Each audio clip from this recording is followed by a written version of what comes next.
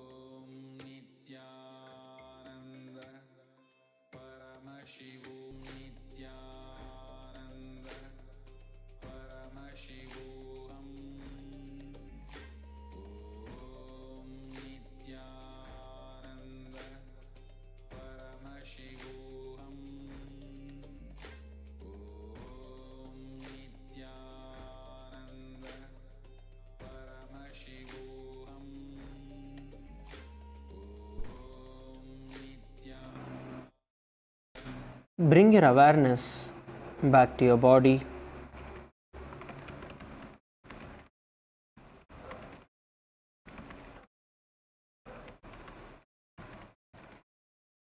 Move your hands, move your toes.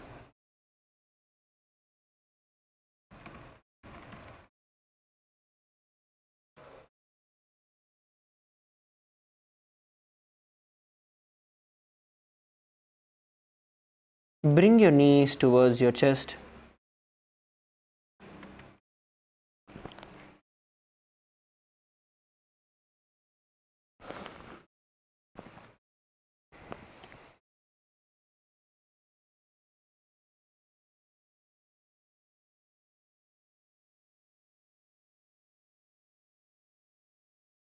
Slowly roll yourself to the left and right and come back to a seated position.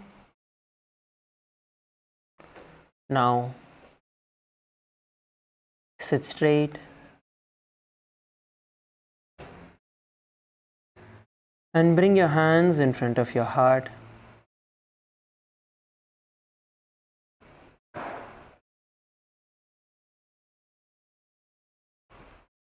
Remember Swamiji in your third eye, and let us end with the Purna mantra. Om Purnamadah Purnamidam Purnat Purnamudachyate Purnasya Purnamadaya Purnameva Vashishyate. Om Shanti Shanti Shanti. Hari Om Tat Sat Sarvam Bhagavat Shri Nithyananda Paramashivoham Om Nithyanandam. Thank you, everybody. Let's gather back for puja by 8 a.m. Eastern Time. Thank you all. Nithyanandam.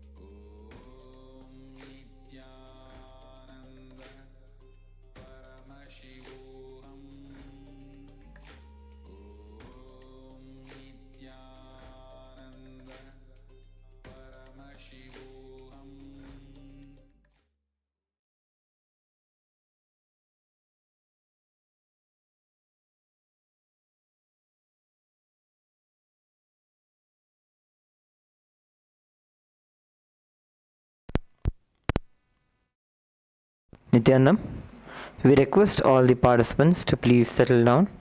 with your puja kits.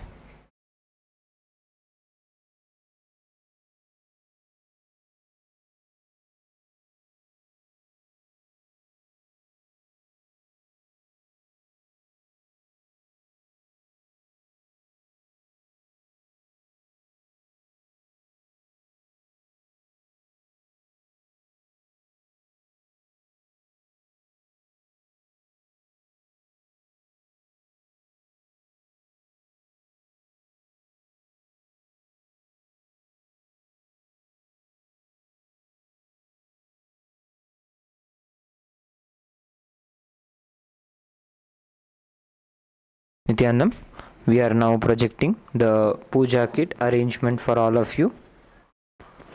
We will be now guiding you through each of the item arrangement for your puja.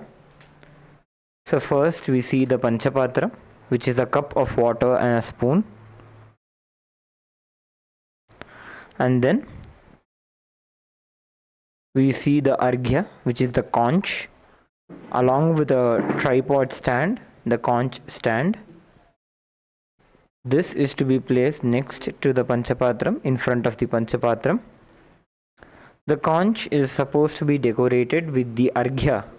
The Arghya consists of a flower, bilva leaf, 3 strands of durva grass, the chandan and akshata,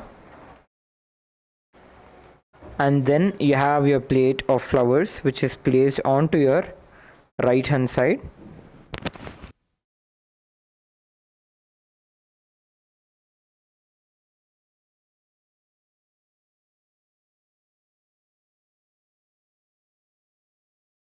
Nithyananda, we request all the participants to please come into the space of listening and please settle down. Any of the items you require will be provided to you by the sannyasis.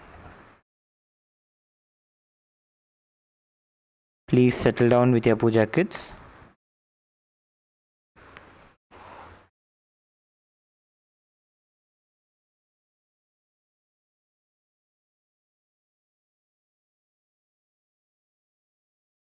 Nithyananda, we request all the participants to please settle down with your puja kits.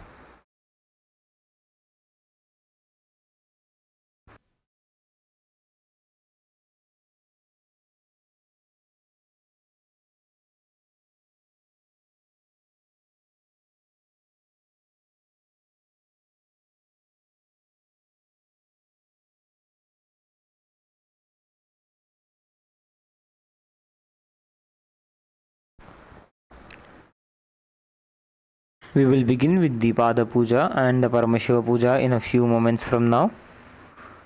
Please settle down and be in the space of restful awareness in your Ananda Gandha.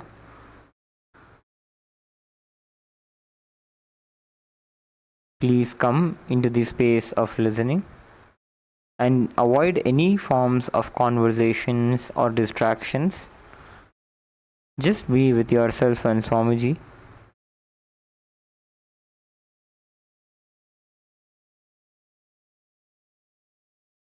Please avoid any forms of distraction or conversation with anyone. Please settle down.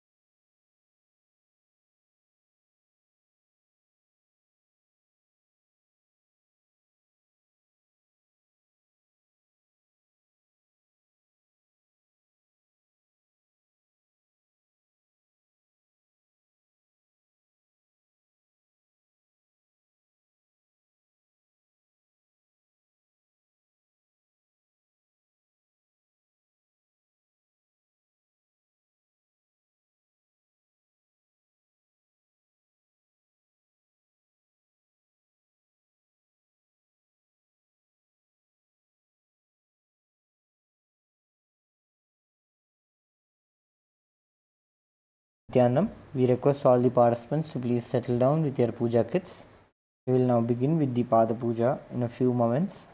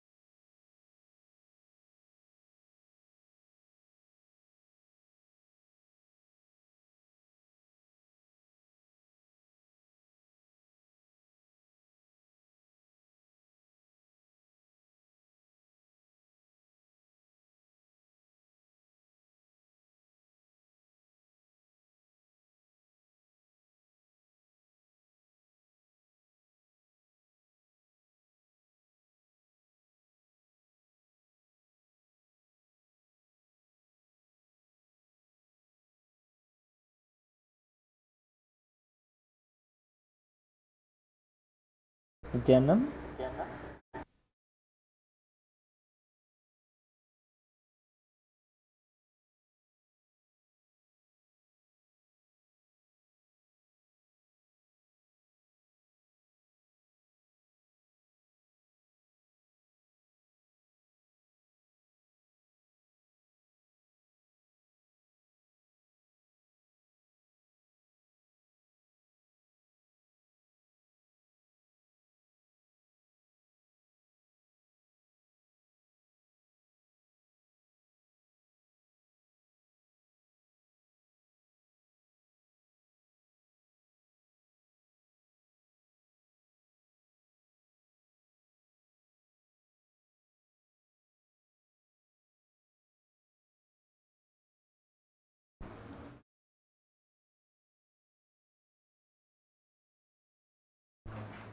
The padukas are to be placed onto our left hand side, facing the eastern direction, as you are sitting facing the north. And then the Atmalinga, your Atmalinga, along with the Atmalinga stand, is to be placed behind the padukas. And your bell also must be placed onto your left hand side. You must place the 3 small cups, the brass cups, in front of your Guru Padukas. And then the Naivedyam cups must be placed onto the sides of the 3 cups. So one of the cup will be for the Guru Puja. The second Naivedyam will be for the Paramashiva Puja. And then onto your further right hand side, you can see that we have placed the Chandan, Akshata and the Kunkuma. So the Chandan is the sandalwood powder. The Akshata is raw rice that is mixed with turmeric. And then the Kumkum is the vermilion powder. And then onto the right hand side, we also see that we have arranged the lamps for the puja. So first is the deep, this is the Arati, the Karpura Arati plate. So when we offer the RR Trikam to Swamiji and Paramashiva, we offer it using the Dhupakal. And then we see the Deepakal, the Deepa, the lamp that has the handle with it. This is the lamp we use for the Paramashiva Puja. And then there is a smaller lamp which does not have a handle. This is the lamp we use for our Guru Puja, for the Pada Puja. So this also onto your right hand side, you have the incense sticks. You should always have the incense sticks 2 in number. You should not use 1 as per the Agama. So have 2 incense sticks onto your right hand side. And then you have the Vastram and Abharanam, the clothes and the jewelry for Swamiji. And then finally Swamiji's Atmamurti, Swamiji's picture, must be placed behind your Atmalinga.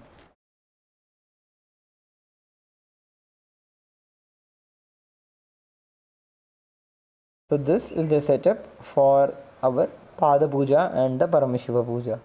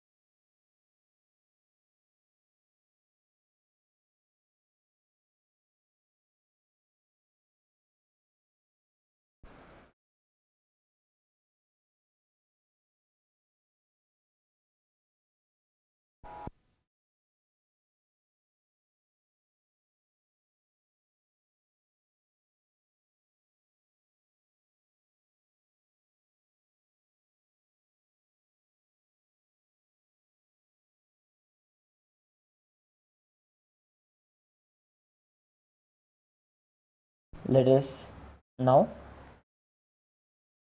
be in a meditative space of gratitude.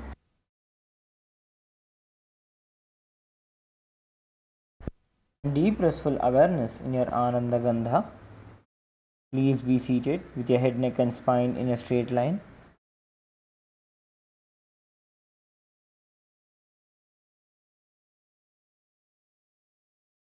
Remember Swamiji in your inner space, in your Ananda Gandha.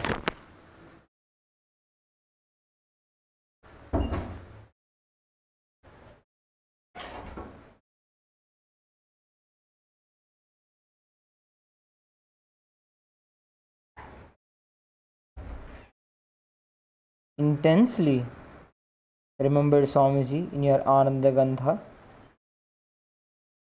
Deeply inhale, deeply exhale.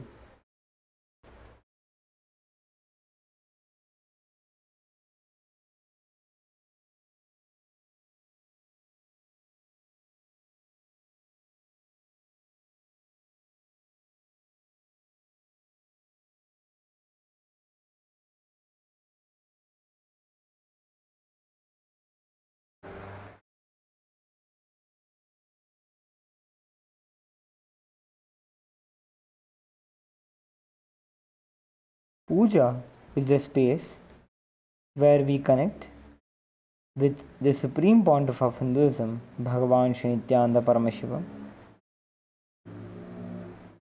In the space of Paramadvaita, the space of oneness. It is your personal time with Paramashiva.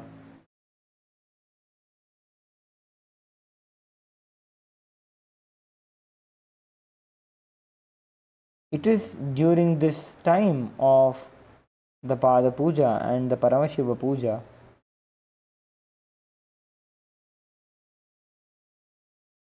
we soak ourselves in the love current of our beloved Swamiji, overflowing with love and gratitude towards our beloved Swamiji.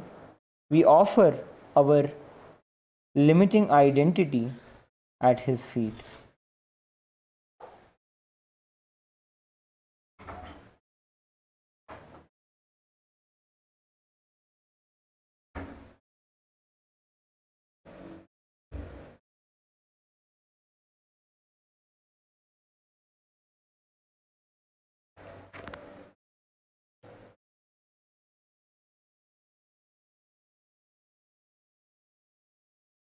Spend a few moments and remember all the best things that you have in your life that Swamiji has showered upon you.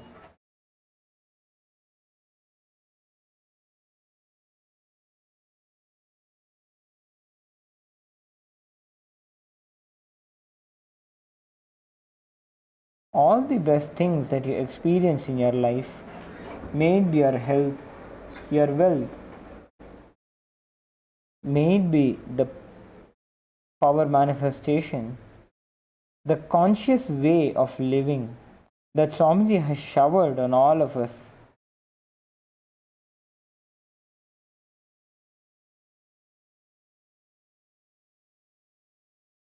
Soak yourself in the pure emotion of gratitude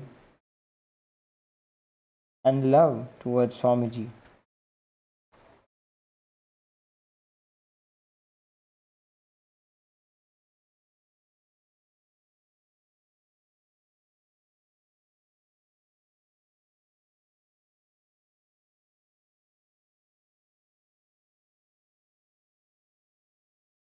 Please be seated with your head, neck, and spine in a straight line.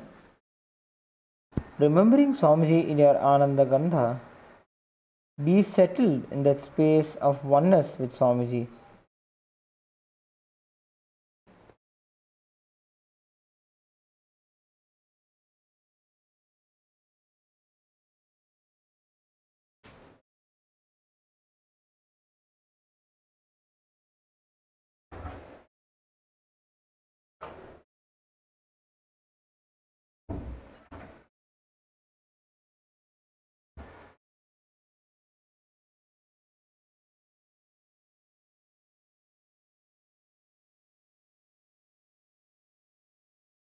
Remember Swamiji in your Ananda Gandha as you overflow in gratitude and love towards our Guru.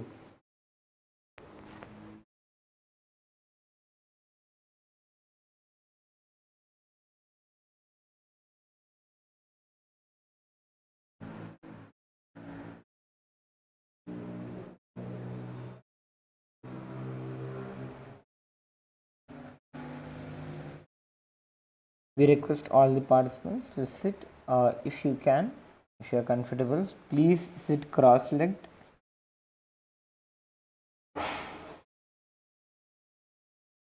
Keeping your back straight during the puja strengthens our spine and raises, it pulls our Kundalini Shakti through our spine to our Sahasrara Chakra.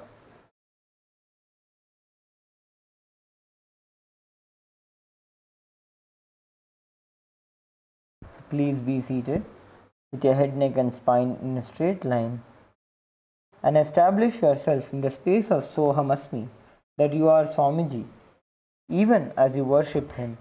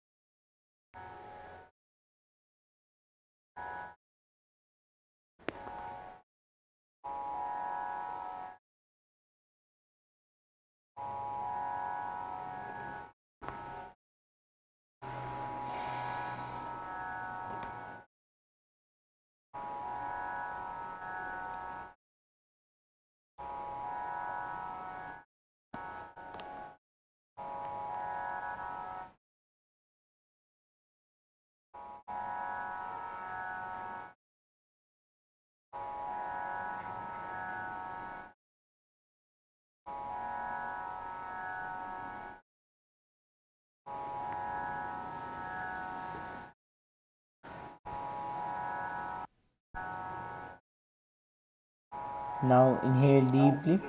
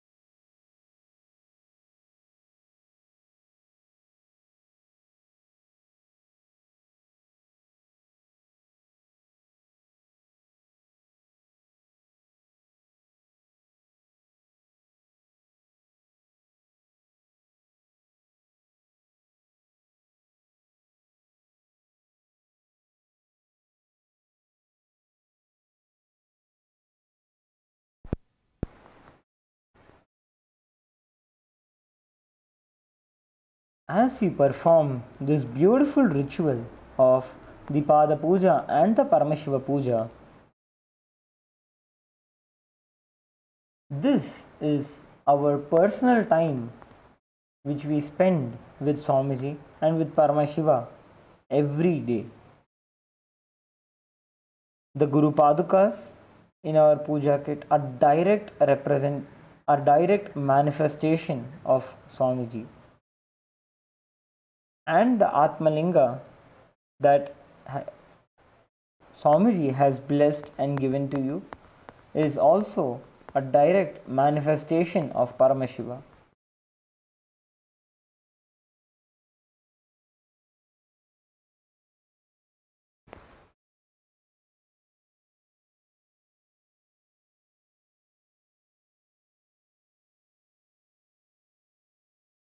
So as we are offering the various offerings of the upacharas, the water to wash Swamiji's feet, the water for the traditional bouquet, all these offerings that we are making to Swamiji, when you are offering it, you need to stay in the bhavana, the feeling connection that you are offering it to Swamiji directly. You need to experience that space, establish yourself in that space of oneness with Swamiji as you are performing the ritual.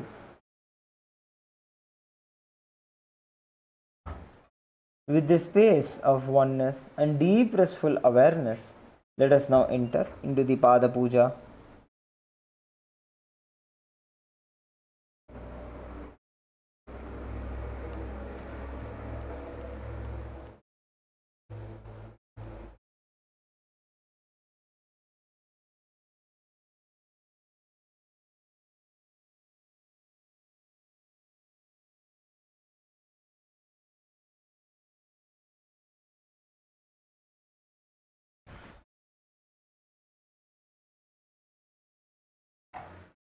Before we begin the Pada Puja and the Paramashiva Puja today, we request all the Pada Puja participants and everybody else who is participating to declare the following with integrity and authenticity.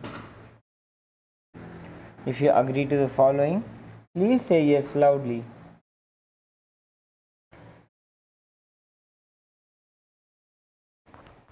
I authentically cognize, which is internally process, understand and declare the truth that the cosmic energy exists. Yes. I authentically cognize, which is internally process, understand and declare the truth that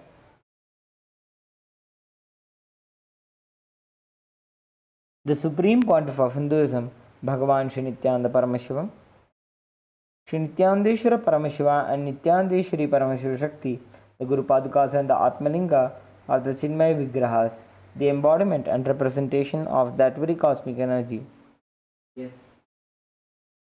Yes.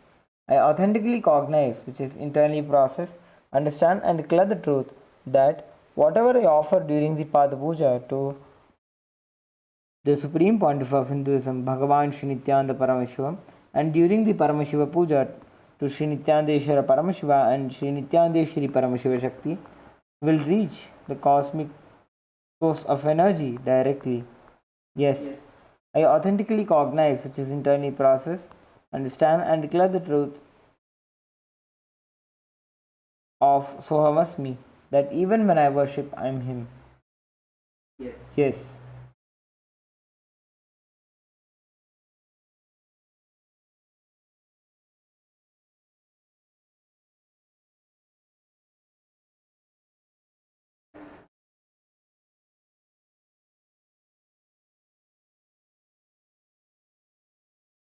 Next is the Sadguru Vandanam.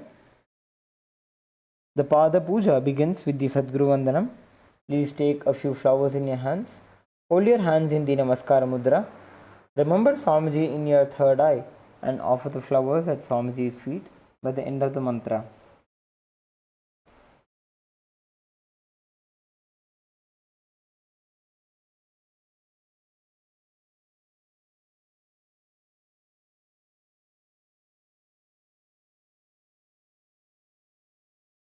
Now, please take a few flowers in your hands.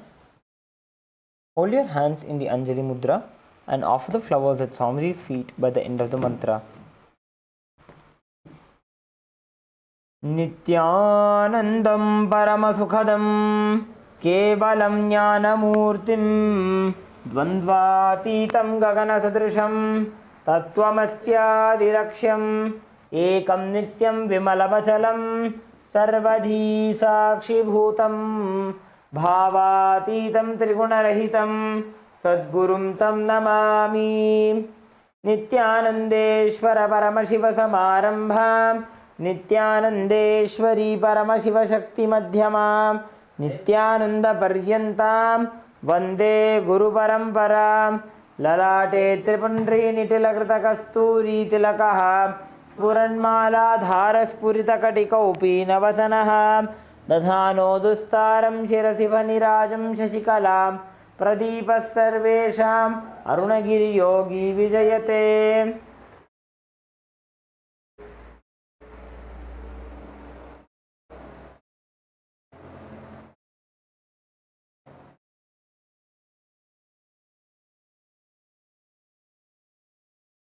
Next, we'll be performing the Tattvachamanam.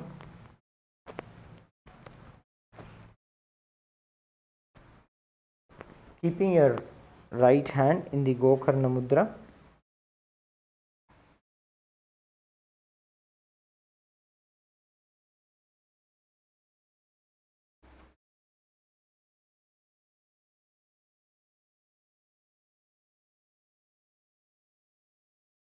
Take an Uddharani of water into your right palm.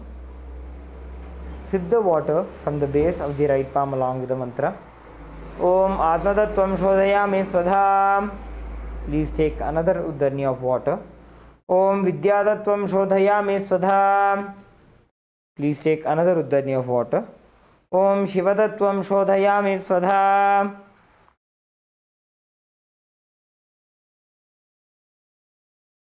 Please wash your hand with an Uddharani of water, and then with the base of the right thumb wipe your lips twice from the right to the left. Om Ham Hridayaya Namaha. Again wash your hand. With the tips of the index, middle and ring fingers joined together, touch above the upper lip and below the lower lip. Again wash your hand. With the index finger and thumb joined together, touch the right nostril, the left nostril.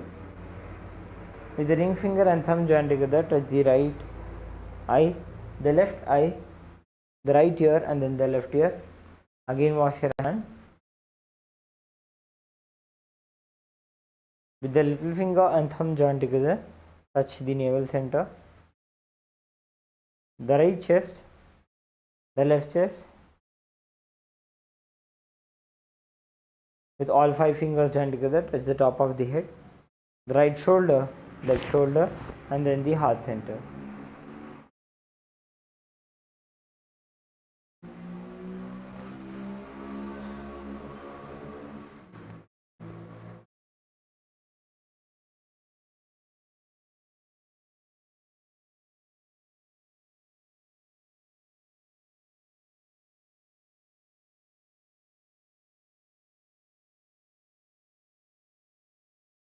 Next is the Shuklambaradaram. Please take a few flowers and akshata in your hands. Clench your hands into the Mushti Mudra. That is, with your thumbs placed inside your palms, just clench your palms.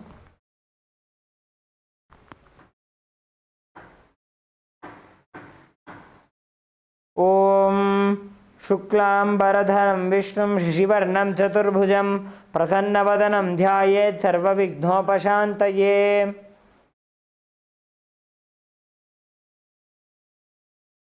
Next is the pranayama.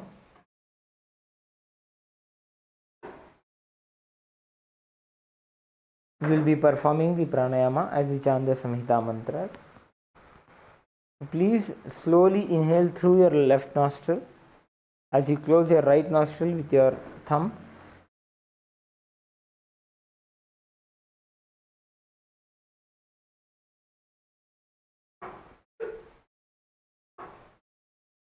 Now we will be performing the pranayama.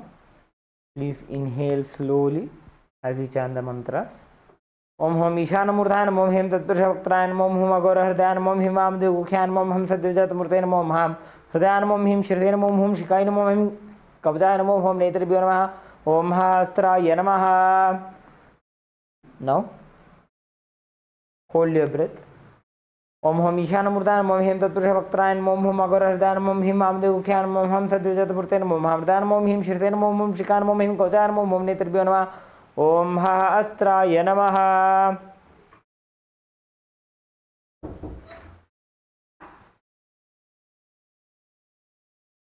Now, please touch your right ear. Exhale the breath slowly through the right nostril. Om Hum Ishanamurthayan Om Him Tatpurushavakrayan Om Hum Agorahridayan Om Him Vamdevukhyan Om Hum Satyajatmurtayan Om Ham Hridayan Om Him Shridayan Om Hum Shikayan Om Him Kabjayan Om Hum Netribhyo Namaha Om Hastraya Namaha. Now touch your right ear and then enter into the Sankalpa Mudra, clasping your right hand over your left hand and place it on your right thigh.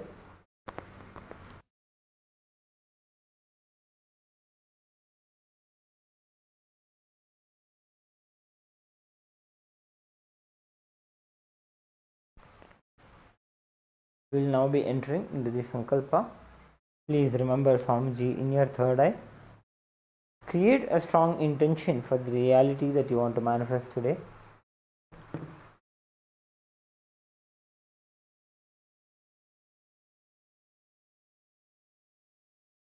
Look in deeply and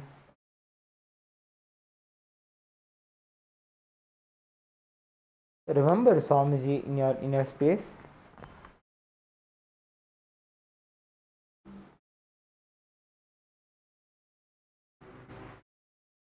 Let us enter into the Sankalpa. Om Mamopata Samasta Duritakshayadvara Bhagavat Shri Nithyananda Paramashiva Prityartham Shri Nithyanandeshwari Paramashiva Shakti Sameta Shri Nithyanandeshwara Paramashiva Prityartham Cha Shubhe Shobhane Muhurte Adya Brahmanaha Dvitiya Parardhe Shri Shvedavaraha Kalpe वैवस्वतमन्वन्तरे अष्टाविंशतितमे नित्ययुगे प्रथमे पादे जम्बूद्वीपे भारतवर्षे भरतखण्डे मेरोः दक्षिणे पार्श्वे शकाब्दे अस्मिन् वर्तमाने व्यवहारिके प्रभवादीनां षष्ट्याः संवत्सराणां मध्ये विश्वावसुनाम संवत्सरे उत्तरायणे लक्ष्मी वेंकटेश्वर ऋतु ऋषभमासे मिथुनमासे शुक्लपक्षे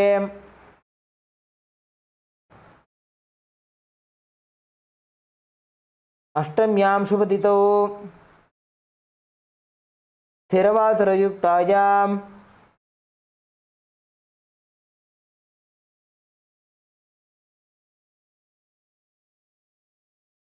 परिघयोग बलवकरण एवं गुण विशेषण विशिष्टायाम् अस्यां शुभतिथौ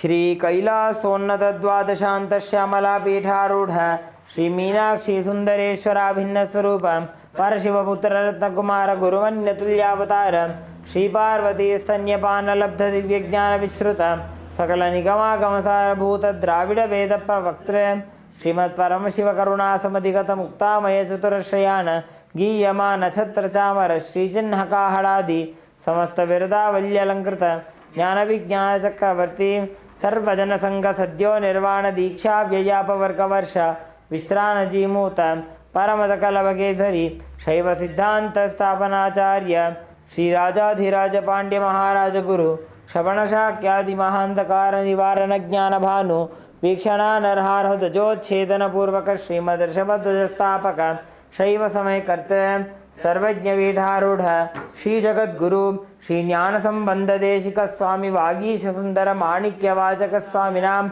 अवतारभूत श्री ज्ञान संबंध स्वामी पुनरुद्धृत श्यामला पीठ सर्वज्ञ पीठ त्रिनवद्युत्तर द्विशततम गुरु महासन्निधान अरुणगिरि योगीश्वर परंपरागत अरुणाचल सर्वज्ञ पीठ गुरु महासन्निधान कैलास परंपरागत कांची कैलास सर्वज्ञ पीठ त्रयस्त्रिंशदुत्तर द्विशततम गुरु महासन्निधान नित्योत्सव नित्य मंगल नित्य कल्याण नित्य रचित कैलास परंपरागत आदि कैलास नित्यानंद पीठ महासंस्थान महासिंहासन पीठ कत्र साक्षात् श्री परमशिव समुद्भूत कैलास परंपरागत वैवस्वतमनुक्ष्वाको हरिश्चंद्र भगीरथ श्रीरामचंद्र शूरसेन इत्यादि अनवच्छिन्न सार्वभौम चक्रवर्ती परंपरागत चतुष्षष्टि योगिनी मंडित चतुष्षष्टि संप्रदाय प्रवर्तक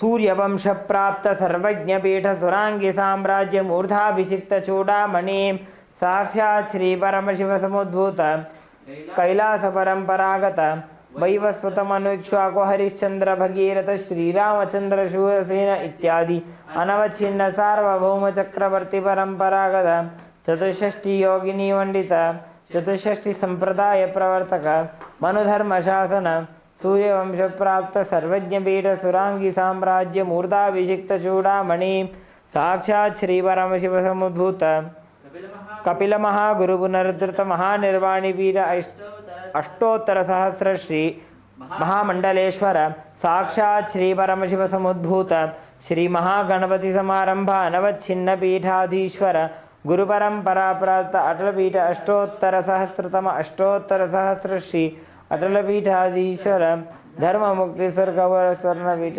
त्रयोविंश गुरु महासन्निधान कैलास परंपरागत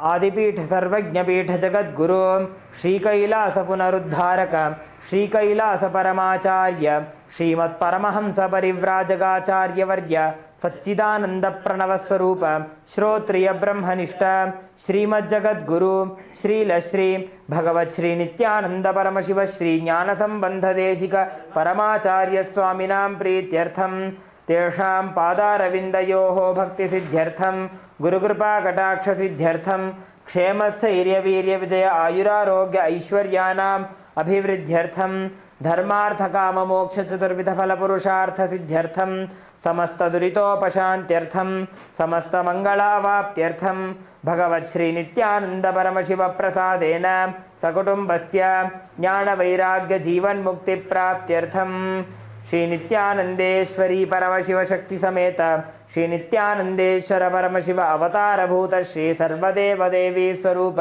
भगवत् श्री नित्यानंद परमशिव प्रत्यक्ष पाद पूजां करिष्ये श्री नित्यानंदेश्वरी परमशिव शक्ति समेत श्री नित्यानंदेश्वर परमशिव पूजां च करिष्ये.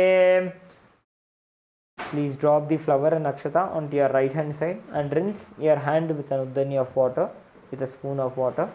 Om apa upasprishya. Next we'll be entering into the Manasa Puja. Before that we will perform the Ghantanada. Please take the bell in your left hand and ring the bell along with the mantra. Om Agamarthantu Devanam Gamanarthantu Rakshasam Ghantanadam Karom Yadu Devata Hvanalanchanam घंटादेवताभ्यो नमः. Next we'll be entering into the Manasa Puja, which is the internal worship. Please take a few flowers in your hands. Hold your hands in the Kurma Mudra. We will now demonstrate how to perform the Kurma Mudra. Bend your index finger and the middle finger such that they touch the center of your right palm, and then place your right hand over your left hand perpendicularly such that the index finger is touching the right hand index finger is touching the left thumb, and the left hand index finger is touching the right hand little finger, and then place your thumb onto your wrist. This is the Kurma Mudra. The Kurma Mudra is a very special mudra. It's a very special gesture as it signifies the ability of the tortoise, the Kurma, for it to pull itself within its shell.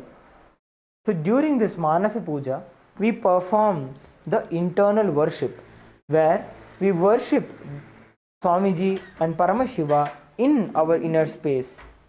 We offer our mind, we offer our bliss, we offer our breath, we offer ourselves unto Swamiji within ourselves. That is the beauty of this Manasa Puja. Just as how the tortoise pulls itself within its own shell, we will pull ourselves into our inner space and offer ourselves onto Swamiji's feet during this Manasa Puja.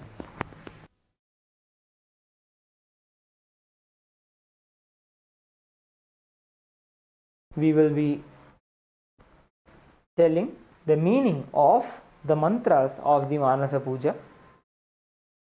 As we chant the mantras of the Manasa Puja, visualize in your inner space that Swamiji is there and you are offering all these offerings one by one. You are washing Swamiji's feet. You are offering him the traditional bouquet, the arghya. You are giving him water for washing his mouth. You are giving him the sweetener, the madhuparka. You are applying the scented oil onto Swamiji's body. Visualize that you are giving Swamiji a bath. Visualize in your inner space that you are decorating Swamiji. All these offerings that we are externally making, perform all the same upacharas, these various offerings within yourself. Let us now enter into the Manasa Puja. The meaning of the mantra we will chant now is, I offer a seat in the lotus of my heart, which is anointed with the nectar from the 1,000-petaled lotus. I offer water for washing the feet, and I offer my mind as a traditional bouquet. With that same nectar, I offer water for sipping and bathing. The element of space becomes the clothing, and the essence of fragrance becomes the perfume. Let the mind be offered as a flower, and the life breath become the incense. The element of tejas, the self-effulgent light, becomes the lamp, and the ocean of nectar becomes the food offering. The unstruck sound becomes the bell, and the element of air becomes the fan. The 1,000-petal lotus becomes the umbrella, and the principle of sound becomes the song.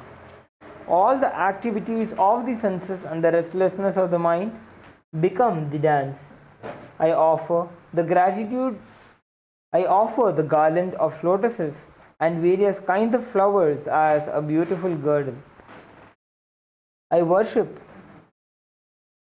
the divine consciousness with the flowers of pure emotions. I offer the flowers of absence of deceit, absence of ego, absence of attachment, absence of pride, absence of delusion, absence of hypocrisy. absence of hatred, absence of agitation.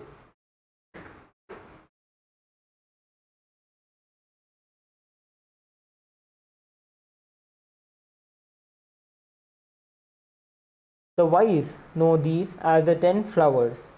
Non-violence is the supreme flower, and the control of senses, compassion, forgiveness, and wisdom are the 5 flowers. Thus, with these 15 flowers of pure emotions, I worship Paramashiva.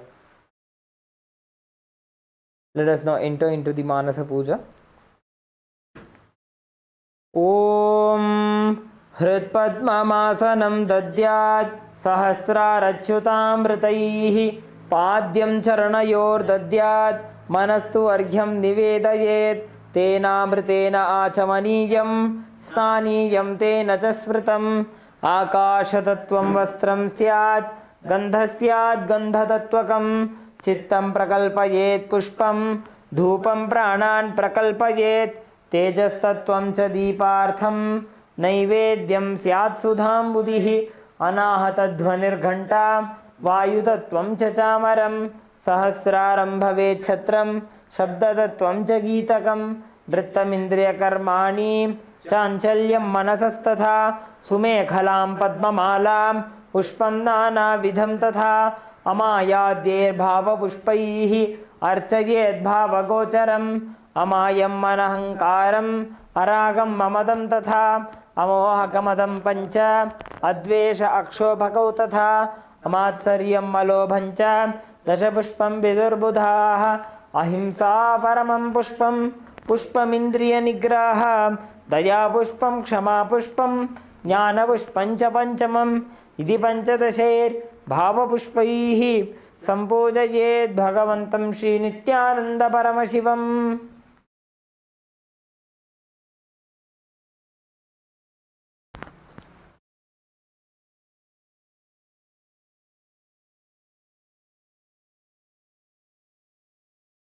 So next is the Upachara Puja, the external worship. The first is the Asanam, the offering of the seat. Please take some akshata in your hands and offer it at Swamiji's feet by the end of the mantra.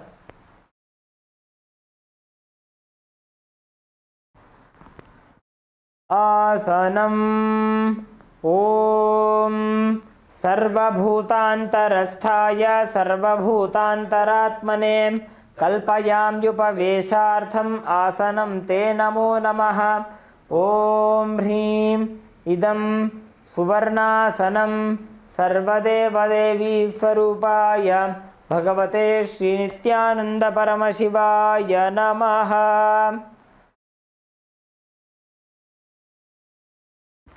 Next is the offering of Swagatam, the offering of welcoming Swamiji. Now, please take some akshata and offer it at Swamiji's feet by the end of the mantra. Swagatam Om Shantatvat Sarvakartritva Bhavo Partikaranat Shiva Uktau Mahatantra Mantravidbhis Sada Shivaha Tasmai Shivaya Gurave Vitaraga Vai Ameyatvatanantoyam Majatvacha Prakirtitaha यस्य दर्शनमिच्छन्ति देवा स्वाभीष्टसिद्धये तस्मै ते परमेशान स्वागतं स्वागतं प्रभो. अद्य मे सफलं जन्म जीवनं सफला क्रियाः स्वागतं यत्त्वया तन्मे तपसां फलमागतम्. ॐ ह्रीं सर्वदेवदेवी स्वरूपं भगवत् श्रीनित्यानन्दपरमशिव स्वागतं सुस्वागतं ते. Next is the offering of Padyam, the offering of water for washing Swamiji's feet. Please take an uddhani of water and offer it at Swamiji's feet by the end of the mantra.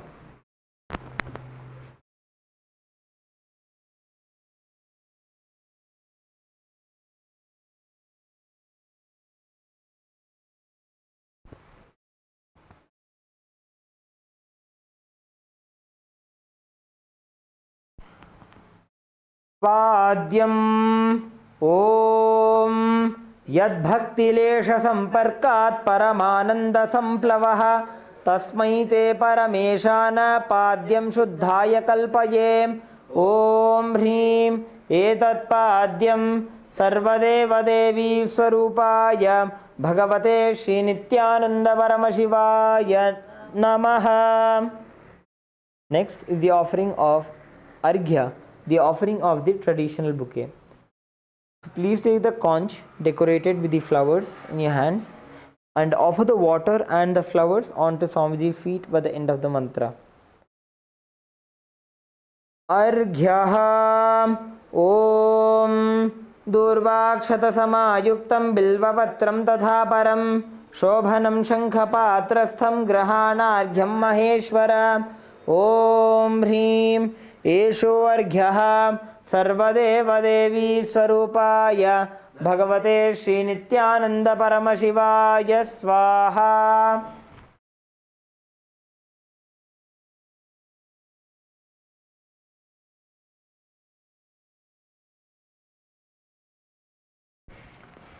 Next is the offering of Achamaniyam, the offering of water for the mouthwash. Now please take an uddani of water and offer it at Swamiji's Paduka by the end of the mantra. As we are making these offerings, the upacharas, we request all the participants to stay in the bhavana that they are making these offerings to Swamiji physically. When we perform the puja, Swamiji physically in his Divya Sharira, he manifests and he accepts the puja which we offer. So we request all the participants to continue staying in the bhavana, in that space of oneness with Swamiji, in that space of that love, that intimacy and Guru Bhakti with Swamiji. Let us continue with the Upachara Puja. Now is the offering of Achamanam, the offering of water for the mouthwash. Please take an uddani of water and offer it at Swamiji's feet by the end of the mantra. Achamaniyam Om Mandaginyastu Yadvari Sarvapapaharam Shubham Grahanachamaniyam Tvam Maya Bhaktya Niveditam. Om Hrim Idam Achamani-jodakam Sarvadevadevi Swarupaya Bhagavate Shri Nityananda Paramashivaya Svadha. Next is the offering of Madhuparka, the offering of the nectarine drink. Please take the Madhuparka in your hands and offer it at Swamiji's feet by the end of the mantra. Madhuparkaha Om Sarvakalmashanashaya Paripurna Sudhatmakam Madhuparkamimam Deva Kalpayami Prasidame. Om Hrim Esha Madhuparkaha Sarvadeva Devi Swarupaya Bhagavate Shri Nityananda Paramashivaya Svadha. Next is the offering of Gandha Tailam, the offering of the scented oil. Please take the Gandha Tailam in your hands and offer it at Swamiji's feet by the end of the mantra. Gandha Tailam Om Sneham Grahana Snehena Lokanam Hitakaraka Sarvalokeshu Shuddhastvam Dadami Snehamuttamam. Om Hrim Idam Gandha Tailam Sarvadeva Devi Swarupaya Bhagavate Shri Nityananda Paramashivaya Nivedayami. Next is the offering of Snaniyam, the offering of the sacred bath. So please take an uddani of water and offer it onto Swamiji's Paduka, onto Swamiji's feet by the end of the mantra. Snaniyam Om Idam Sushitalam Vari Swachham Shuddham Manoharam Snanartham te maya bhaktya kalpitam pratigrihyata.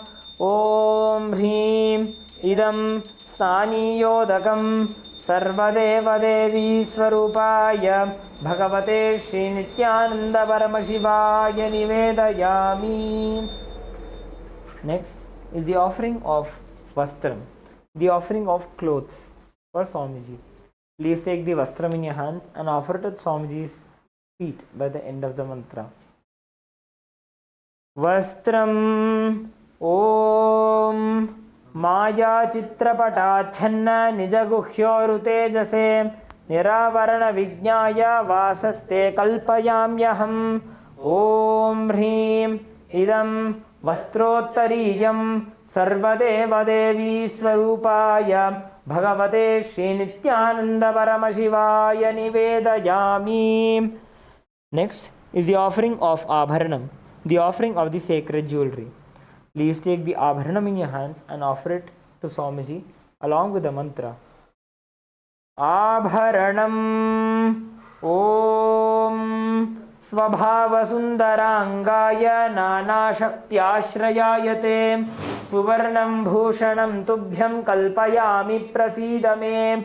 Om Hrim Idam Suvarnabharanam Sarvadevadevi Swarupaya Bhagavate Srinityananda Paramashivaya Nivedayami. Next is the offering of Gandha, the offering of the sandalwood paste. So please take some sandalwood paste in your right hand ring finger and offer it onto Swamiji's feet. Smear it onto the padukas along with the mantra. Gandha Om Shariram te na janami cheshtam naiva cha maya niveditan gandhan pratigrihya vilipyatam. Om Hrim Esha Gandha Sarvadeva Devi Swarupaya Bhagavate Srinityananda Paramashivaya Namaha. Next is the offering of Pushpam, the offering of fragrant flowers. Please take a few flowers smeared with sandalwood paste in your hands and offer it at Swamiji's feet by the end of the mantra. Pushpam Om Turiyavana Sampannam Nana Gunamanoharam Ananda Saurabham Pushpam Grihyatam Idamuttamam. Om Hrim Etani Sachandana Pushpani Sarvadeva Devi Swarupaya Bhagavate Srinityananda Paramashivaya Vaushate.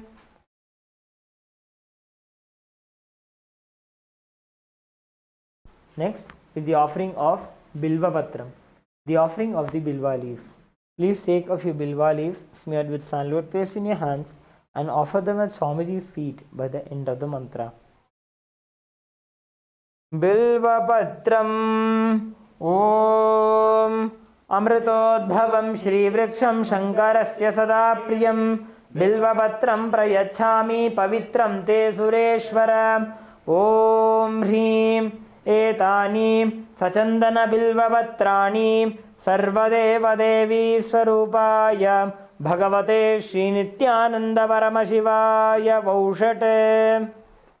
Next is the offering of the Tulasi Patram, the offering of the Tulsi leaves. Please take a Tulasi leaf smeared with sandalwood paste in your hands and offer it at Swamiji's feet by the end of the mantra. Tulasi Patram Om Namaste Bahurupaya Varadamurtaye Paramatmane Swaha. Om Hrim Idam Sachandana Tulasi Patram Sarvadeva Devi Swarupaya Bhagavate Srinityananda Paramashivaya Namaha. Next is the offering of Dhupa. We request all the participants to please light your lamps and your incense sticks.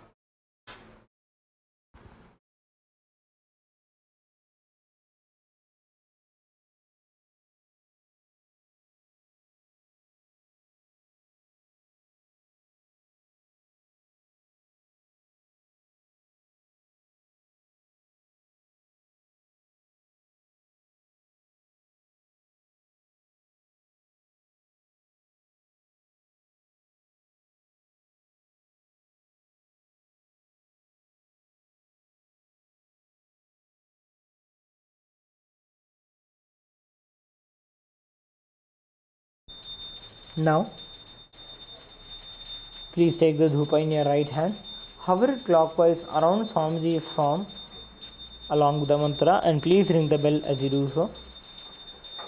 धूपः ॐ वनस्पतिरसो दिव्यो गन्धाद्यस्सु मनोहरः आघ्रेयः सर्वदेवानां धूपोऽयं प्रतिगृह्यताम् ॐ ह्रीं एष धूपः सर्वदेवदेवी स्वरूपाय भगवते श्रीनित्यानन्द परमशिवाय नमः. Next is the offering of Deepa, the offering of the lit lamp. Please take the Deepa in your hands and slowly wave it towards Swamiji along with the mantra.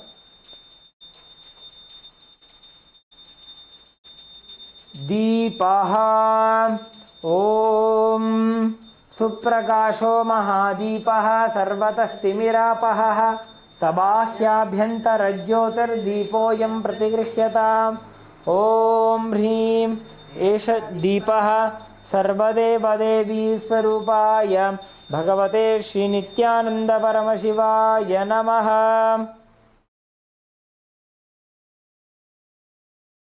Next is the offering of Naivedyam.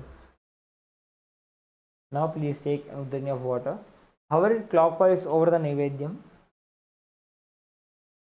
and offer it onto Swamiji's feet by the end of the mantra.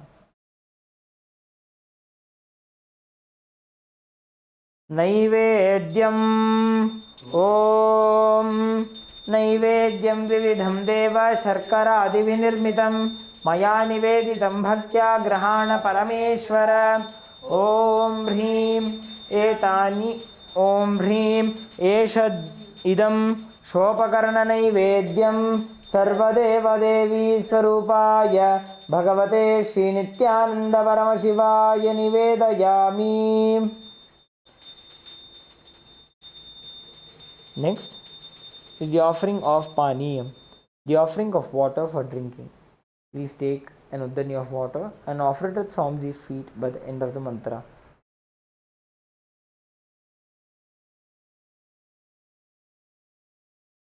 Paniyam Om Samastadeva Sarvatriptikaram Param Akhandananda Sampurnam Grahana Jalamuttamam ॐ ह्रीं इदं पानार्थोदकं सर्वदेवदेवी स्वरूपाय भगवते श्रीनित्यानन्द परमशिवाय नमः. Next is the offering of Punarachamaniyam, the offering of water for the mouthwash. Please take an udani of water and offer it at Swamiji's feet by the end of the mantra. पुनराचमनीयम् ॐ उच्छिष्टमप्यशुचिर्वा यस्य स्मरणमात्रतः शुद्धिमाप्नोति तस्मै ते पुनराचमनीयकम् ॐ ह्रीं इदं पुनराचमनीयोदकं सर्वदेवदेवी स्वरूपाय भगवते श्रीनित्यानन्द परमशिवाय स्वाहा. Next is the offering of Aratrik, the offering of the lit Arati. Please take the lit Arati in your hands and slowly wave it towards Swamiji along with the mantra, and please ring the bell as you do so. Aratrikam Om Hrim Esha Deepamala सर्वदेवदेवी स्वरूपाय भगवते श्रीनित्यानन्द परमशिवाय नमः. ॐ सांग्रहण्येष्ट्याय यजते इमां जनतागुं संगृह्णानीति द्वादशारत्नीरशना भवति द्वादशमासा संवत्सरः संवत्सरमेवावरुन्धे मौञ्जी भवति ऊर्ध्वै मुञ्जाः ऊर्जमेवावरुन्धे चित्रा नक्षत्रं भवति चित्रं वा एतत्कर्म कर्पूरगौरं करुणावतारं संसारसारं भुजगेन्द्रहारं सदा वसन्तं हृदयारविन्दे भवं भवानी सहितं नमामि भवं भवानी सहितं नमामि भवं भवानी सहितं नमामि. आरार्त्रिकं समर्पयामि भगवत्श्री नित्यानंद परमशिवचरणकमलेभ्यो नमः।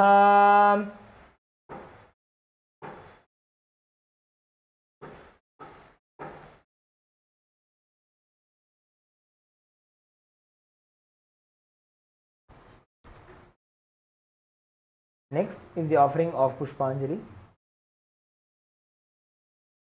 the offering of the flowers. The meaning of the mantra we will chant now is: Guru is the Brahma, who is the source of creation of the universe. Guru is the Vishnu, who is the source of sustenance of the universe. And Guru is Maheshwara, Paramashiva, who is the source of rejuvenation of the universe. Guru is directly the Parabrahma,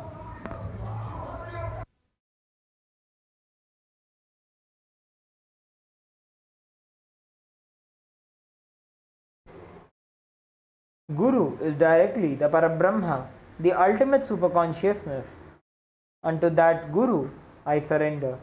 I surrender to the Guru who is omnipresent and has given me a glimpse of his experience. I surrender to the Guru who removes the blinding darkness of the eyes caused by the absence of wisdom, and by applying the Jnananjana, the sacred black eye pigment anointing the three eyes, and awakens the all-pervasive infinite eyes.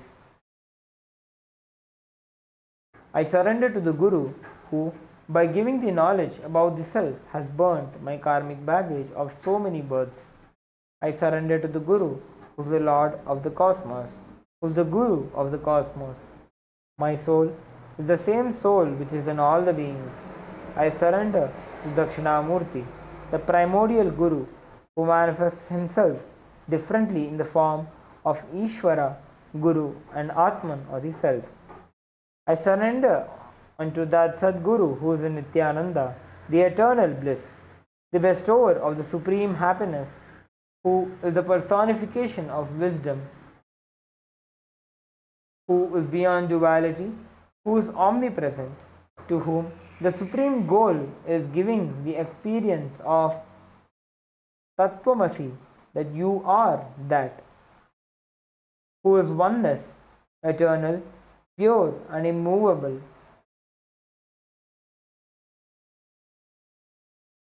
who is the direct witness, Sakshi, of the beginning and source of all the beings, who is beyond emotions and who is without the three qualities called Sattva, Rajas and Tamas.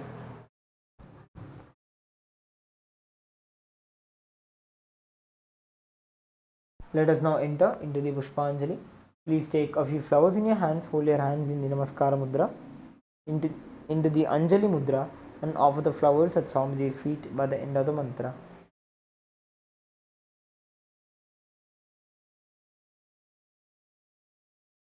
Pushpanjalihi Gurur Brahma Gurur Vishnu Gurur Devo Maheshwaraha Guru Sakshat Param Brahma Tasmai Shri Gurave Namaha Akhanda Mandala Akaram Vyaptam Yena Characharam Tatpadam Darshitam Yena Tasmai Shri Gurave Namaha Ajnanatimirandhasya Jnananjanashalakaya Chakshurunmilitam Yena Tasmai Shri Gurave Namaha Ekajanma Samprapta Karma Bandha Vidahine Atmajnana Pradanena Tasmai Shri Gurave Namaha Mannatha Shri Jagannatho Madguru Shri Jagadguruhu Mamatma Sarvabhutatma Tasmai Shri Gurave Namaha Ishvaro Gururatmeti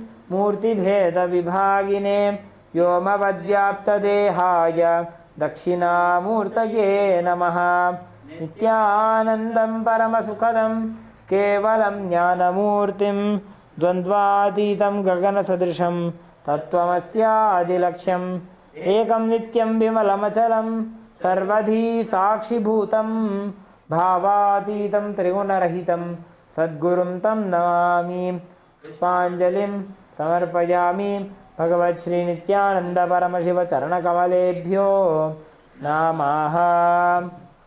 Om Nityanandam.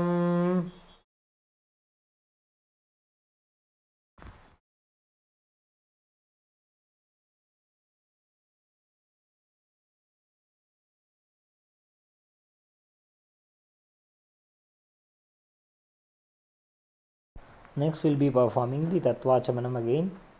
Keeping your right hand in the Gokarna Mudra, take an Uddanya water into your right palm. Sip the water from the base of the right palm.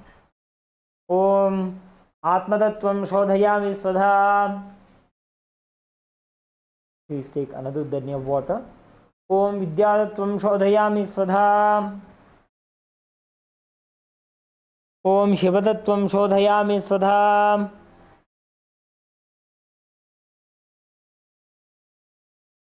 Om Ham Hridayaya Namaha.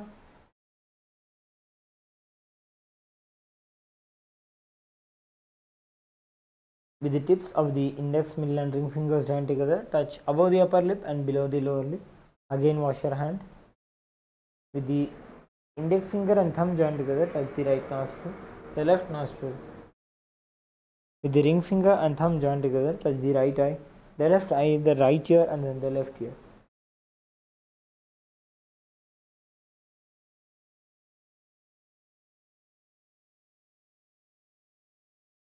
With the little finger and thumb joined together, touch the navel center, the right chest, the left chest.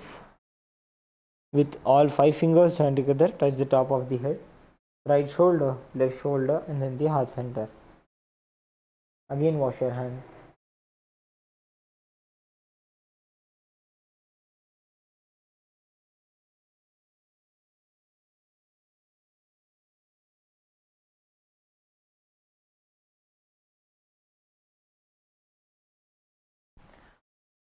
We will now begin with the Sakalikaranam. Sakalikaranam is a special nyasam. It's a special process that Paramashiva has revealed in the Agamas for us to energize our body and invoke the presence of Paramashiva for it to radiate through our body. So let us now enter into the Sakalikaranam. Using your left hand, wipe the front and back of your right hand once. And using the right hand, wipe the front and back of your left hand twice. Om Haha Astraya Namaha.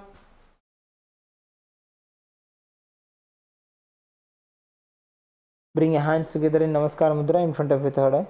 Shaktaye Vaushate. Now bring your palms facing you with the thumbs touching the center of the palm. Om Ham Shivasanaya Namaha. Om Ham Shivamurtaye Namaha.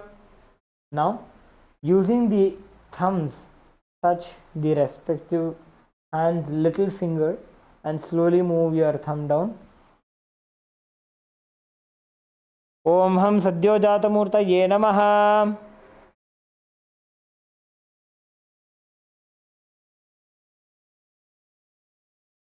Now, touch the tip of the ring finger and slowly move your thumb down. Om Him Vamadeva Gokhyaya Namaha.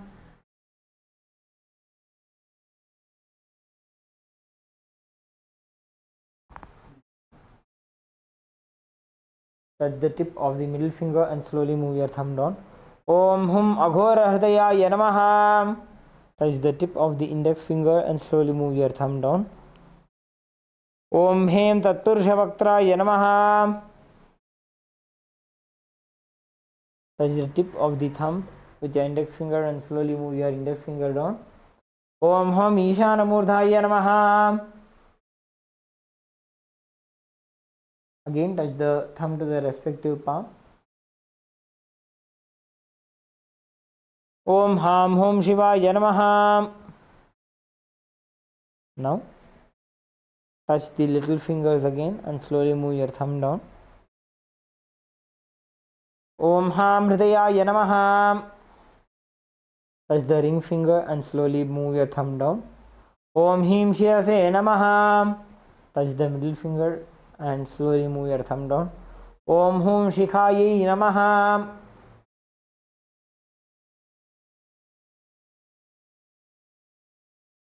Touch the tip of the index finger and slowly move your thumb down. Om Haim Kavachaya Namaha. Touch the tip of the thumb and slowly move your index finger down.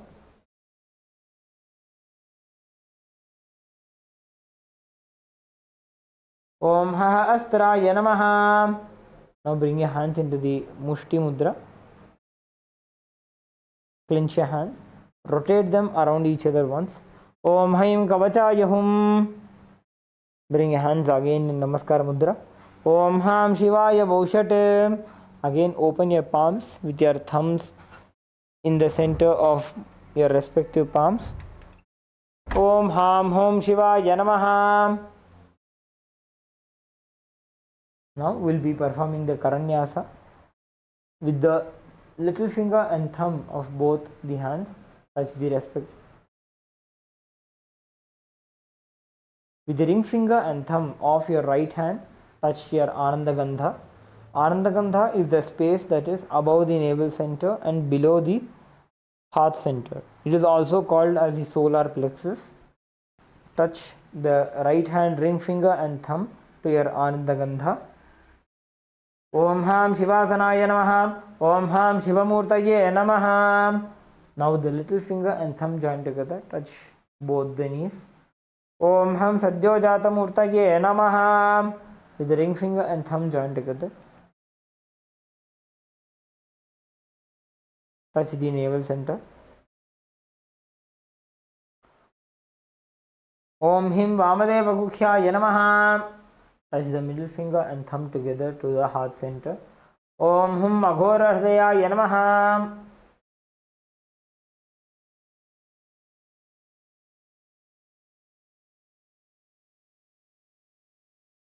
Touch the tip of the index finger and thumb together and touch the upper lip. Om Hem Tatpurusha Vaktraya Namaha. Touch the tip of the thumb to the top of the head. Om Hum Ishana Murdhaya Namaha.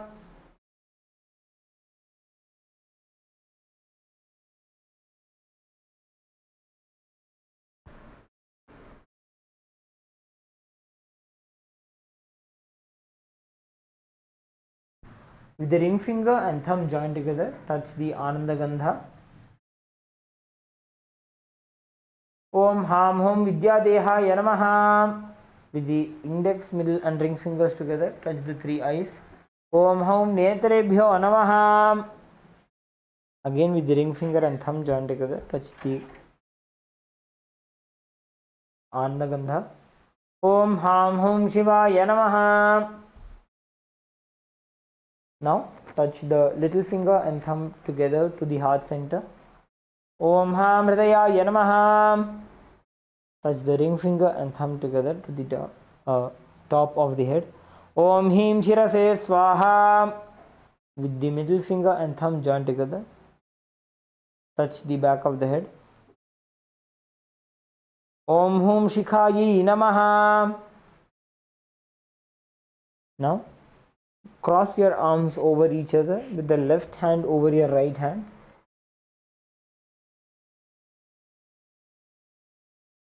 Then as we uncross our arms, we will move our hands around our head. Om Haim Kavachaya Hum.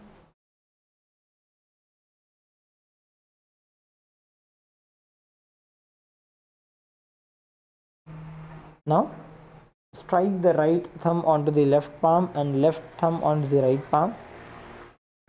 Om Hastraya Bhate. Now with the index finger and the middle finger joined together,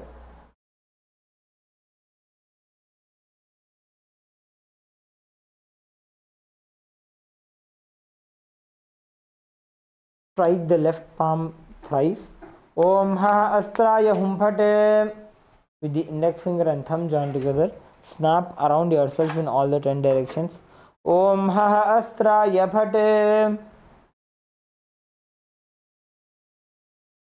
Now move your hands from the head to the feet by touching the sides of the body. Om Ham Shivaya Vaushate.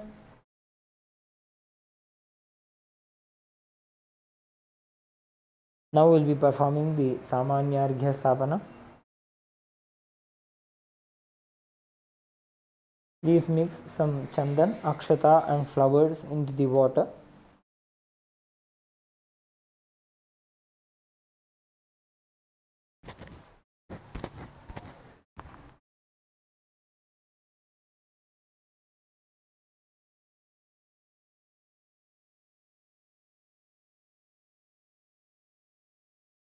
Now cover the mouth of the Panchapatram with your right palm and chant Om 7 times internally. Om, Om, Om, Om, Om, Om, Om. Perform the Digbandhana.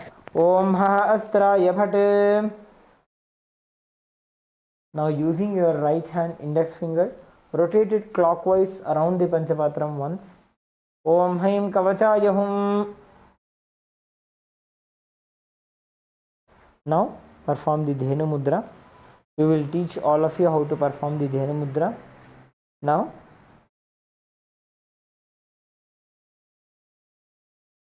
touching the right hand middle finger to the left hand index finger.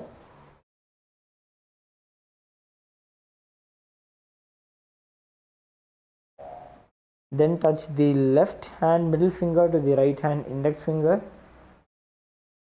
Then we had right hand ring finger touching the left hand little finger and the left hand ring finger touching the right hand little finger. Now bring your thumbs inside and perform the Dhenu Mudra. Om Ham Shivaya Vaushate. Now we'll be performing the Avahana, invoking the presence of Paramashiva within our Atmalinga.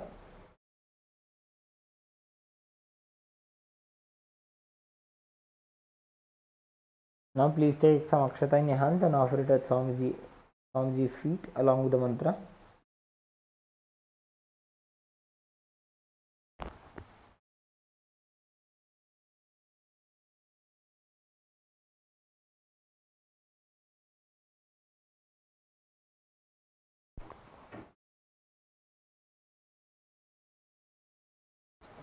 Om Ham Hom Shivaya Namaha. Shri Nithyanandeshwari Paramashiva Shakti Sameta Shri Nithyanandeshwara Paramashivaya Namaha. Asanam Samarpayami. Next is the offering of Padya, Achmana and Arghya.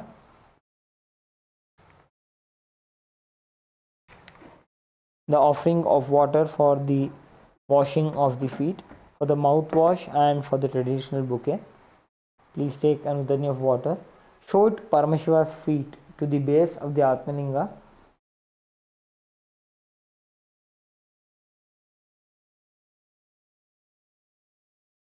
Please take an udani of water. Show it to Paramashiva's feet and offer it into the Padya Patram, the first vessel. Om Ham Shivaya Namaha.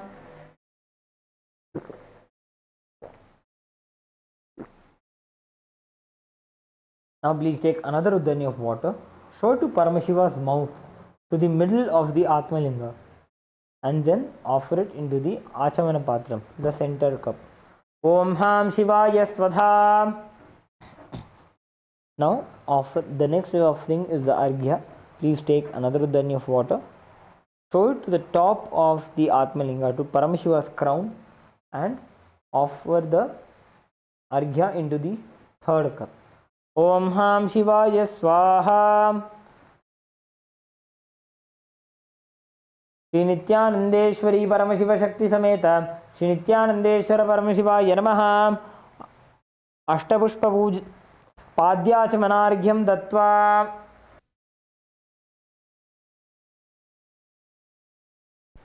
Next is the offering of Snaniyam. Please take an udani of water and offer it onto the Atmalinga along with the mantra. And please ring the bell as you do so. Om Ham Hom Shivaya Namaha. Shri Nithyanandeshwari Paramashiva Shakti Sameta. Shri Nithyanandeshwara Paramashivaya Namaha. Snanam Samarpayami. Please take an udani of water, pour it to Paramashiva's mouth and offer it into the Achamana Patram. Om Ham Shivaya Svadha.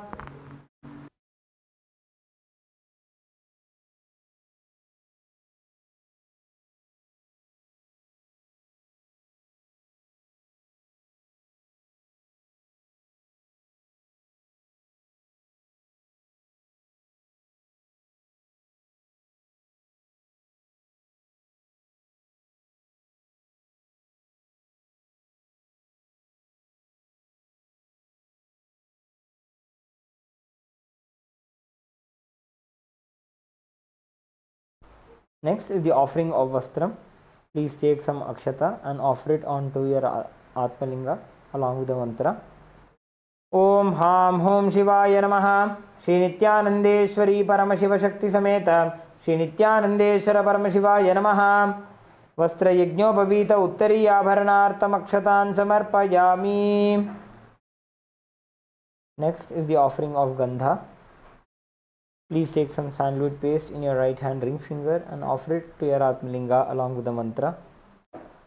Om Ham Hom Shivaya Namaha. Shri Nithyanandeshwari Paramashiva Shakti Sameta. Shri Nithyanandeshwara Paramashivaya Namaha. Gandhandharayami. Gandhasyopari Haridra Kunkumam Samarpayami. Next is the Ashtapushparchana Puja. Each time the word Namaha is chanted, offer a flower onto your Atmalinga.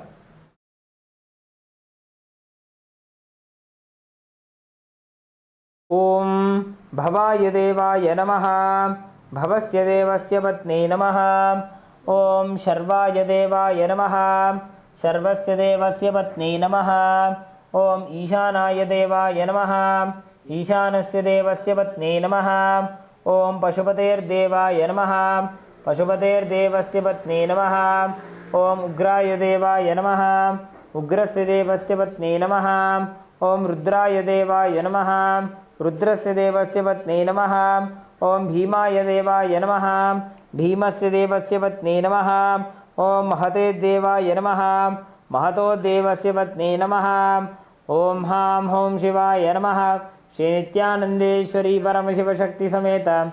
Shri Nithyanandeshwara Paramashivaya Namaha. Ashtapushpa Pujam Samarpayami.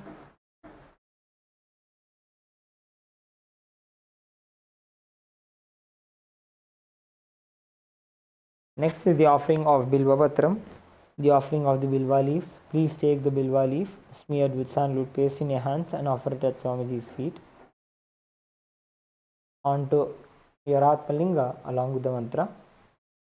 Om Ham Hom Shivaya Namaha. Shri Nithyanandeshwari Paramashiva Shakti Sameta. Shri Nithyanandeshwara Paramashivaya Namaha. Bilva Patram Samarpayami. Next is the offering of Dhupa. Please offer a flower onto the bell. Om Haha Astraya Namaha. Now take the dhupa, take the bell in your left hand and start ringing the bell. And now take an udani of water and sprinkle it over the dhupa. Om Haha Astraya Phate. Offer a flower onto the dhupa. Om Ha Mridayaya Namaha. Now take the dhupa in your right hand and slowly wave it towards your Atmalinga along with the mantra.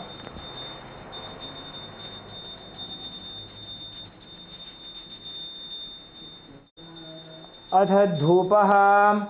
Om Dhurasi Dhurvadhurvantam Dhurvatanyo Osman Dhurvatitam Dhurvayam Vayam Dhurvamasvam Devanamasi Sasnitamam Papritamam Dushtatamam Vanhitamam Devahutamam Ahritamasi Havirdanam Drigumhasvamahva Mitrasya Tvachakshusha Prekshema Bherma Samviktha Matvahigum Tisham. Om Ham Hom Shivaya Namaha. Shri Nithyanandeshwari Paramashiva Shakti Sameta. Shri Nithyanandeshwara Paramashivaya Namaha. Dhupam Agrapayami. Please take an udani of water, show it to Paramashiva's mouth and offer it into the Achamana Patram. Om Ham Shivaya Svadha. Next is the offering of Deepa.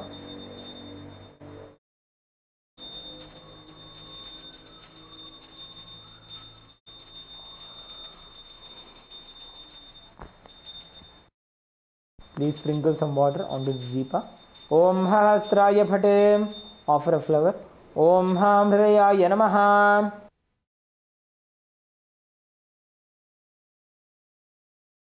Om Ham Hom Shivaya Namaha. Shri Nithyanandeshwari Paramashiva Shakti Sameta Shri Nithyanandeshwara Paramashivaya Namaha. Deepam Sandarshayami. Next is the offering of Naivedyam, the offering of the food. Please sprinkle some water over the Naivedyam. Om Hastraya Phate. Offer a flower onto the Naivedyam. Om Ham Hridayaya Namaha. Now please take an udani of water in your hands. Hover it clockwise over the Naivedyam and offer it to Paramashiva along with the mantra.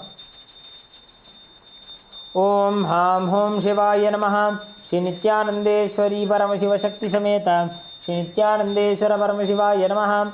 Naivedyam Nivedayami. Please take an udani of water. Show it to Paramashiva's mouth and offer it into the Achamana Patram. Om Ham Shivaya Svadha.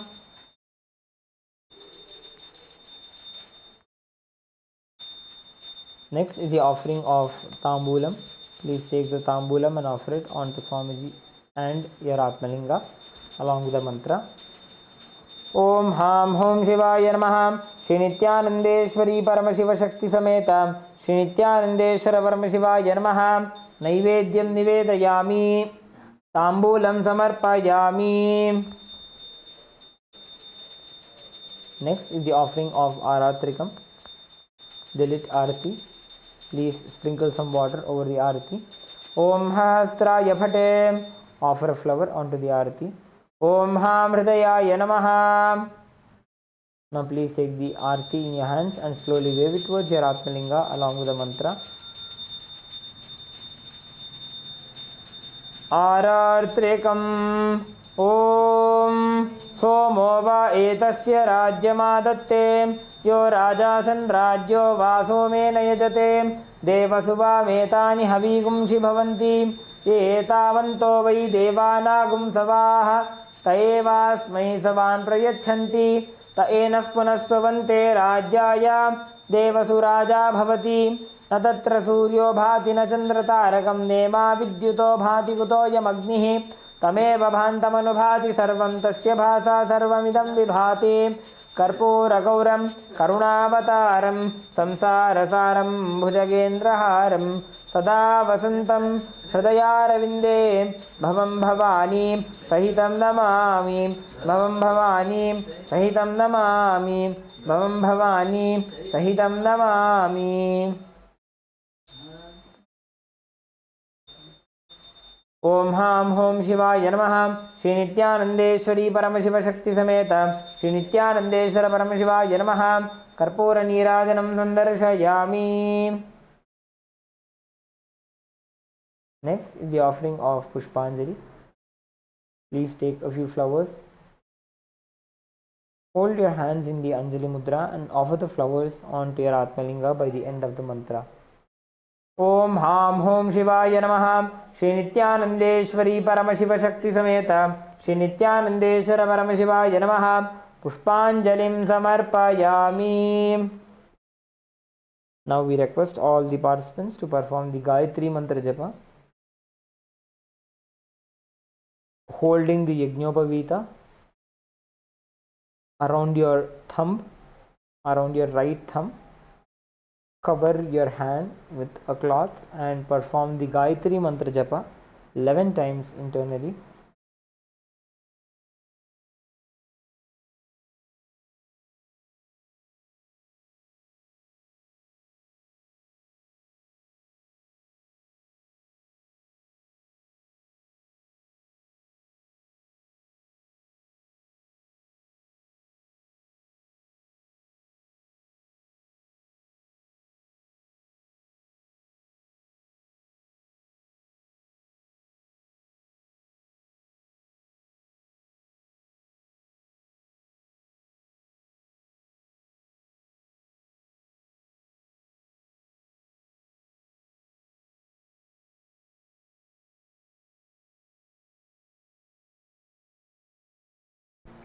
Now, please perform the Shiva Mula Mantra Japa 11 times internally.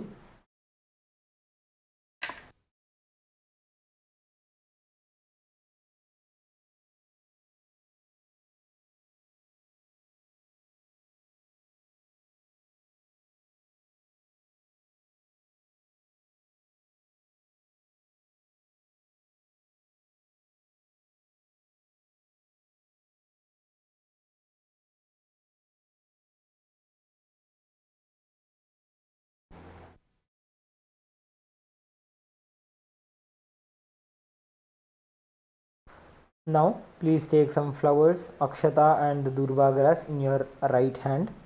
Om Ham Hridayaya Namaha. Om Haim Kavachaya Hum. Om Ham Shivaya Vaushate. Now, keep your hand in the Udbhava Mudra.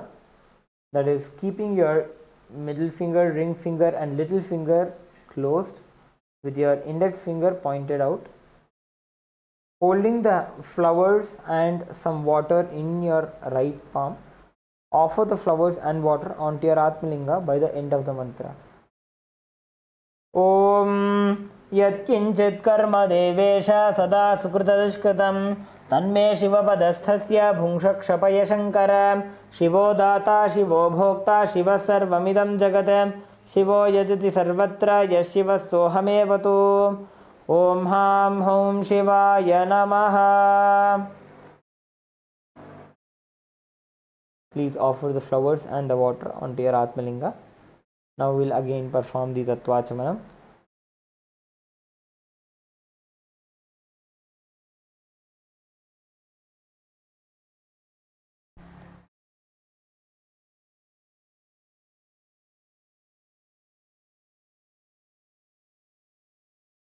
Keeping your right hand in the Gokarna Mudra, take another knee of water into your right palm.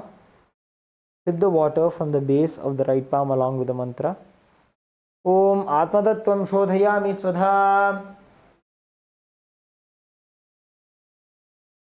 Take another knee of water.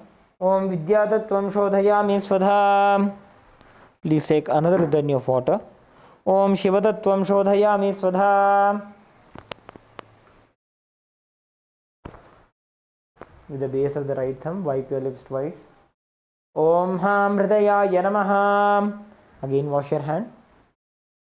With the tip of the index, middle and ring fingers joined together, touch above the upper lip and below the lower lip. Again wash your hand. With the index finger and thumb joined together, touch the right nostril, the left nostril. With the ring finger and thumb joined together, touch the right eye, the left eye, the right ear and then the left ear. Again wash your hand. With the little finger and thumb joined together, touch the navel center, the right chest, the left chest. With all 5 fingers joined together, touch the top of the head, the right shoulder, left shoulder and then the heart center. Again wash your hand. Now please bring your hands into the Namaskara Mudra.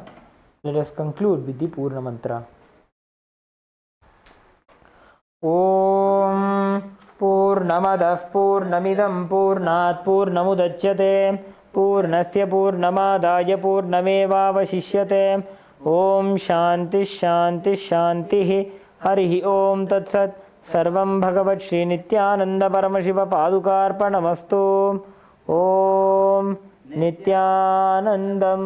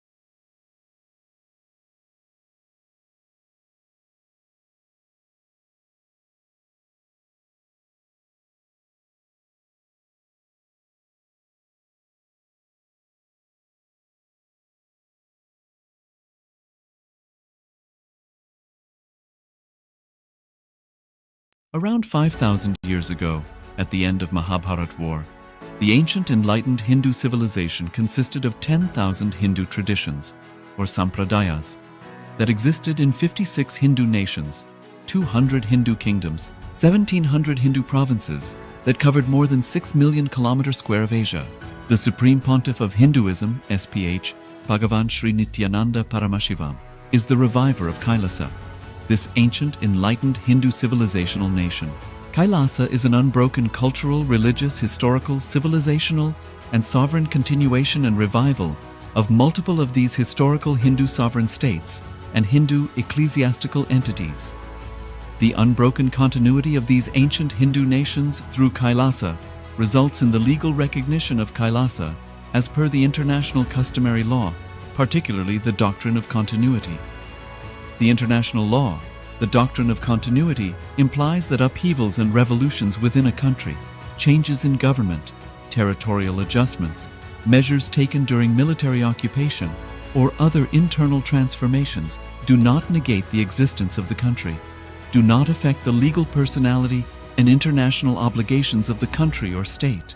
The Vienna Convention on Succession of States in Respect of Treaties, 1978, addresses these principles of the doctrine of continuity as it outlines international law during situation of state succession or continuation. International law recognizes a state's legal personality by recognizing its identity.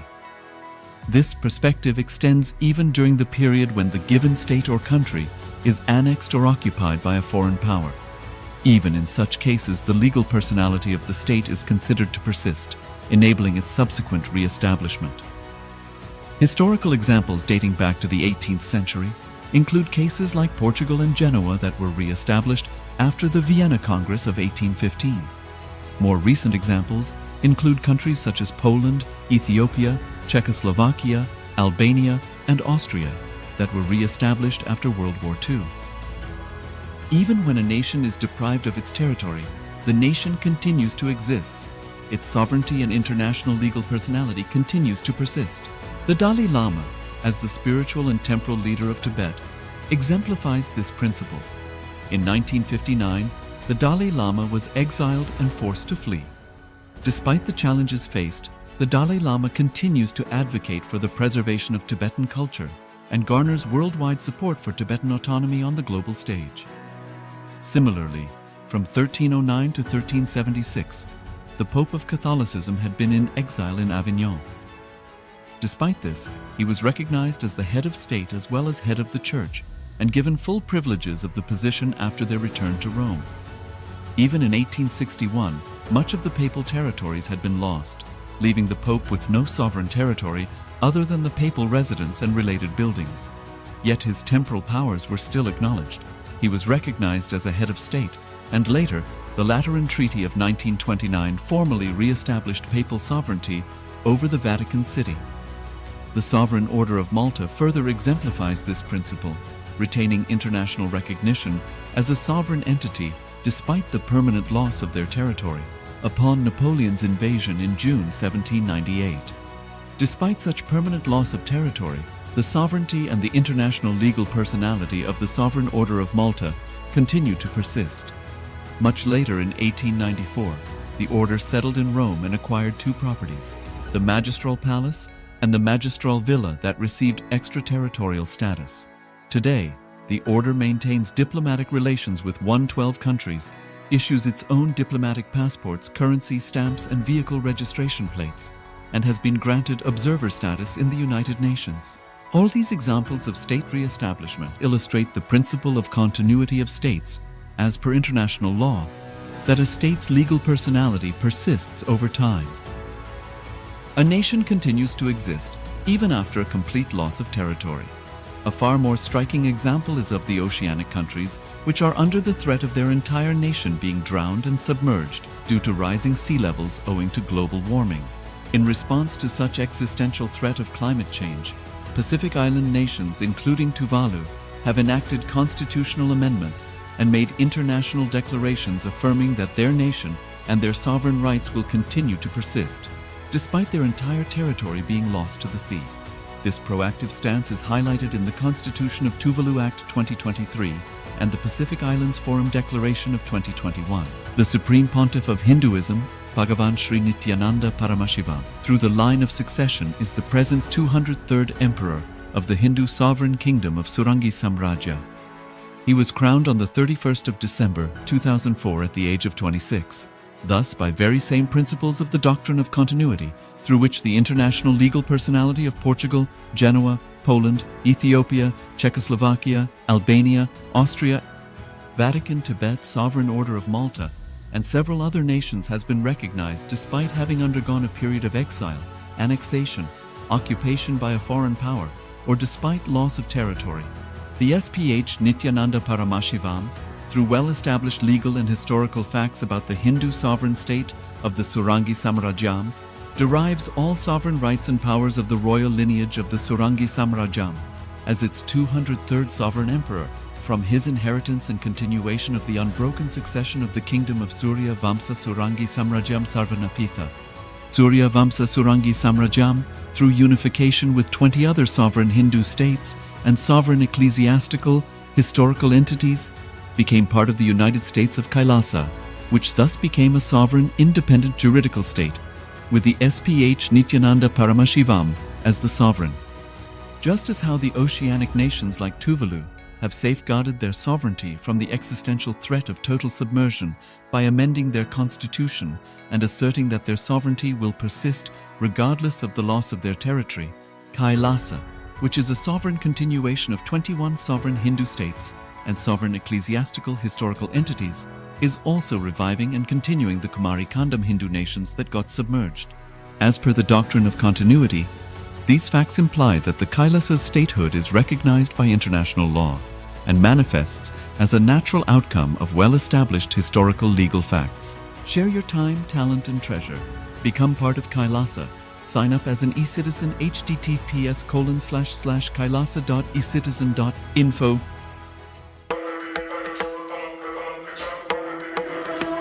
With Paramashiva's grace, we have evolved UAN, United Nations for Ancient Nations. Paramashiva successfully manifested, and now he is introducing this to all of you, to the world formally, United Ancient Nations. It is United Nations for Ancient Indigenous Nations. This is a profound intergovernmental body. More than 100 ancient nations are already part members of this UAN. It is to unite and support all the indigenous nations, indigenous kingdoms all over the world.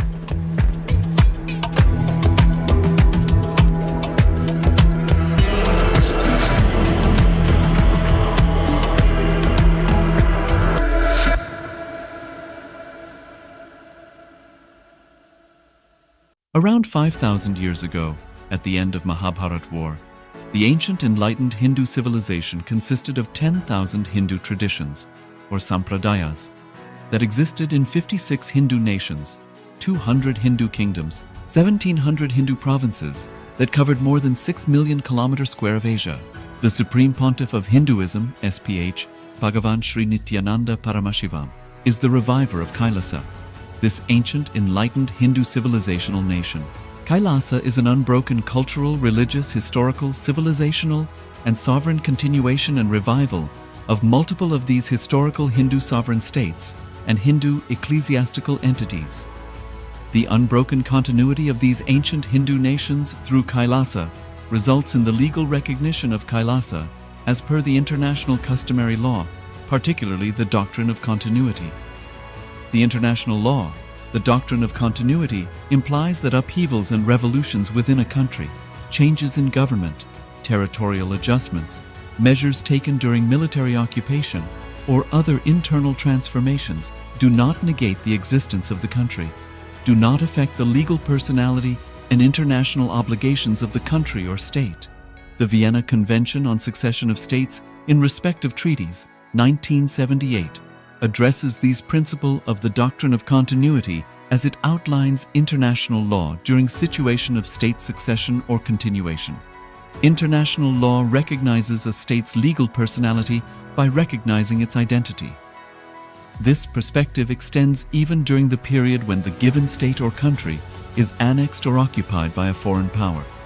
Even in such cases, the legal personality of the state is considered to persist, enabling its subsequent re-establishment. Historical examples dating back to the 18th century include cases like Portugal and Genoa that were re-established after the Vienna Congress of 1815. More recent examples include countries such as Poland, Ethiopia, Czechoslovakia, Albania, and Austria that were re-established after World War II. Even when a nation is deprived of its territory, the nation continues to exist. Its sovereignty and international legal personality continues to persist. The Dalai Lama, as the spiritual and temporal leader of Tibet, exemplifies this principle. In 1959, the Dalai Lama was exiled and forced to flee. Despite the challenges faced, the Dalai Lama continues to advocate for the preservation of Tibetan culture and garners worldwide support for Tibetan autonomy on the global stage. Similarly, from 1309 to 1376, the Pope of Catholicism had been in exile in Avignon. Despite this, he was recognized as the head of state as well as head of the church and given full privileges of the position after their return to Rome. Even in 1861, much of the papal territories had been lost, leaving the Pope with no sovereign territory other than the papal residence and related buildings. Yet his temporal powers were still acknowledged. He was recognized as a head of state, and later, the Lateran Treaty of 1929 formally re-established papal sovereignty over the Vatican City. The Sovereign Order of Malta further exemplifies this principle, retaining international recognition as a sovereign entity despite the permanent loss of their territory upon Napoleon's invasion in June 1798. Despite such permanent loss of territory, the sovereignty and the international legal personality of the Sovereign Order of Malta continue to persist. Much later in 1894, the order settled in Rome and acquired two properties, the Magistral Palace and the Magistral Villa that received extraterritorial status. Today, the order maintains diplomatic relations with 112 countries, issues its own diplomatic passports, currency, stamps, and vehicle registration plates, and has been granted observer status in the United Nations. All these examples of state re-establishment illustrate the principle of continuity of states, as per international law, that a state's legal personality persists over time. A nation continues to exist even after a complete loss of territory. A far more striking example is of the oceanic countries, which are under the threat of their entire nation being drowned and submerged due to rising sea levels owing to global warming. In response to such existential threat of climate change, Pacific Island nations, including Tuvalu, have enacted constitutional amendments and made international declarations affirming that their nation and their sovereign rights will continue to persist, despite their entire territory being lost to the sea. This proactive stance is highlighted in the Constitution of Tuvalu Act 2023 and the Pacific Islands Forum Declaration of 2021. The Supreme Pontiff of Hinduism, Bhagavan Sri Nithyananda Paramashivoham, through the line of succession is the present 203rd Emperor of the Hindu Sovereign Kingdom of Surangi Samrajya. He was crowned on the 31st of December 2004 at the age of 26. Thus, by very same principles of the doctrine of continuity, through which the international legal personality of Portugal, Genoa, Poland, Ethiopia, Czechoslovakia, Albania, Austria, Vatican, Tibet, Sovereign Order of Malta, and several other nations has been recognized despite having undergone a period of exile, annexation, occupation by a foreign power, or despite loss of territory. The SPH Nithyananda Paramashivoham, through well-established legal and historical facts about the Hindu sovereign state of the Surangi Samrajyam, derives all sovereign rights and powers of the royal lineage of the Surangi Samrajyam as its 203rd sovereign emperor, from his inheritance and continuation of the unbroken succession of the kingdom of Surya Vamsa Surangi Samrajyam Sarvanapitha. Surya Vamsa Surangi Samrajyam, through unification with 20 other sovereign Hindu states and sovereign ecclesiastical, historical entities, became part of the United States of Kailasa, which thus became a sovereign, independent juridical state, with the SPH Nithyananda Paramashivoham as the sovereign.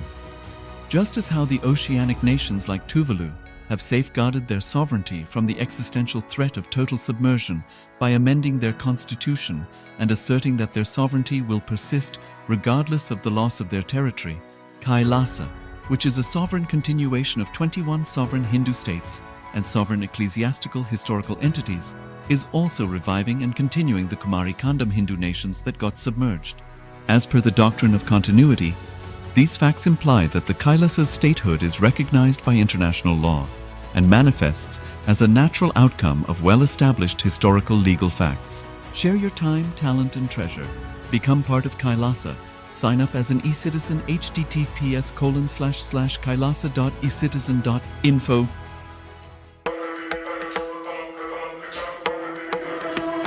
With Paramashiva's grace, we have evolved UAN, United Nations for Ancient Nations. Paramashiva successfully manifested, and now he is introducing this to all of you, to the world formally, United Ancient Nations. It is United Nations for Ancient Indigenous Nations. This is a profound intergovernmental body. More than 100 ancient nations are already part members of this UAN. It is to unite and support all the indigenous nations, indigenous kingdoms all over the world.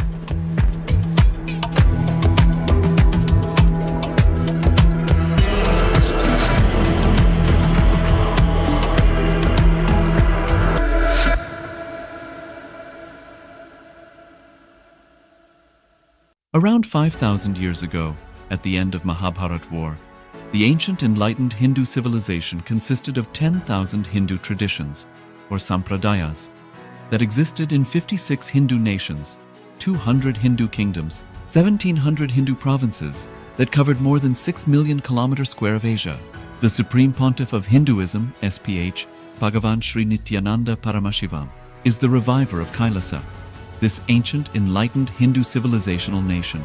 Kailasa is an unbroken cultural, religious, historical, civilizational, and sovereign continuation and revival of multiple of these historical Hindu sovereign states and Hindu ecclesiastical entities.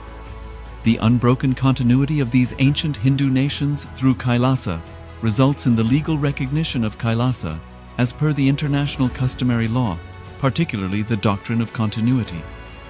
The international law, the doctrine of continuity, implies that upheavals and revolutions within a country, changes in government, territorial adjustments, measures taken during military occupation, or other internal transformations do not negate the existence of the country, do not affect the legal personality and international obligations of the country or state. The Vienna Convention on Succession of States in respect of treaties, 1978, addresses these principles of the doctrine of continuity as it outlines international law during situation of state succession or continuation. International law recognizes a state's legal personality by recognizing its identity. This perspective extends even during the period when the given state or country is annexed or occupied by a foreign power.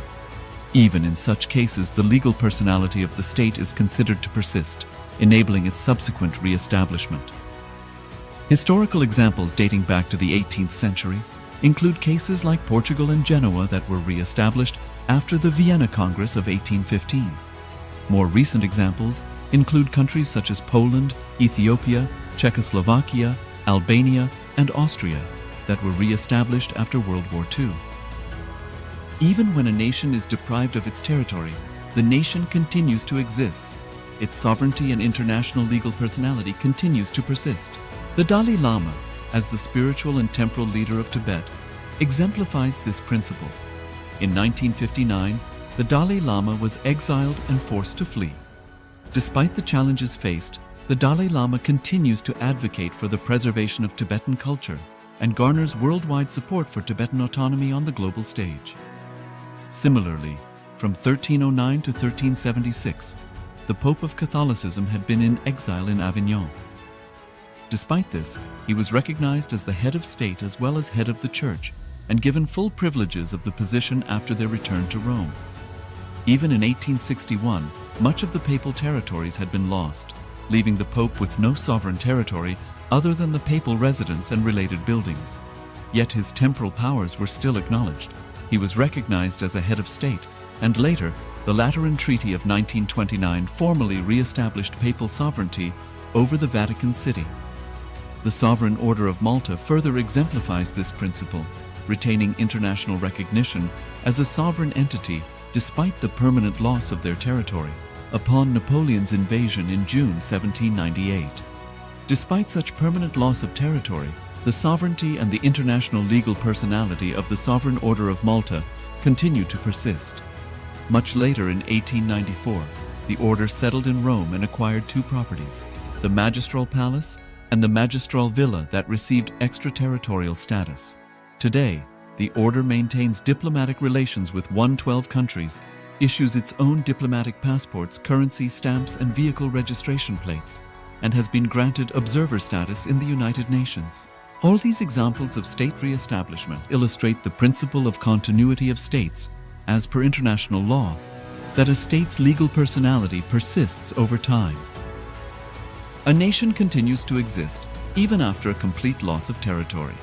A far more striking example is of the oceanic countries, which are under the threat of their entire nation being drowned and submerged due to rising sea levels owing to global warming.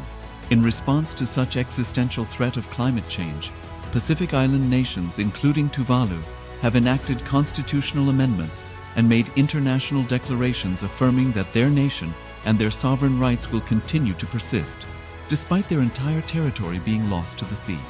This proactive stance is highlighted in the Constitution of Tuvalu Act 2023 and the Pacific Islands Forum Declaration of 2021. The Supreme Pontiff of Hinduism, Bhagavan Sri Nithyananda Paramashivoham, through the line of succession is the present 203rd Emperor of the Hindu Sovereign Kingdom of Surangi Samrajya. He was crowned on the 31st of December 2004 at the age of 26.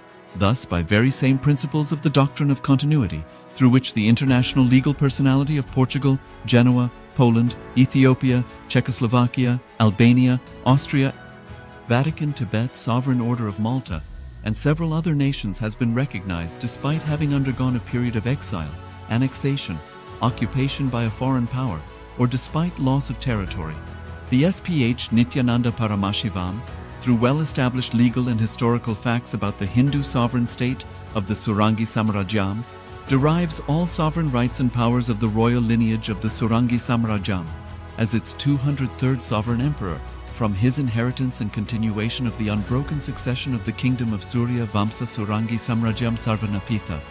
Surya Vamsa Surangi Samrajyam, through unification with 20 other sovereign Hindu states and sovereign ecclesiastical, historical entities, became part of the United States of Kailasa, which thus became a sovereign, independent juridical state, with the SPH Nithyananda Paramashivoham as the sovereign.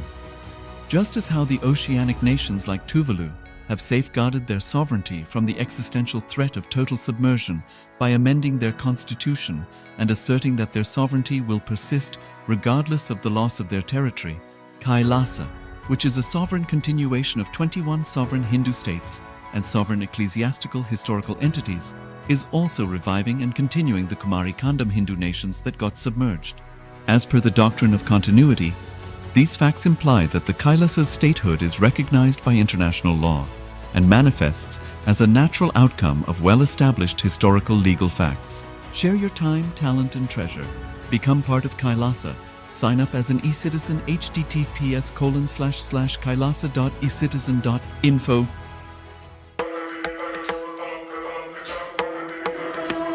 With Paramashiva's grace, we have evolved UAN, United Nations for Ancient. नित्यानन्दं परमस्पदं केवलं ज्ञानमूर्तिं द्वन्द्वातीतं गगनसदृशं तत्त्वमस्यादिलक्ष्यम् एकं नित्यं विमलमचलं सर्वदी साक्षिभूतं भावातीतं त्रिगुणरहितं सद्गुरुं तं Namami. Nithyananda, everyone. So after this powerful darshan, actually we had the yoga first and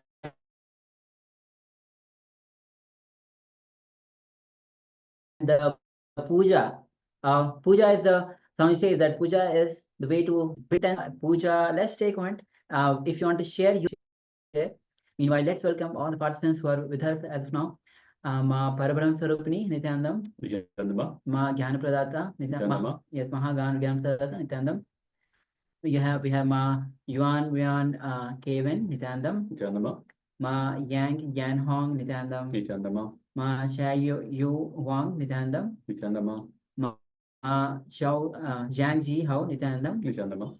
And we have Gui Shu Jing, Nithyanandam. Nithyananda. So welcome all of you and all the participants watching us.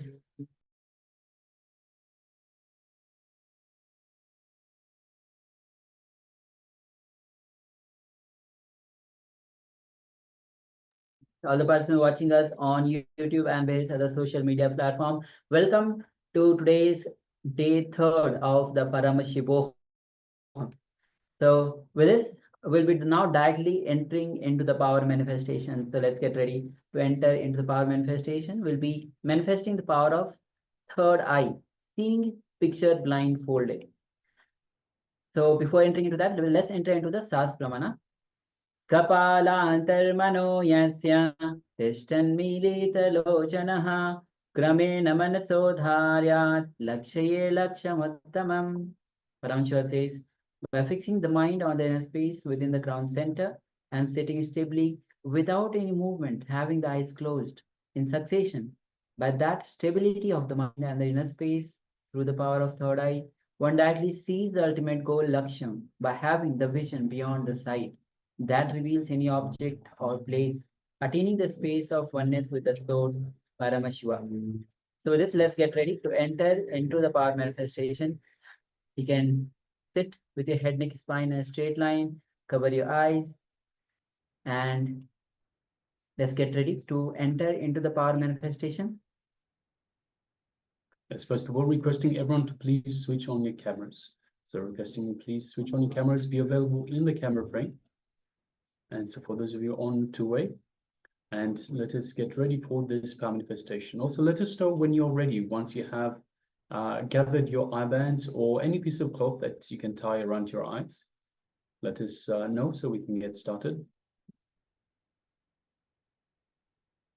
And even all the participants on the YouTube, you can also comment on the YouTube chat. Let us know that you are ready with your blindfold and you are ready to start with the power manifestation. So just waiting for your confirmation. Actually, just take a moment and share your experience of yoga as well, puja as well, and let's get ready to enter into the power manifestation.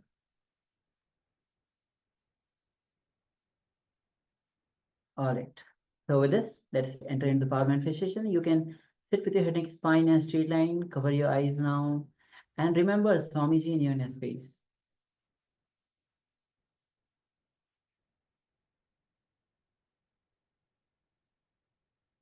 Remember that you are Nithyananda Paramashivoham. Any delusions, confusions that arises, any self-doubt, self-hatred, self-denial that arises, just drop it. Only when you go beyond all these, you enter into the space, the pure space, the unclutched space of Nirvikalpa Samadhi, from where all the powers starts manifesting. So let's connect with Swamiji with the Mahavakya. Mahavakya is a cosmic passcode that Swamiji has given us to connect with him. Om Nithyananda Paramashivoham. Om Nithyananda Paramashivoham. Om Nithyananda Paramashivoham. Keep chanting the Mahavakya. With this, let's enter into this round of power manifestation. As you manifest the power of seeing picture blindfolded. The picture is being projected on your screen. Let's begin. Paramashivoham.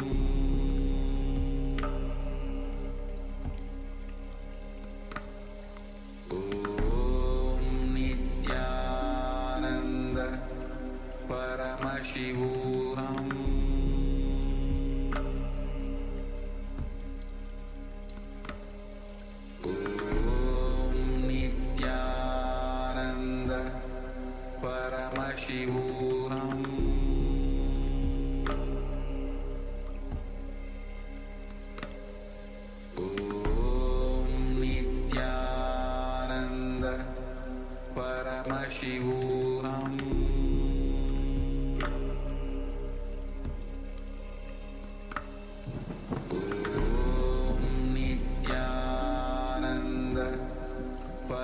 Paramashivoham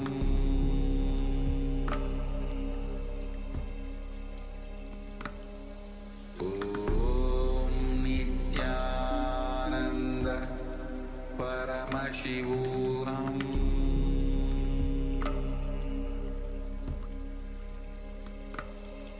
Om Nithyananda Paramashivoham Paramashivoham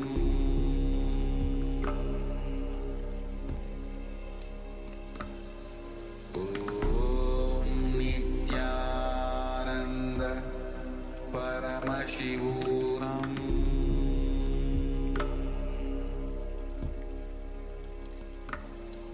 Om Nithyananda Paramashivoham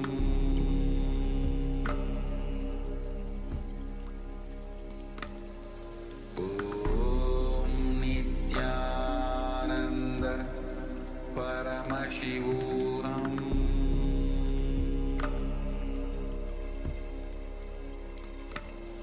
Om Nithyananda Paramashivoham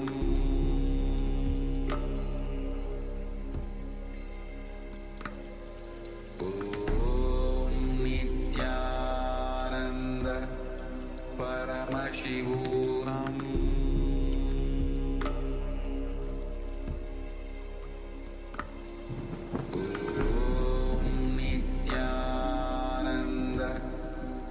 Paramashivoham Om Nithyananda Paramashivoham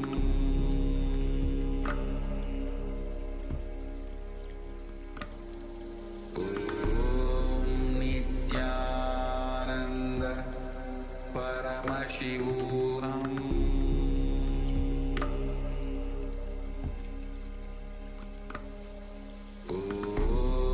Nithyananda Paramashivoham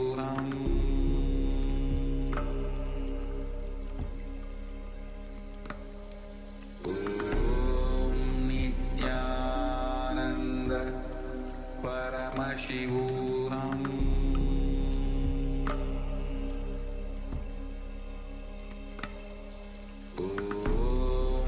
Nithyananda Paramashivoham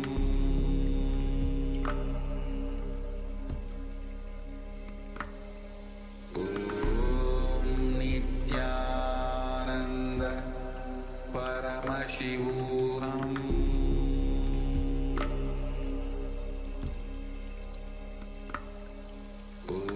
Om Nithyananda Paramashivoham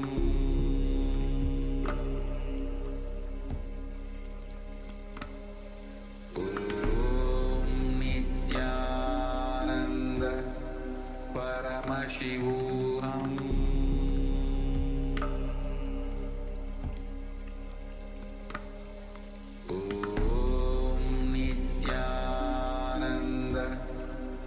Paramashivoham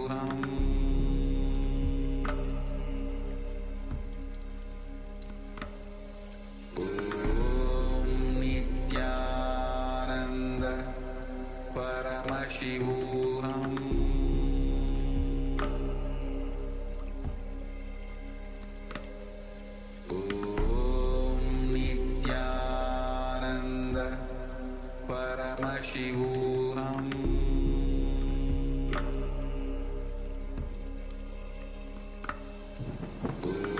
Om Nithyananda Paramashivoham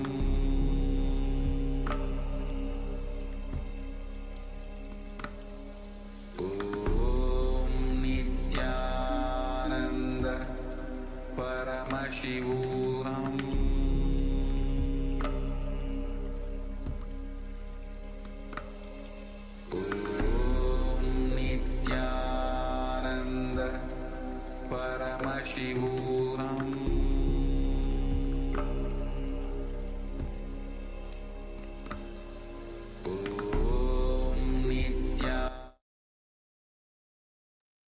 Yes, you can relax now. Slowly, very slowly, remove your eye bands and gently let the light come back into your eyes.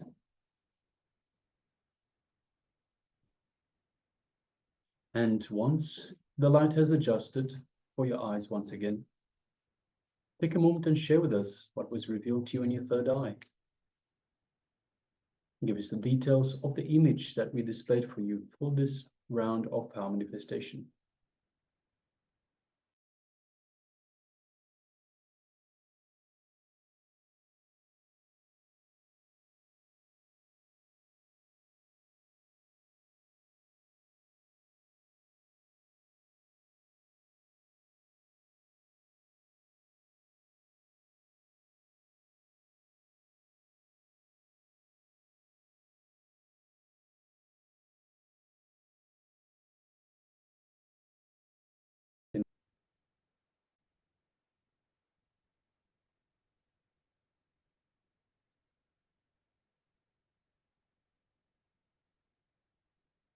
Please go ahead and share.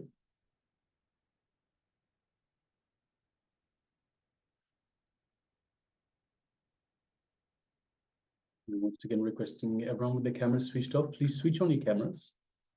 Zhang Tzi Ho, Gui Zhu Jing, Ma Xiao Yu Wang, Ma Yuan Kai Wen, Ma Maha Jnana Pradata, Ma Parabrahma Swarupini, and Ma Yang Yan Hong. Requesting please switch on your cameras. I think Ma Yang Yan Hong is currently writing the revelations. So please go ahead, Ma. Everyone else, please switch on your cameras and be available in the camera frame for this first round of power manifestation, power of the third eye, seeing images blindfolded.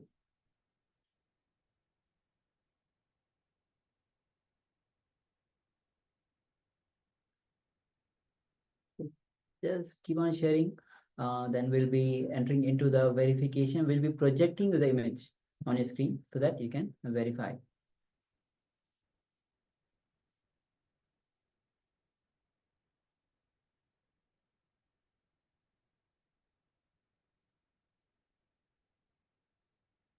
So all powers of third eye, all powers of Paramashiva manifest through the space of oneness with the divine, the space of oneness with Swamiji. It is in fact the divine, it is Swamiji that manifests through you. So all we do is we set the mind aside, we unclutch from the mind and let the divine manifest through us. So take a moment and share what was revealed to you in your third eye. So in this first round, yes, we have a sharing from our Yang Yan Hong.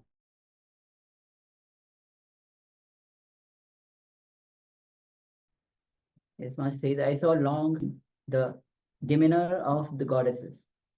Violet color, gray, white marble, craftsmanship made of white jade. Yes, thank you, Ma, for sharing. Thank you for sharing, Ma.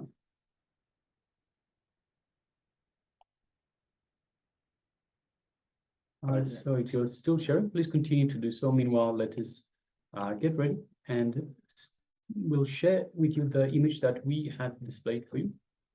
Yes, so this is the image. You can see it's a kind of a temple structure, temple scene. You can see behind there's a cloud, nice cloud with different colors actually. So it's a beautiful scene. You can see the temple, you can see the trees and the doors, the stairs, a variety of colors in the scene. A beautiful, beautiful scene. Just by looking at it, you'll feel the calmness. So understand when third eye reveals even something related to peace, calmness, meditation, even these words which you can feel, even these appears or you feel like that. Understand this is also the revelation from the third eye. So do not hesitate to share. All right. Yes, so Ma Yan Hong shares, I saw a long circular golden bell. So Ma, the structure of the temple itself, the temple tower itself looks very much like a bell shape. So, so yes, black, we do have lots of black here and there. So black is definitely there. Green is there. demeanor of a goddess. So on the temple itself, there would be, and in and around the temple, there would be many depictions of gods and goddesses, deities. So I'm sure there would be a goddess there as well. Violet color, we have the clouds that are giving off a violet color. So that's very much there, Ma.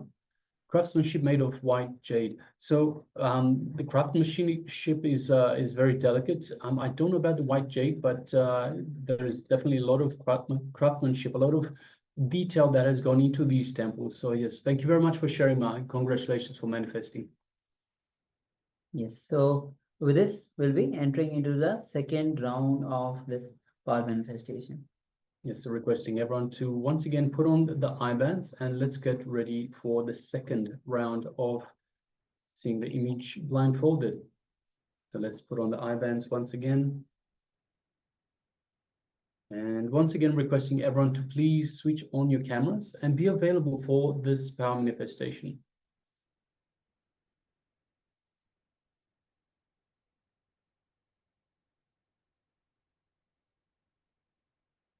Yes, you can cover your eyes now with the blindfold.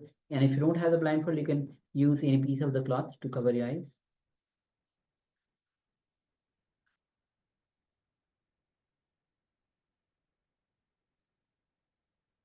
All right, with this, sit.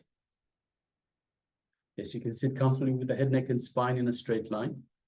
Bring your awareness to your inner space, the space just below the heart center.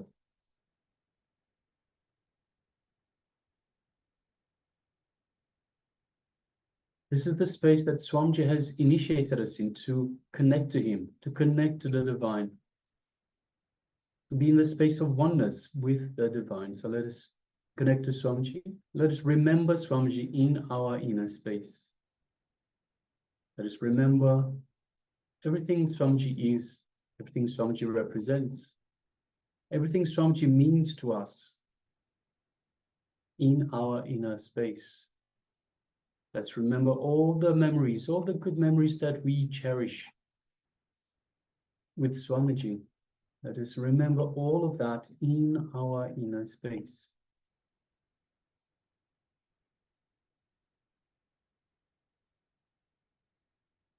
And let us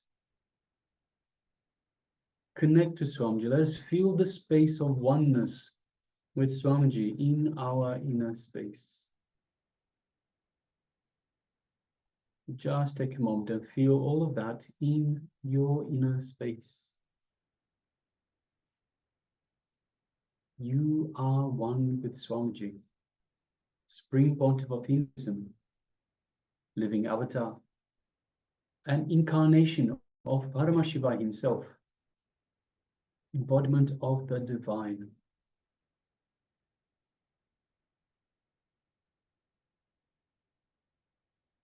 Now let us bring our awareness to the third eye, just between the eyebrows.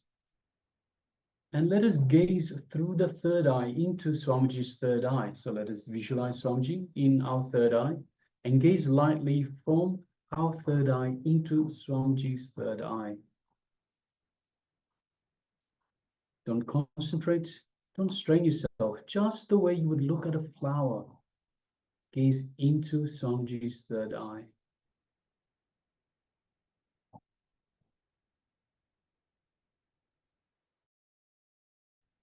Feel the connection from Swamiji's third eye, from the Master's third eye into our third eye.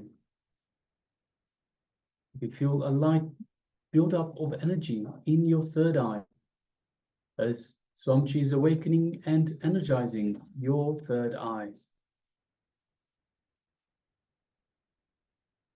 Just take a moment to feel all of that in your third eye.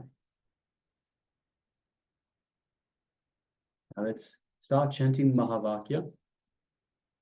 Om Nithyananda Paramashivoham. Om Nithyananda Paramashivoham. Om Nithyananda Paramashivoham. Let's continue to chant the Mahavakya throughout the power manifestation.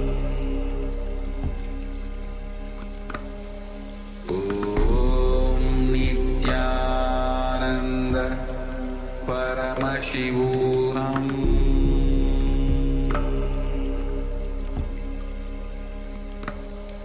Om Nithyananda Paramashivoham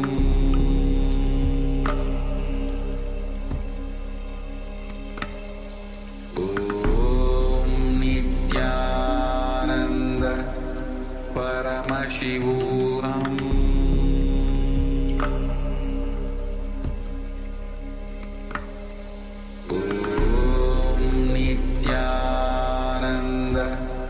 Paramashivoham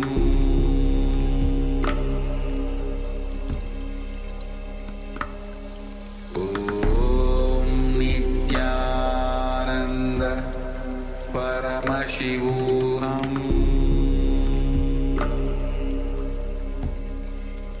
Nithyananda Paramashivoham Paramashivoham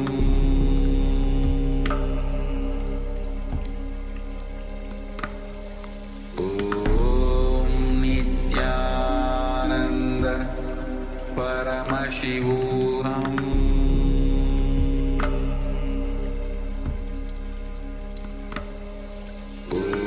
Om Nithyananda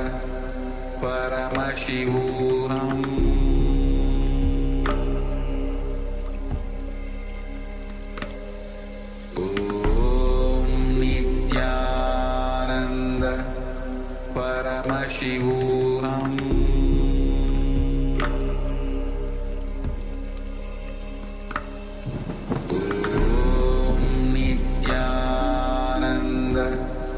Paramashivoham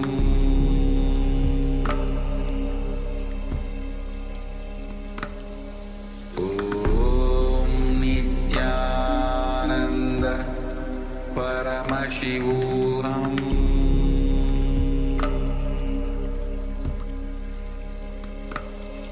Om Nithyananda Paramashivoham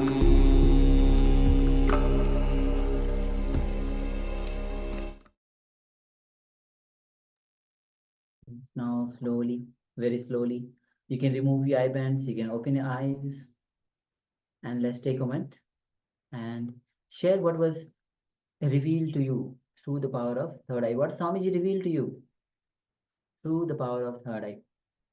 Understand it is with your deep feeling connection with Bhagavan that you'll be able to manifest the powers of third eye.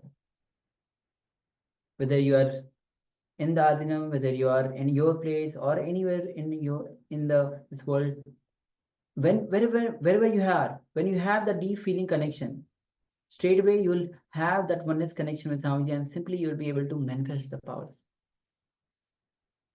So please go ahead, take a moment, and let us know what was revealed to you. Any detail that was seen, whether it was revealed to you as an image, some objects floating around, or even for fraction of seconds, even some word appeared to you.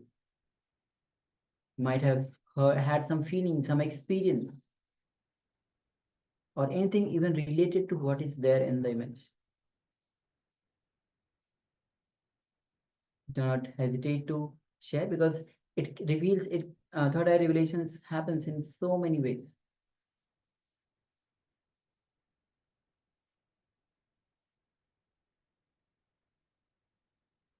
So please go ahead, take a moment and share. And all the participants on the YouTube, you can also start sharing. We have few participants who are following us on YouTube. So please go ahead and share.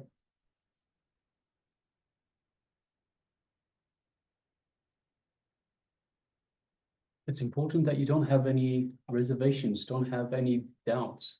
See, reservations, you're telling the divine that, hey, I don't trust you. So don't have any reservations. In terms of doubts, you're doubting what you are seeing. You make judgments on what you are seeing. And when you do that, once again, you put a barrier between yourself and the divine.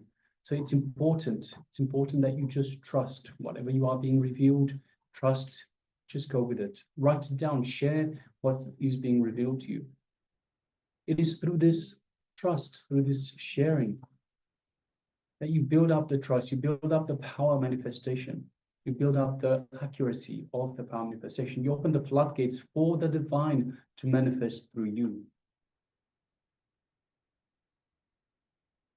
So please go ahead and share everything that was revealed to you, and don't make a judgment on whether this year you are seeing this can't be it, it's too small a detail, or it's insignificant, whatever. Everything down. Yes, yeah, one sharing. Ma, Chayu wants shares. I feel my inner space is better than before, less blocked than before. Yes, very good, Ma. Thank you. Thank you for sharing. Glad to hear it, Ma. Very good. And again, start the day with the yoga. Do the yoga, the 2 hours of intense yoga, which is happening live. Because when all the components, even not only doing the asanas are important, all the 12 components of asanas of the yoga that is there, and even hearing the pramana, which is the Sanskrit chant, that also purifies our inner space. So that's why it's very important to do as it is going on the live, whether doing the asana, pranaya, bandhas, all the 12 components, plus the Sanskrit, even hearing the Sanskrit chant. And after that we have the puja. So and throughout the sessions, as you go through, you will feel just in few days your space will become much more pure, much more anywhere you feel blocked, you will have that unblock it. So thank you for sharing, Ma.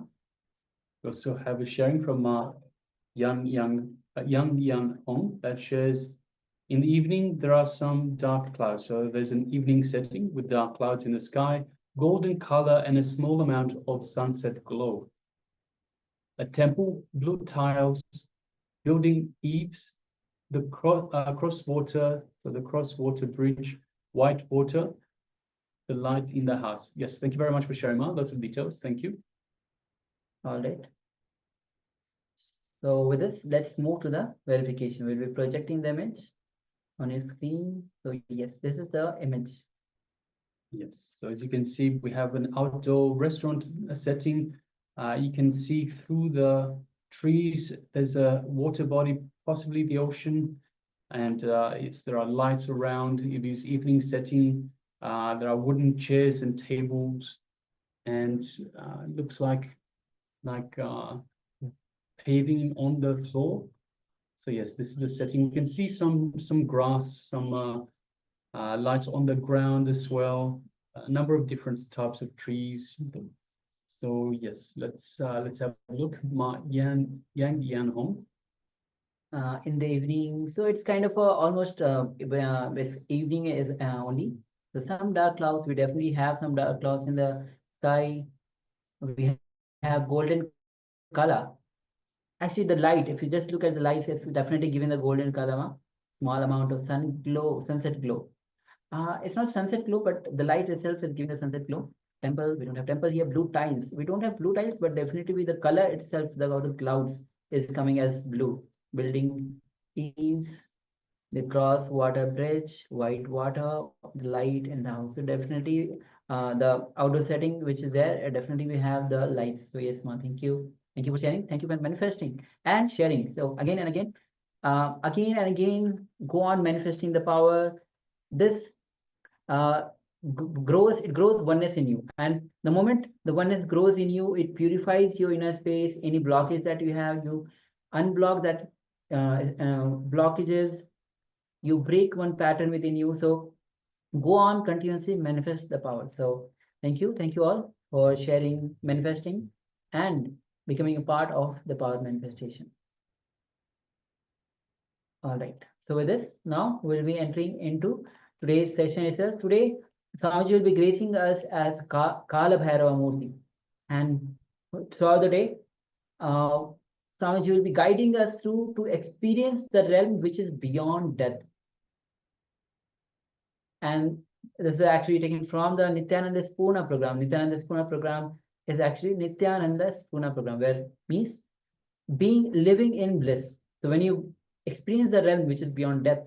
You experience the space which is eternal bliss, eternally blissful. So Swamiji will be revealing so much on today, especially on death and the 7 layers of the body that we have.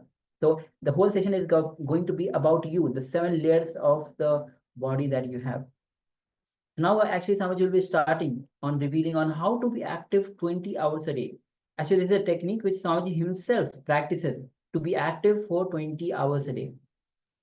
So if you want to be active, if you are feeling tired, if you are feeling bored, if you are feeling depressed, even if you are feeling restless or giving up on yourself or giving up on your life, this meditation is for you.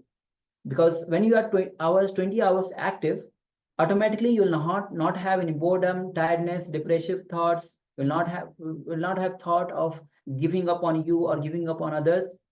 You'll be active, you'll be involved, you'll be alive, and you'll be seeing so much of possibility in you. So we'll be entering into the this meditation where Swamiji himself will be guiding us, and then we'll be entering into the Nithyananda Spurana. The Swamiji will be introducing about the Nithyananda Spurana. So let's come to the space of listening as we enter into these revelations by Swamiji.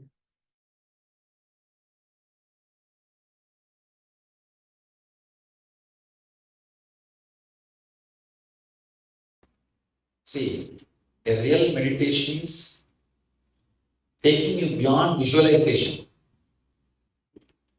But before that, you need your body and mind needs to prepare.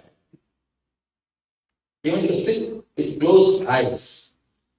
Now what we are going to do is not a meditation technique, it's just a simple process to prepare you to go to the meditation technique. Next session you will do the meditation. Now we'll do a simple preparation. Preparation is very simple. Just sit, if you can, on Badrasana, means on your knees.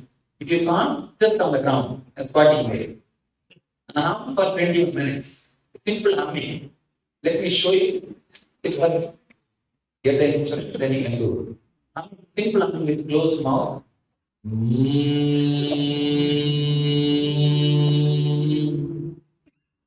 Deeply as possible, loudly as possible, as strongly as intensely as possible. Please understand, it is not a meditation technique. If you have done ASC, you would have done this technique as a first step. It's a preparation, preparing your body and mind to go into the meditation.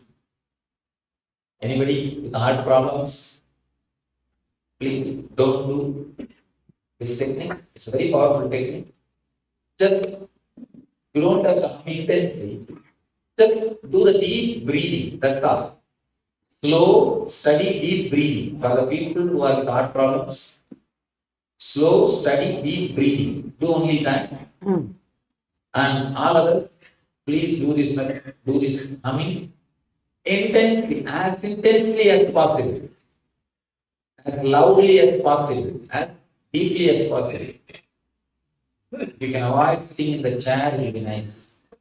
Either squatting or Badrasana, but no chair.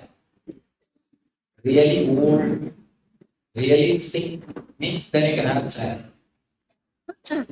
Otherwise, please sit on the ground. Please be seated in Badrasana. Please tie the ribbon.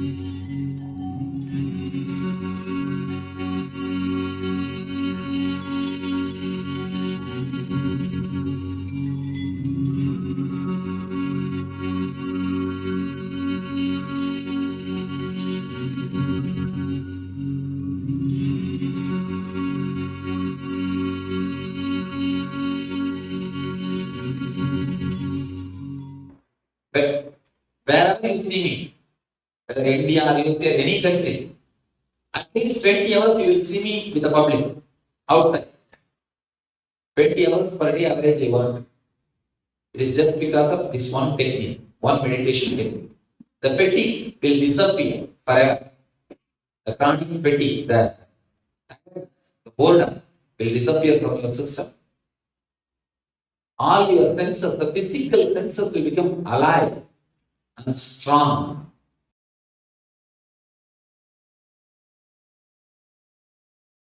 I welcome you all with my love and respect.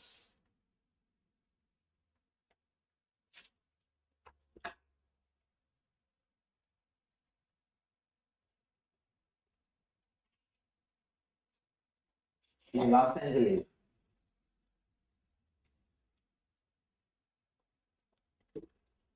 maybe 115 years ago, Vivekananda was asked by a young American lady, what is life? Vivekananda says, come with me, I'll teach you. Come with me to India. Then she asks, tell me exactly what you will teach me. Vivekananda says, I'll teach you how to die. First answer he says, the question itself, the question is about life. But the answer is, I'll teach you how to die. Vivekananda explains, knowing how to die is the first lesson every living being has to learn. Next thing, if you know the secret of death, the very quality of your life will be different. The very quality of your life, your understanding about the life, your thinking about the life, the whole thing will be transformed. Please do not think like death is one more incident in your life. Death is not one incident which happens in the end of your life. No. The concept of death continuously permeates your whole thinking, your whole consciousness, your whole being.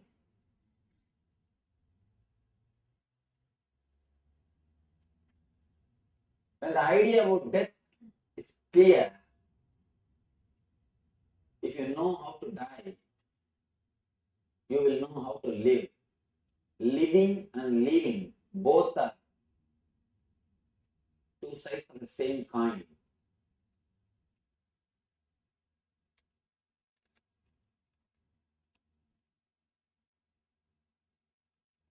The whole Nithyananda Spurana program is about living and living.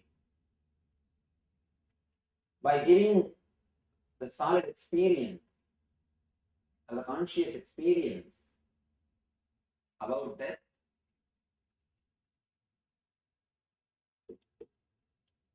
your consciousness will be transformed. Your idea about life will be transformed. Naturally, you will live a totally different life. Your life will be totally different. Let me explain the word Nithyananda Spurana. Nithya Ananda means eternal bliss. Spurana means life, very core, flowering. The Spurana word can't be translated exactly by a single word. It is a concept. You can't use a single word to translate the Spurana in English. You can say Spurana means flowering, flowing, the very life itself, core itself. continuously in all of us, the eternal bliss is flowing. Continuously, the eternal bliss is happening in all of us. It is we who stop it. It is we who create more and more obstacles. These 2 days, you are going to just stop the process of stopping.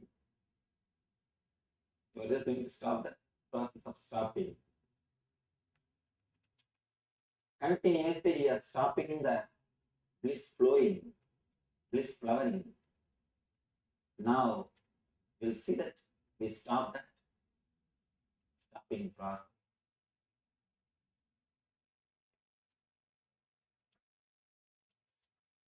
Before entering into the session, into the class, I want to take an oath. Whatever I am going to speak is truth. It's nothing but truth. You'll be thinking, why should I take an oath?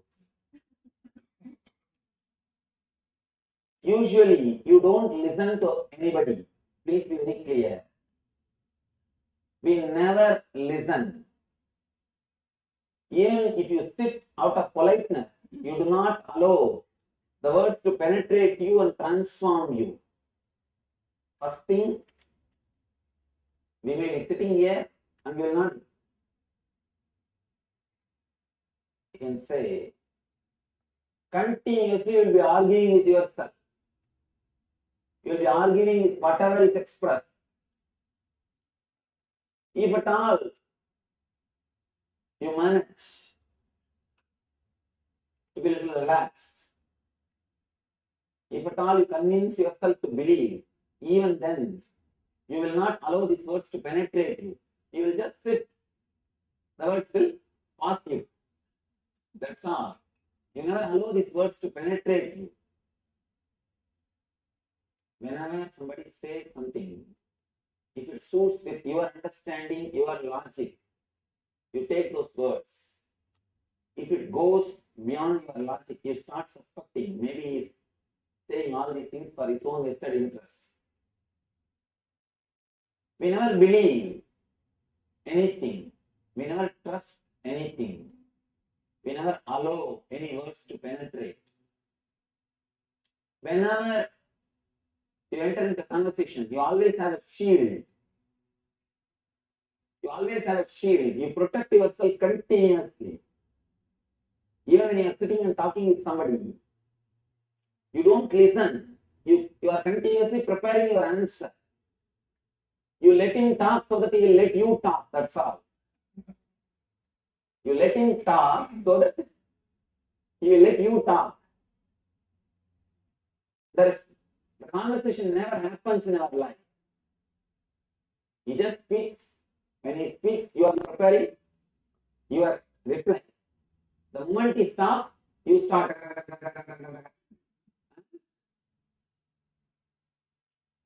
Never the conversation happens. It is just each one trying to, it's almost like a fight. You may not be loud. You may not be indecent, but internally it is always fight.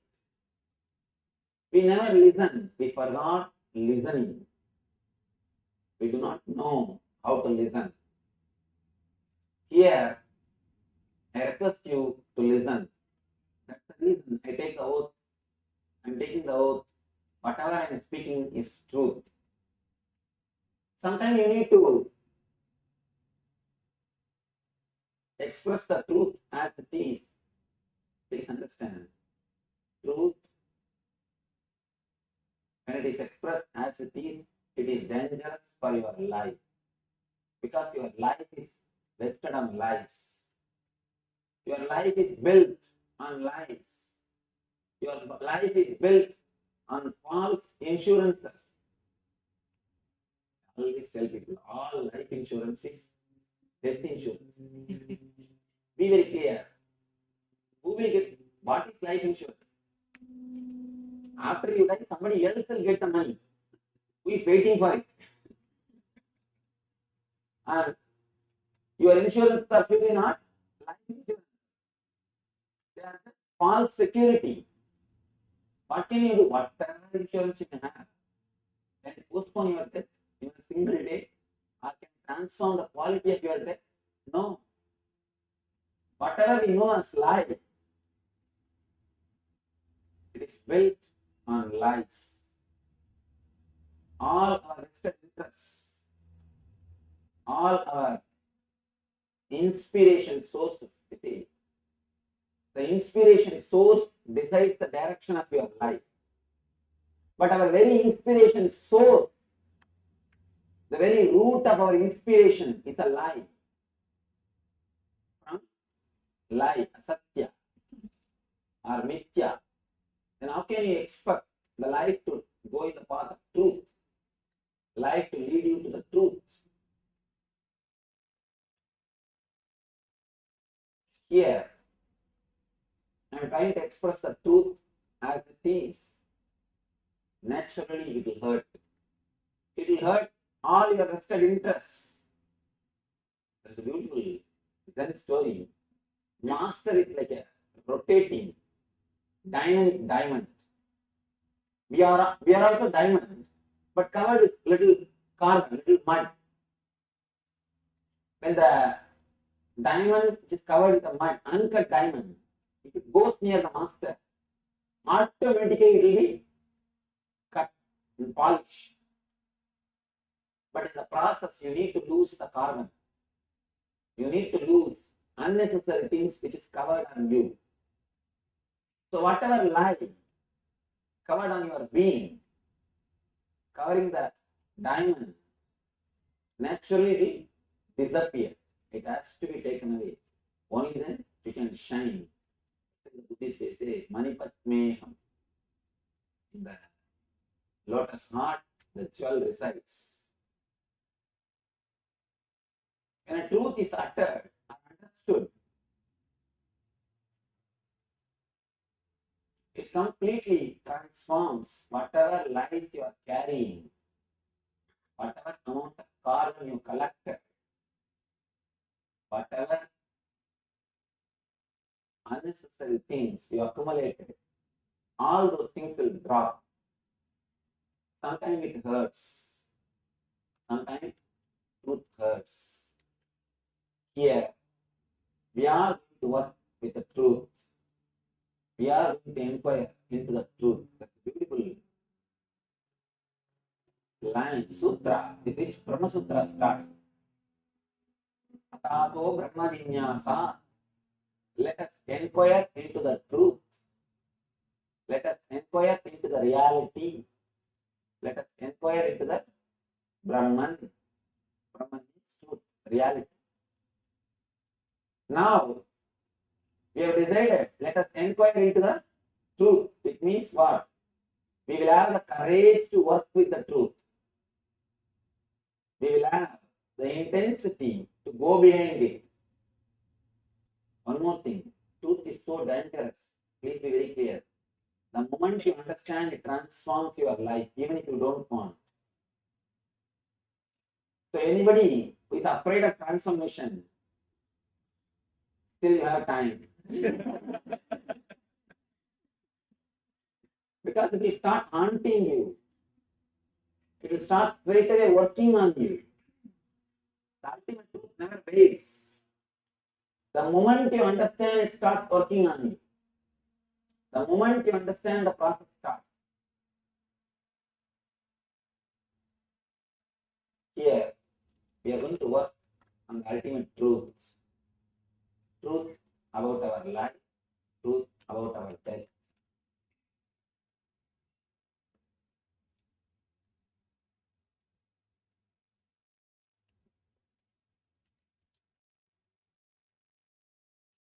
Let me tell you a small story. It's not even a story, it's a history incident happened. How this technology and this formula happened to me. This whole 2 days program is a formula. It's a technology through which I am trying to transmit or reproduce the same experience which happened in me. I always tell people, scientist is a person who creates the formula to reproduce the things of the outer world. Master is a person who creates the formula to reproduce the experiences of the inner world. So this technology, of course,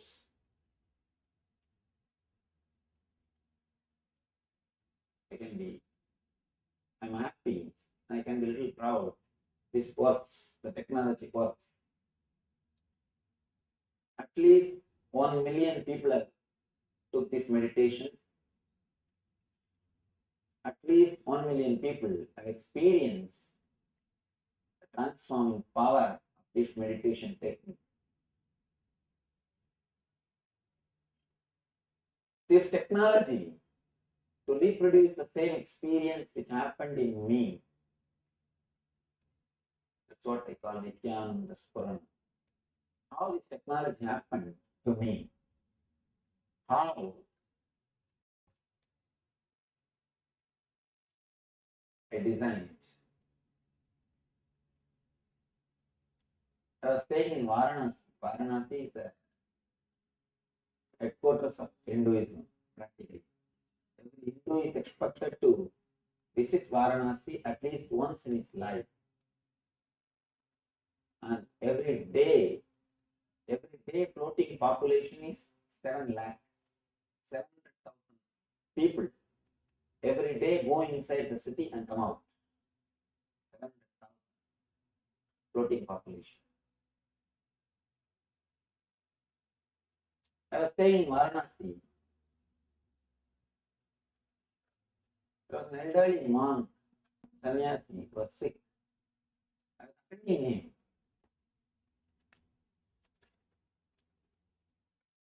Elderly monk was sick. I was taking care of him. In North India, still the tradition is there. Respecting sannyasis and all. In North India, the tradition, giving food continuously, all those great things are. North India, the whole tradition is alive. Somehow I don't know what happened to some. Anyhow, North, the whole thing is alive. I was taking care of him. That time, I can say unfortunately, I had to see one person dying in the ICU. I was in the ICU, intensive care unit. At the time, I was not enlightened, but I could see how that soul is leaving the body. That suffering, that struggle, I was able to see. First, the tremendous pain, the whole being was filled with pain, tremendous pain. It's like if you cut half an inch your finger, how much of pain you feel. This being is cut 6 feet long. Completely the being of the body is disconnected. The tremendous pain, I could feel very clearly what happened. Not only the pain, after a few moments, I saw suddenly the being fell into the coma, unconsciousness. Actually, coma is automatic painkiller mechanism. If the pain becomes too much, unbearable, automatically you fall in coma, so that your being is, at least your being doesn't feel the pain. Being has fallen into coma, unconscious state.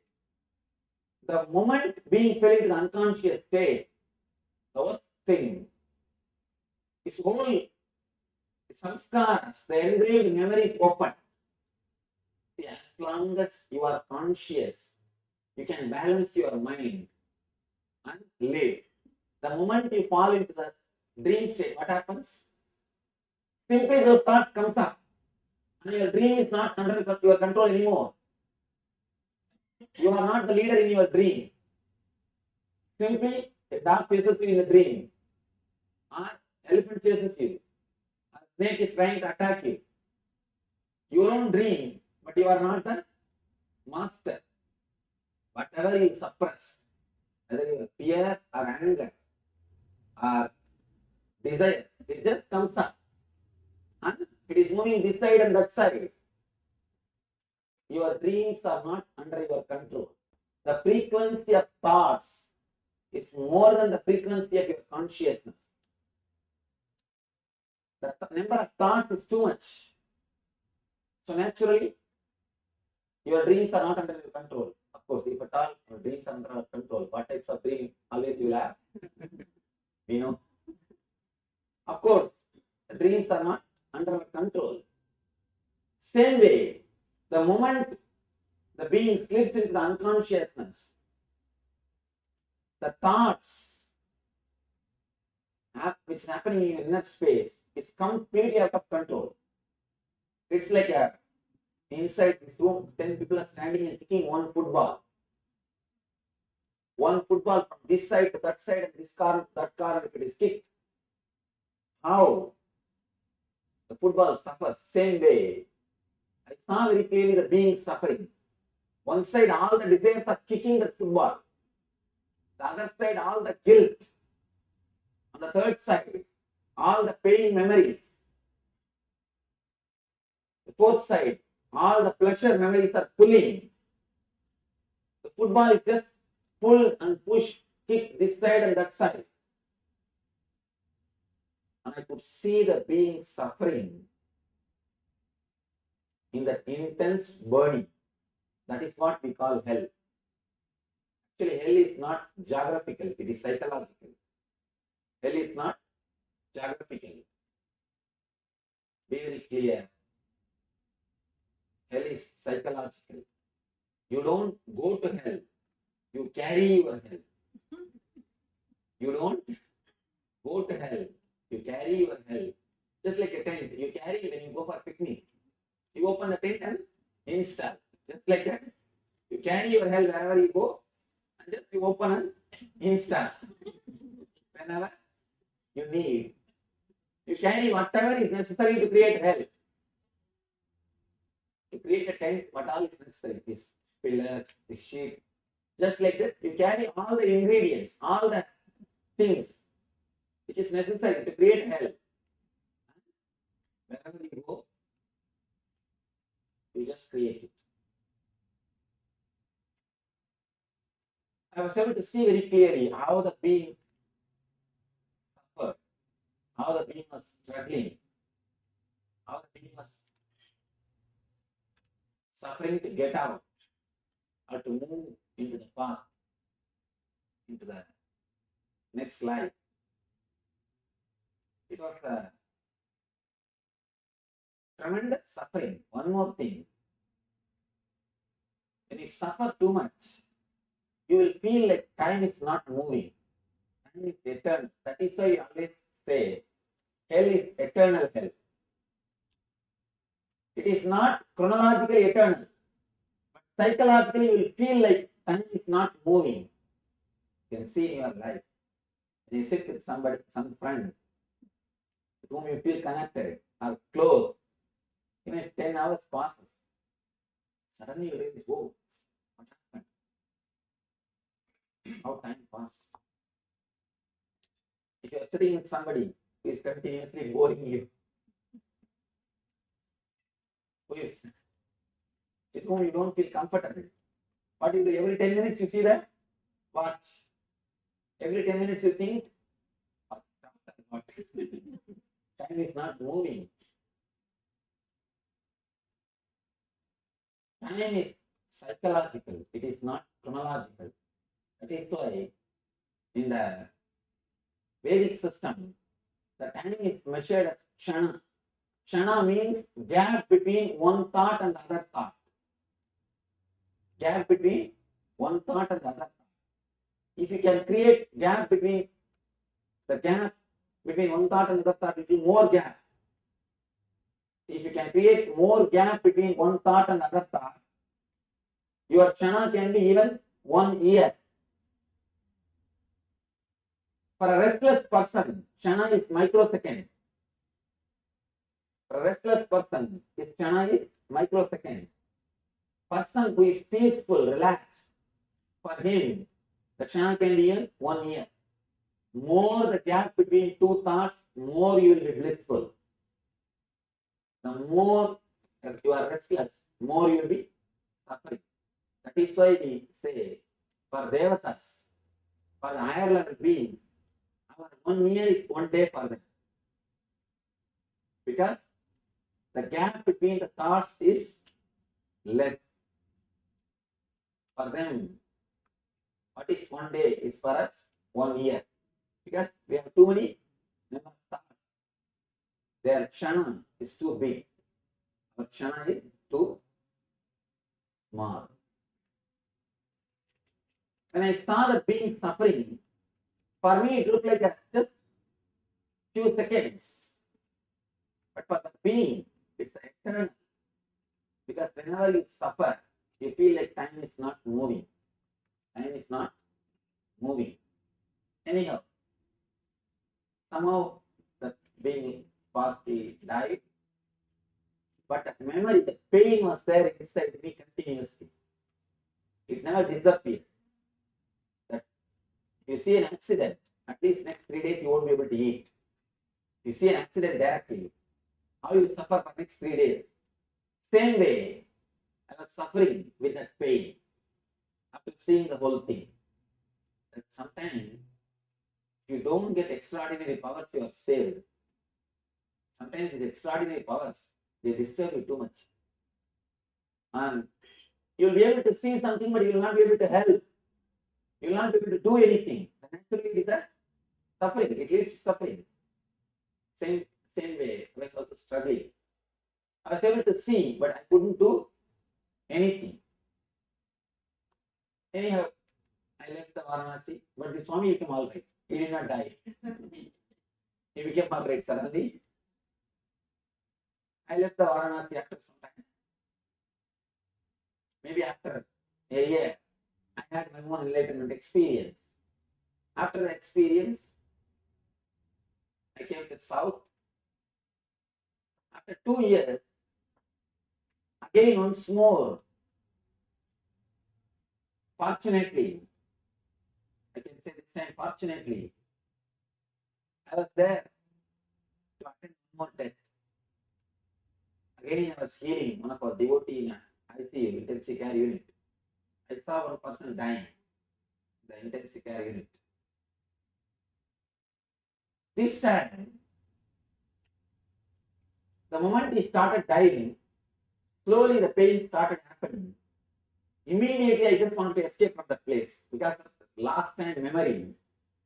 I just do not want to stay there. I just don't want to see one more death and carry a little more pain. But after a few seconds, I was able to see very clearly. Instead of falling into unconsciousness, the soul fell into the superconsciousness. The being which was dying, instead of falling into unconsciousness, it fell into awareness. I was surprised. And just like how people ski in the snow, just like that, the being started flowing from one layer to the other layer. It did not struggle. It did not suffer. It did not undergo any torture. It did not have any pain. It did not have any problem. Just smoothly, beautifully, the being flowed, being moved from one level to another level. I was surprised. Not only that, he just disappeared into the bliss, into the ecstasy. Surprised. I asked the family people. After a few hours, I slowly spoke to them. I asked, is he a great meditator?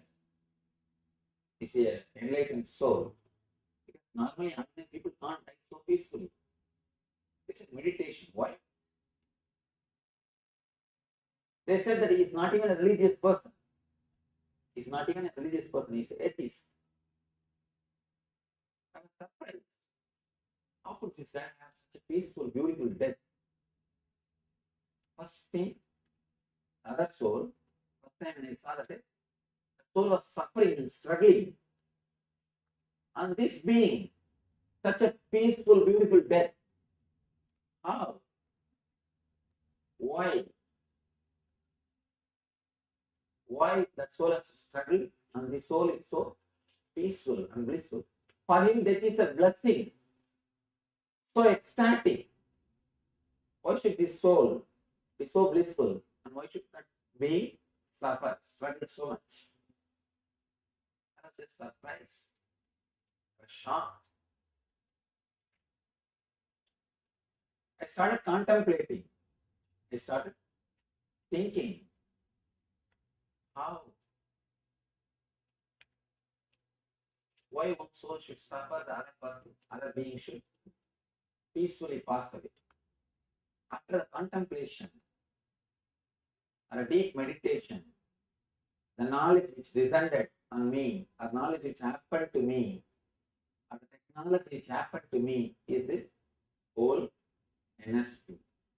The Nithyananda Spurana is the knowledge or the formula which happened to me after the deep meditation of these two deaths. After the deep contemplation, this technology happened. The suffering is mainly caused by the samskaras, engraved memories, which takes over your being the moment you fall into unconsciousness. What happens in the dream state, the same thing happens in a wild way, in a much more intense way when you pass away. This technology will help you to remove the unnecessary samskaras which is engraved in your layers. You have 7 layers in you, 7 parts of your being. Physical layer is the body which you are using now, and the pranic layer is that all the prana flow of the prana. Prana is not exactly air. The word air cannot be the right word for prana. Prana is the energy which goes inside to air. Air is like a vehicle. Prana is the stuff which comes inside the vehicle. Prana is a parcel. It is brought by the vehicle called air. Prana is a subtle air energy. Pranic body is the air circulation. And the prana circulation is happening inside you.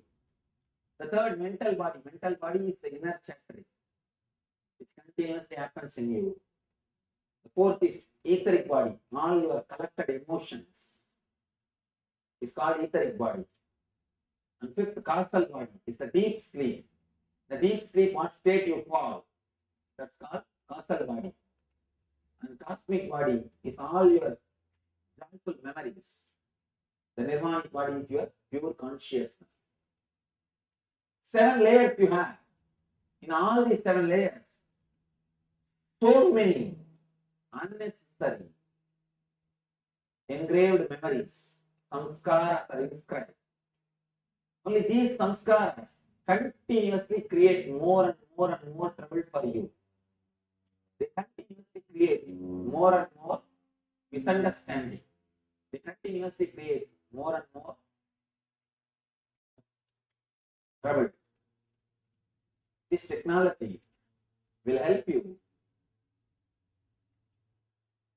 to get those engraved memories out, to make your inner space pure, to make your inner space clean. And now it's like your inner space is completely occupied with all your furniture. You sleep outside the house.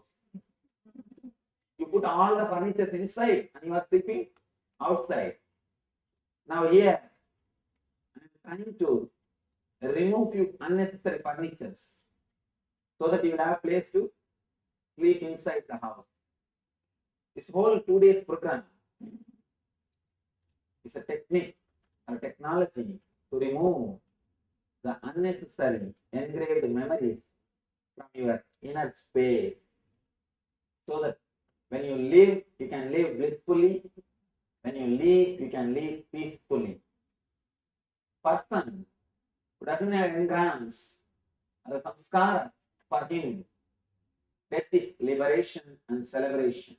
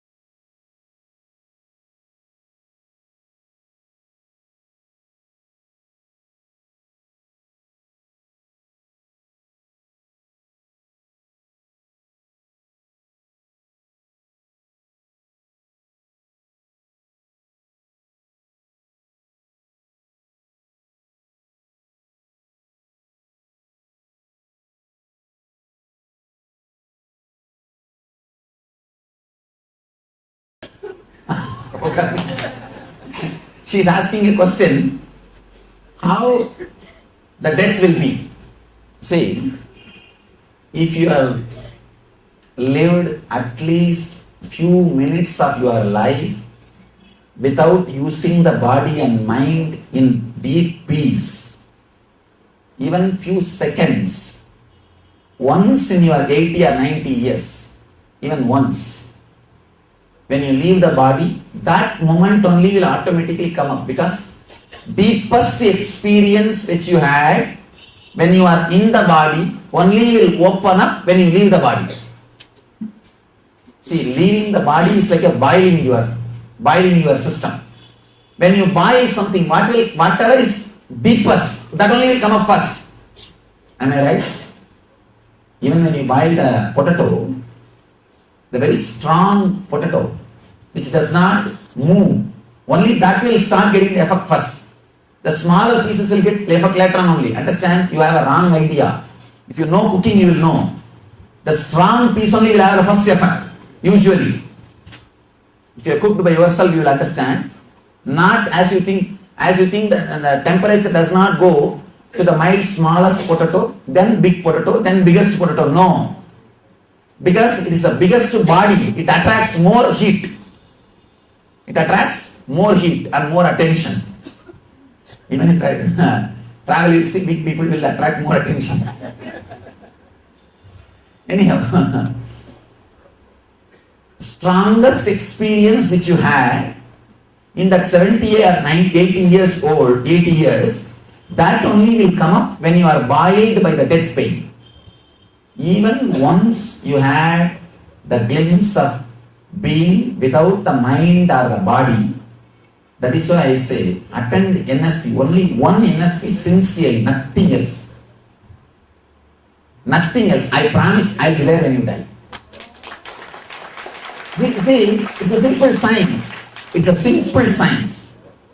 When I say I, the pure inner consciousness in which I am, that is what I mean.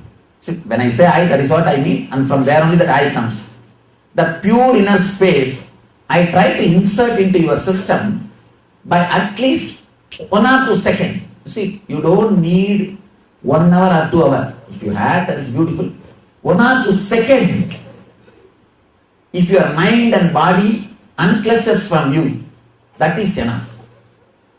Because any experience without body or mind will be the strongest to hold your inner space, to possess your inner space. That will automatically pop up when you leave the body. When you leave the body. After that, even, you see, I always tell people, if you have done NSP intensely and had only one glimpse, and whether did I have or not, if you have doubt, you will not have it. Be very clear. Actually, when you have that, even the doubt will not be there. It will be so clear. Yes, I know. I had the space, I had the gap. Even once that gap happens, that's enough. Because that gap is so powerful. After that, even if you don't meditate or forget me, forget everything, and forget spirituality, if you are just running your life in a so-called normal or below normal level, also no problem. Because everything which you do through your body and mind is only a simple samskara. But this glimpse is the beyond samskara. So this will open up. If you have one glimpse of the inner consciousness without body mind, you have done what needs to be done. Nothing needs to be done after that. I always tell people, if you had one glimpse, after that, even if you don't meditate, your death will be great. If you meditate, your life itself will be great. That's all. That's all, nothing else. Because the break which you give, one unclutching experience, is powerful enough to burn all samskaras during leaving the body. See, when you leave the body, all the initiations related to the non-reliability or the impermanency of this world will automatically open up. because this world is being taken away from you. For example, whenever you are hit by poverty, all kinds of justifications, because it's a survival time, you have to face that situation. All justifications will come up. That in young age you would have heard the story. This grape is sour. The fox story. The fox was trying. Fox or wolf? Any one thing. It was trying to catch the grape, and when it's not able to catch, it will tell, no, this grape is sour. Actually, that is an initiation. That wolf is initiated, and it is able to bring itself up out of depression. See, that wolf can be in depression also. It did not get the grape, what to do. But somehow, that wolf is intelligent. And it brought this initiation into memory and saved itself from the depression. And intelligent wolf. You understand? I think now only you guys are looking at the other angle.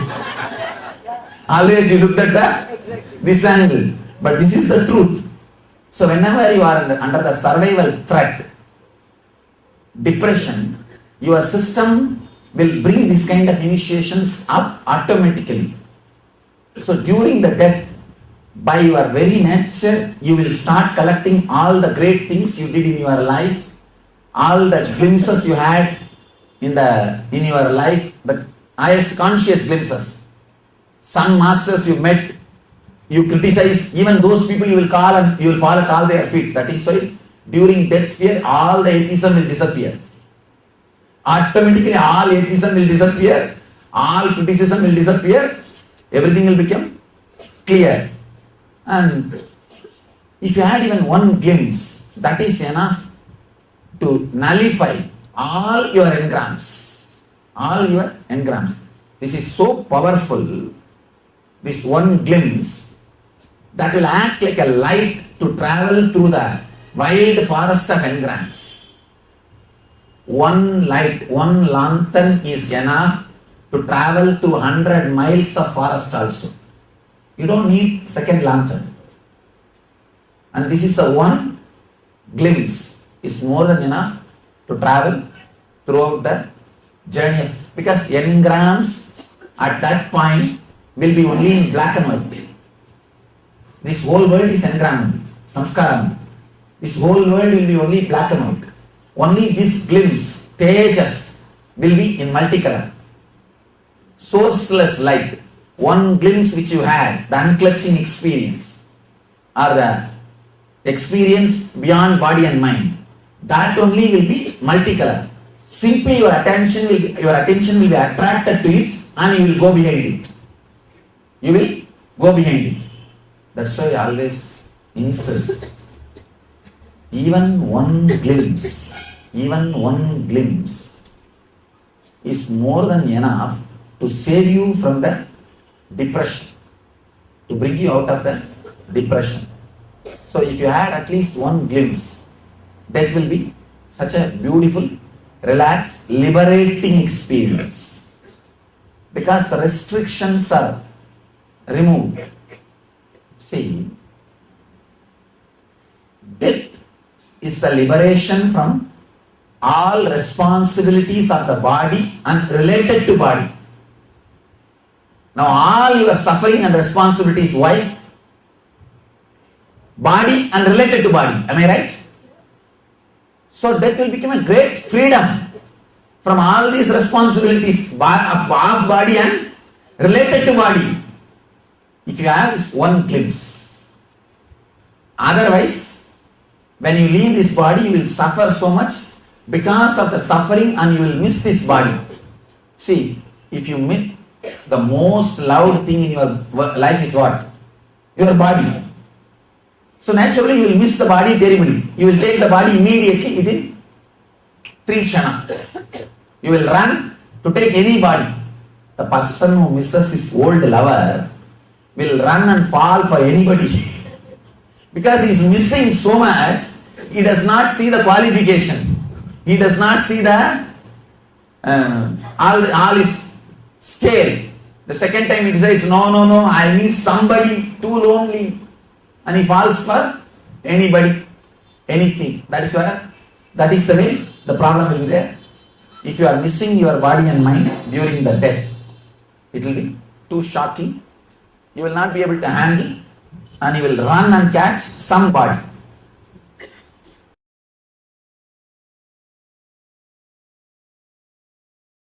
Alright, now it is time. Now, let us enter into the first physical body. In physical body, there is nothing much to be learned. There is nothing much to be done. I am just preparing you with this meditation to enter into the meditations.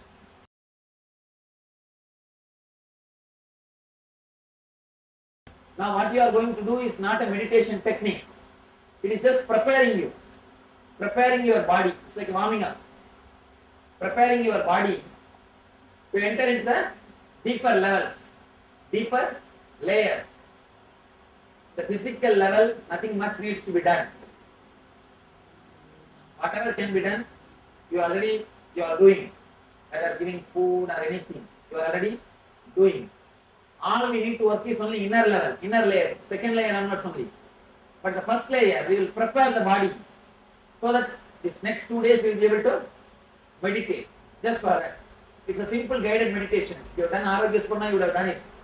Just tensing the whole body from toe to head. You will tense the whole body step by step so that you will become fresh and alive. The body will become alive. 2 days you will not feel tired and you will be able to continuously meditate. Just tensing from toe to head, part by part. That's the first step. The second step, inhaling and exhaling through every part of your body is very important to understand. According to Ayurveda, you are not inhaling or exhaling only through nose. You are inhaling and exhaling through every pore of the body. The whole body is inhaling and exhaling. The whole body is inhaling the etheric space and exhaling the etheric energy. So now we are trying to awaken the etheric energy, inhaling and exhaling. Etheric energy breathing in you. How to do it? Please listen the instruction carefully. See, the second step, visualize as if every inch or every point of your body is inhaling and exhaling. For example, when I say inhale through head, visualize the head is porous and visualize every hair hole, every pore is inhaling and exhaling. And then when I say inhale through face, visualize through ears, nose, mouth, eyes, through every hole you are inhaling and exhaling. So inch by inch you will visualize your whole body is inhaling and exhaling. So awaken the body intelligence. 2 steps. First step, you will tense from toe to head, inch by inch by inch. When you come to knees, forget the calf muscle. When you come to thighs, forget the knees. Inch by inch, you will tense. This is the first step, from toe to head. Next step, from head to toe, you will start inhaling and exhaling through that part of the body. I will guide you step by step. I will guide you step by step. Please stand up. Tie the ribbon. Close your eyes and tie the ribbon. Make enough space. Do not keep sharp things on the ground. Even if you fall, you should not hurt yourself. Do not keep pen or specs, sharp things on the ground.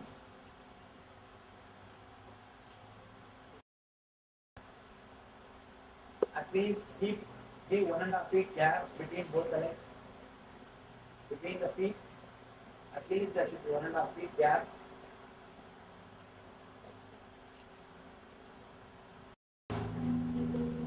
Do it slow.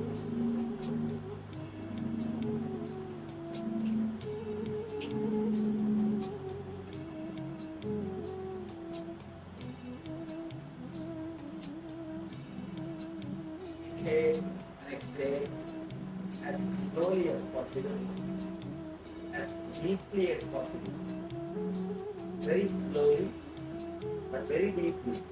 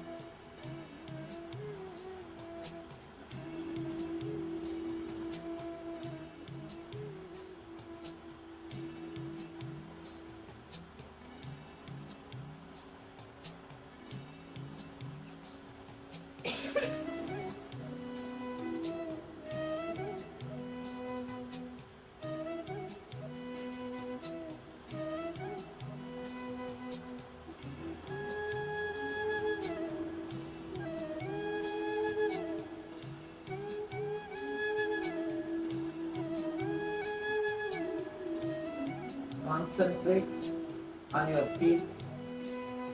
Come down. Bring your mind to your feet.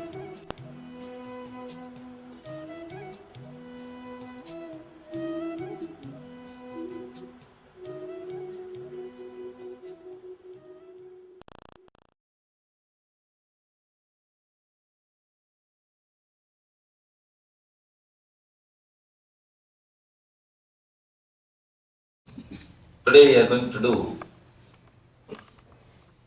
second technique to balance the Vata, Pitta and Kapha.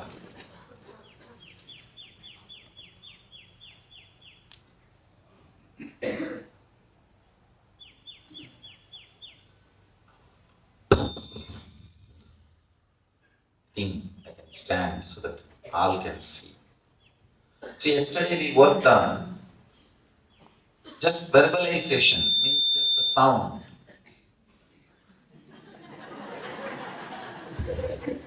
Today we are going to work on verbalization, sound and visualization, light. You are going to add visualization into your meditation technique. Very simple change. First step, same Badrasana, put your hands on the hip and chant the Humkara from the navel, from the Swadhisthana. It should come as deeply as possible and as loudly as possible. See, it will literally cleanse the whole pitta energy. Chant the Humkara. Then second step, bend the body and let your forehead touch the ground. Chant the Humkara same way with visualization of white light flowing from your Swadhisthana. See, when you add visualization, you don't know how much work you are adding to your inner space. It's workout for your mind. Just like a physical exercise, it's a mental exercise for your mind, so that it will be fresh and alive to go through all the meditation techniques.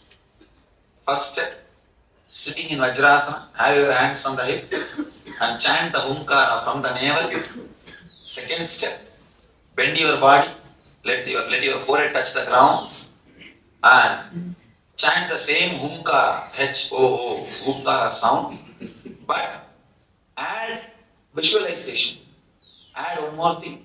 Visualize as if a white light is flowing from your Swadhisthana towards the whole body or just towards your head. Visualize light and add sound. Please close your eyes and sit straight.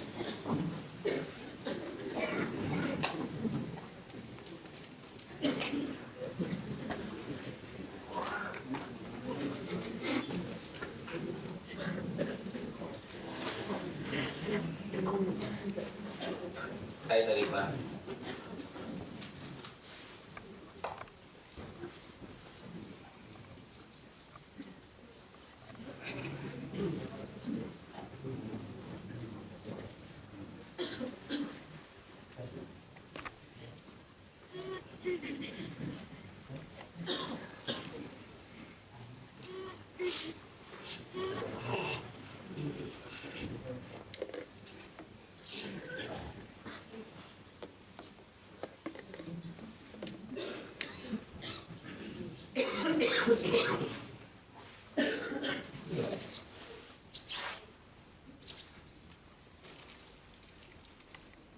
Sit in Vajrasana. Have your hands on your hip.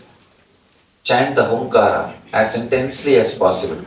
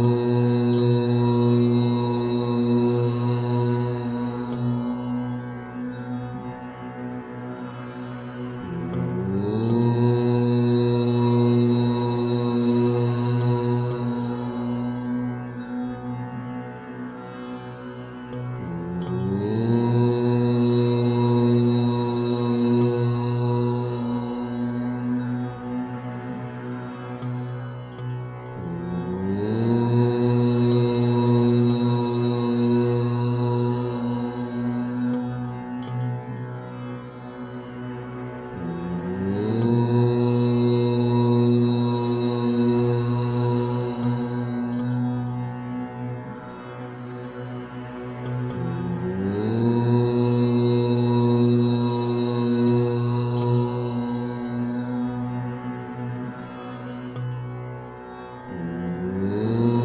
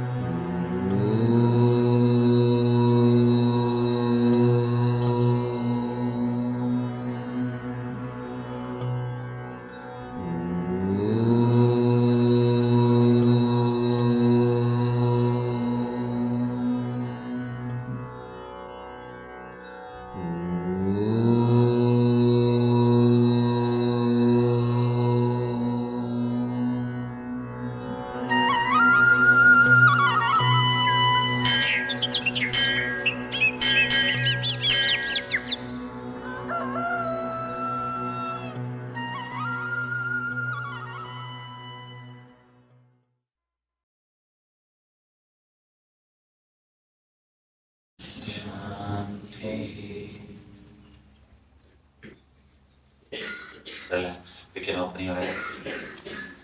Please go and do the oil pulling in the kitchen near Anand Sabha. You'll be given a gingerly oil. Please do the oil pulling. Yesterday I saw few people escaping. Please don't escape. It will actually cleanse your pitta and vada and kapha. See, actually you are continuously coughing because of the kapha. So please do the oil pulling. You will be able to do the meditations intensely. Your whole body will be ready to do the meditation.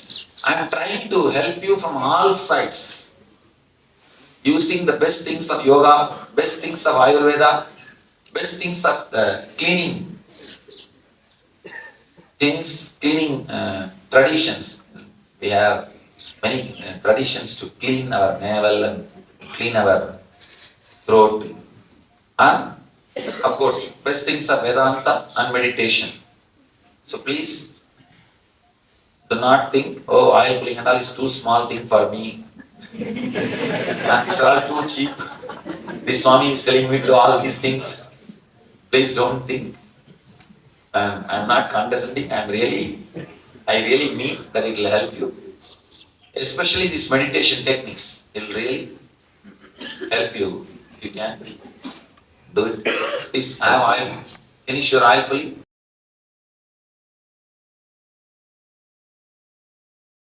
How to understand? One side, they are always taught, desires are wrong, desires are wrong, desires are wrong. But the other side, desire is energy. What is happening? What is the problem? Desire as such is no problem. When we create self-contradicting desires, that is where the problem starts. Our desires are so unconscious. We do not know the consequences. First thing, we create self-contradicting engrams, self-contradicting desires.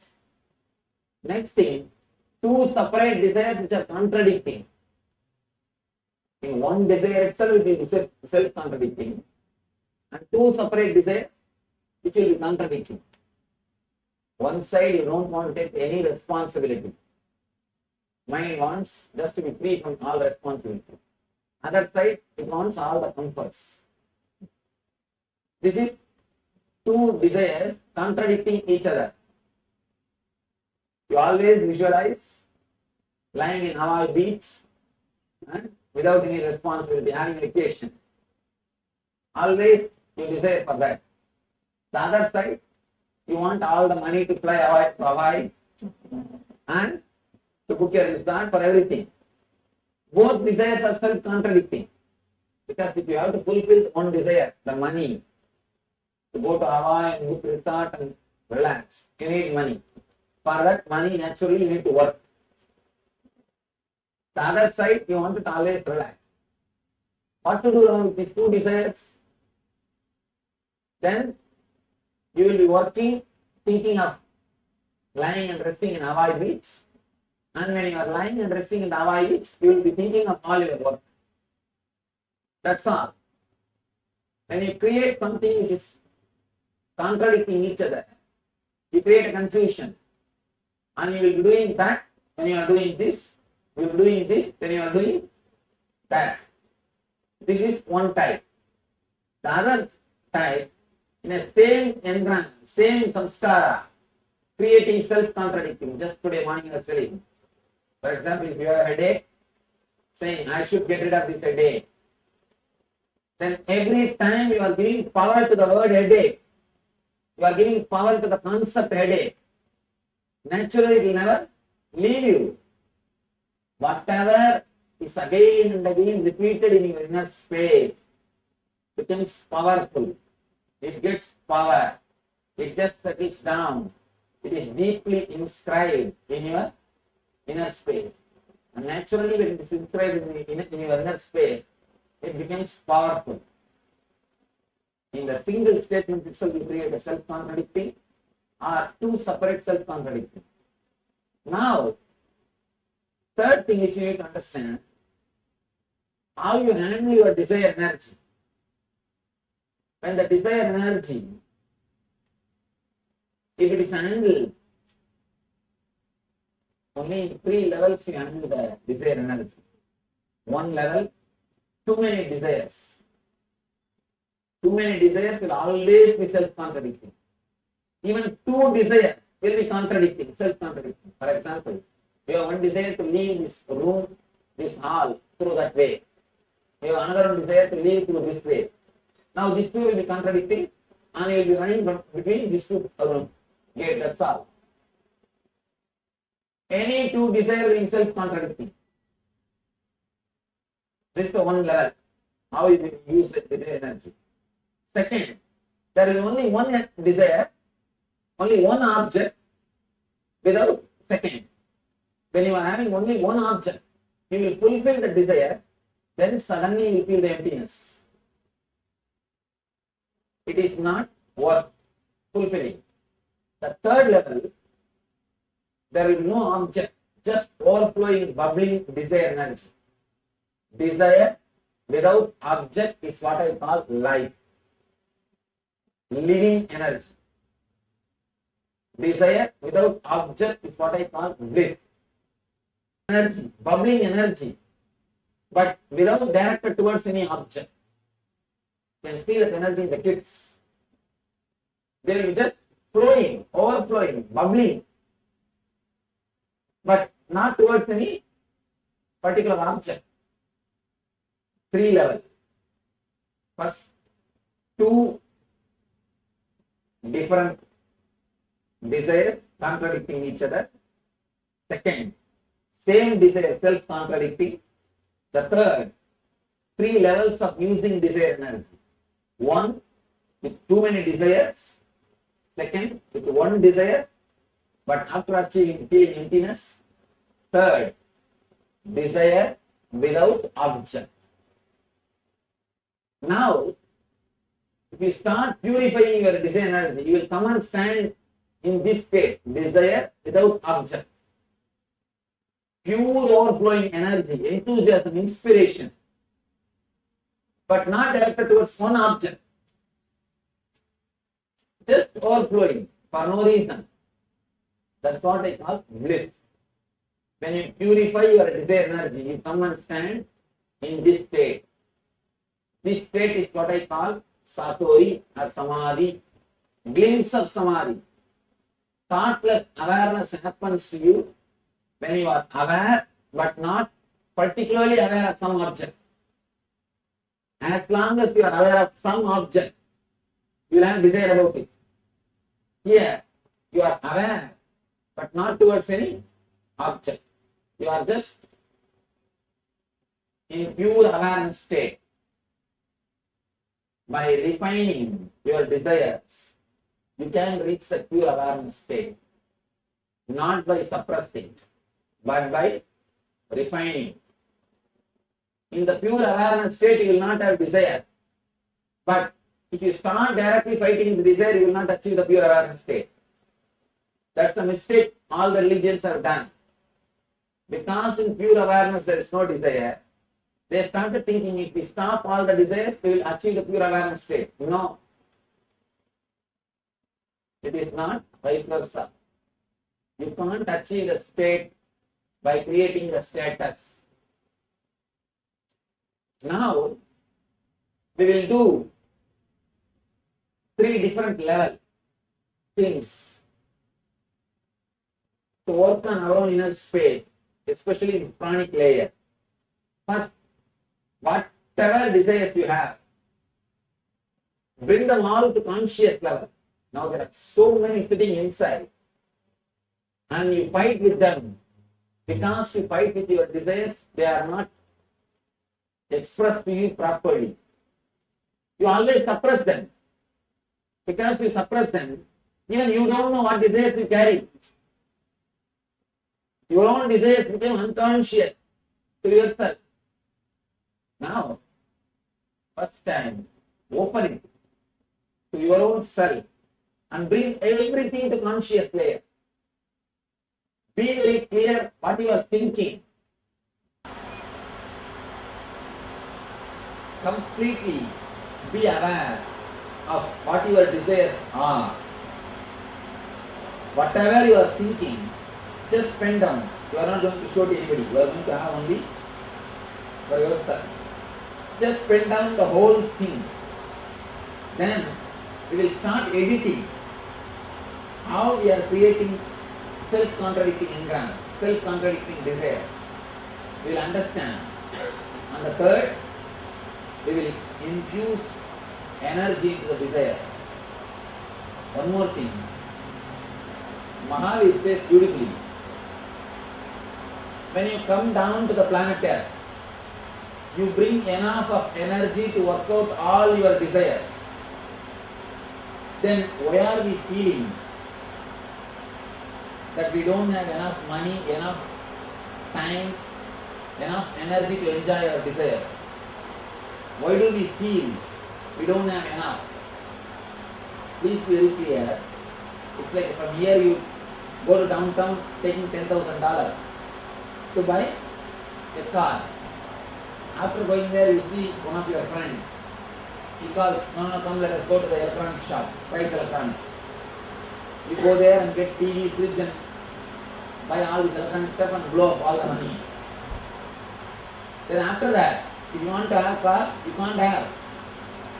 Naturally, you start using the credit card. Same way, when you come down, you bring a set of desires and enough energy to fulfill those desires. That is what we call prarabdha karma. What you bring to fulfill in this life. But after taking the body, after assuming the body, you start collecting desires from society. Society infuses desires in you. The desires forced on you by society, you start fulfilling them also, fulfilling those desires also. If your father wants to become a doctor and if he is not able to, he expects you to become. Now you are spending your whole life just to fulfill his desire. When you start fulfilling somebody else's desire, be very clear, you are caught in the trap. Naturally you will feel you don't have enough energy, you don't have enough time, you don't have enough money to fulfill your life. You will start feeling this is short, this is not sufficient, that's not enough. Why? Because you are not fulfilling only your desires. You start fulfilling somebody else's desires also. Do not waste your life in fulfilling somebody else's desire. The next question will come. How to know which is my desire and which is imposed on me? Which is forced on me?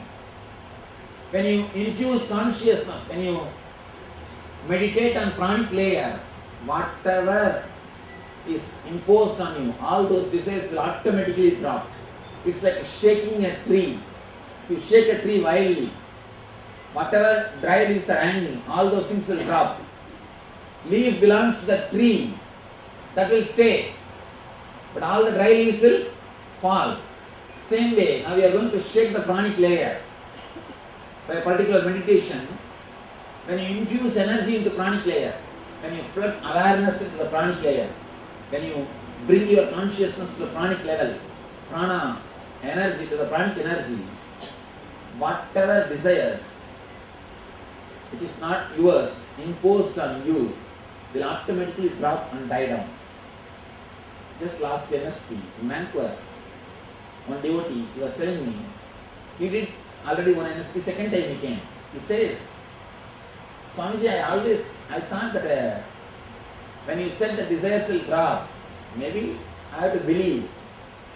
But after the meditation, now I understand, really I forgot. So many things which was haunting me, I forgot. I never thought I'll have such big relief. Please understand, the meditation on this pranic layer is so powerful.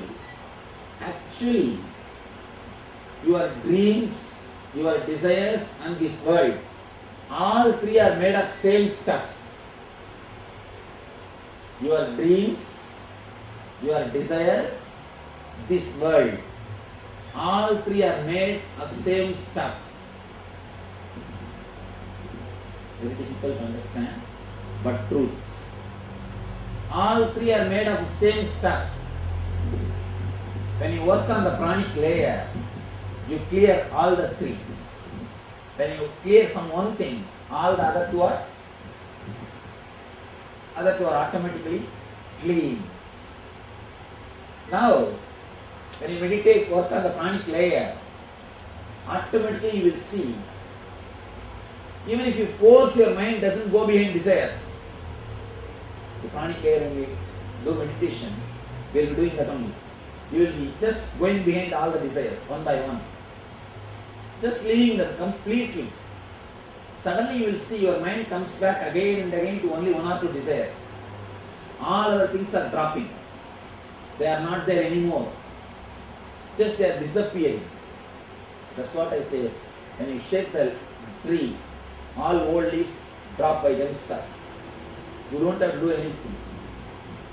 When you infuse energy into pranic layer, when you bring spirit into pranic layer, automatically all the desires imposed on you, infused in you, they just drop. Whatever desires you brought, the prarabdha karma. See, when you design your body, you design according to your desires. And those memories are staying in your body. And after taking the body, by and by so many desires are infused on you, your pranic flow completely changes. You start breathing very shallow way. Man who breathes deeply will never be taken away by any desires, I tell you. You can see very clearly, your breathing has become shallow because continuously social conditioning. If you see kids breathing, they are breathing using the whole body. Their whole body will breathe. The moment social conditioning starts happening, your breathing will become shallow. Your body and pranic flow is designed for your prarabdha karma, means the samskaras which you brought. The moment society starts adding samskaras, the pranic flow is disturbed. Pranic flow is destroyed. Now I am bringing the original pranic flow back to your being. The moment original pranic flow is brought back, automatically the infused samskaras drop. The forced desires automatically die down. It may look like how such big thing can be achieved by such a small exercise. You may think, please be very clear, you always fought with desires from the wrong karma. Like a Vali. Vali is a character in Ramayana. Vali has got a special boon. Anybody who stands in front of him to fight with him, half of his power will go away to him. Half of his power will go away to Vali. Same way, the moment you start fighting in front of your desires, half of your power is already taken by desires. Naturally you are failure. And by and by you start believing desires are more powerful than you. When that belief is strengthened, simply you are defeated. Before desire starts itself, you are defeated. Because you have strong belief, desires are more powerful than you. Now it is time to open the whole Pandora box. To open the whole Pandora box. Step by step we will work. First, we will open the Pandora box and see the accounts, what is there inside. Actually, sit with yourself in a very loving way.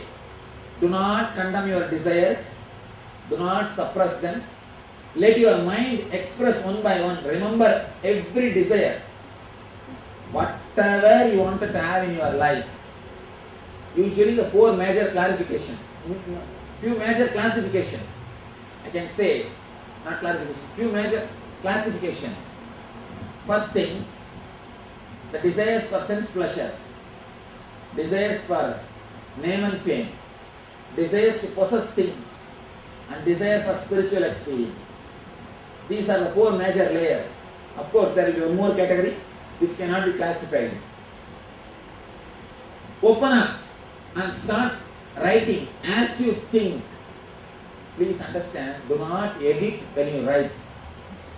You may be thinking in English and Telugu or English and Tamil. You may be thinking in your mother tongue. Write in the same language in which you think. It's for you.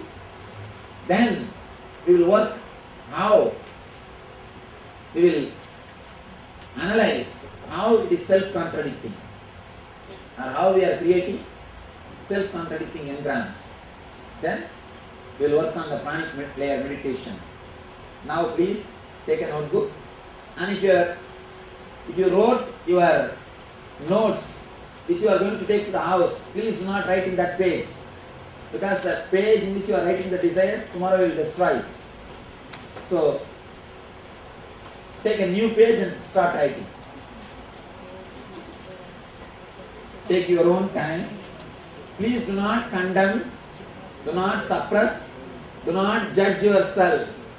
If you judge yourself, your mind will not reveal all the desires to you. Yes. What if I have some hidden desires which I don't know? Some? Hidden desires that I am not aware of. Now start digging, it will come out. That's why I am giving space for yourself.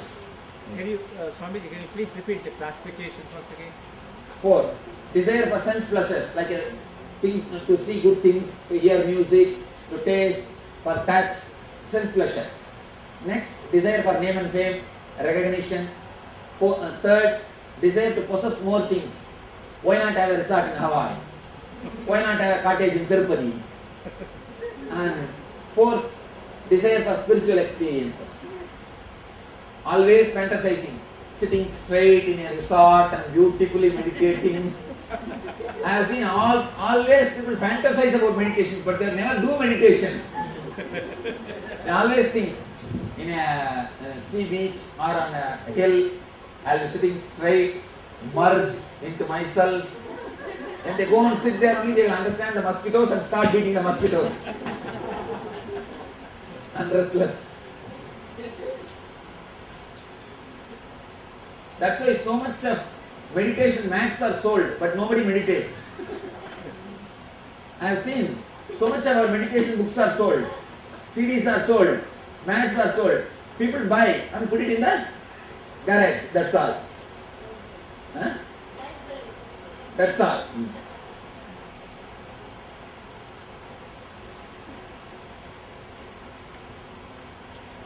So one more fantasy.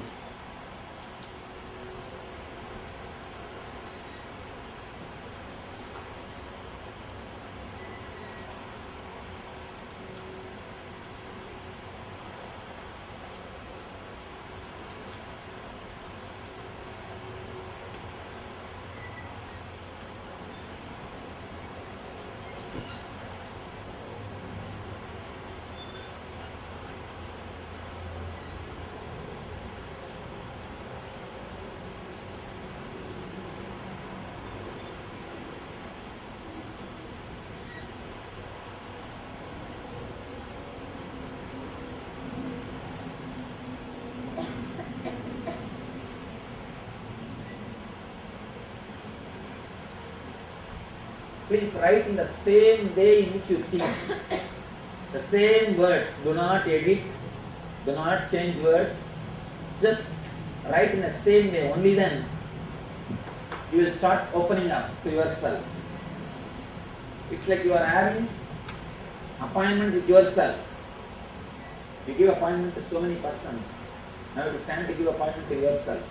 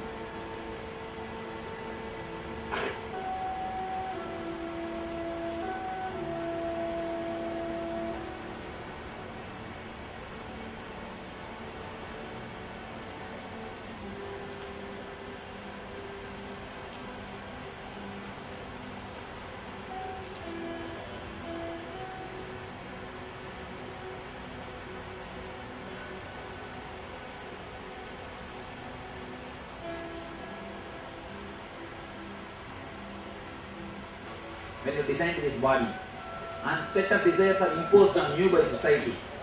What is imposed on you should drop. What is yours should be strengthened. That's the purpose of the whole meditation. And there is Refining, not destroying.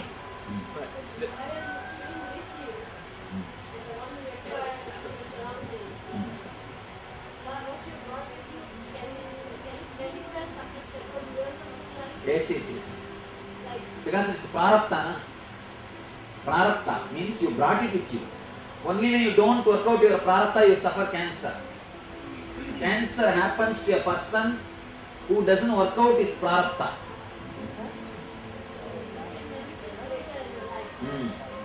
That desires which he brought when he designed the body, if he is not allowed to work out that desires, he start thinking towards killing himself. The suicidal thoughts. Suicidal tendency is the basic reason for cancer. The moment you start thinking, let me die, what is there? You are putting the seed for cancer. Never ever put these thoughts into your mind. Never ever even utter. Some people always torture others, saying that I will commit suicide, I will commit suicide. People come and complain to me, Swamiji, my wife always is threatening me, she will commit suicide, she will commit suicide. Usually women only threaten.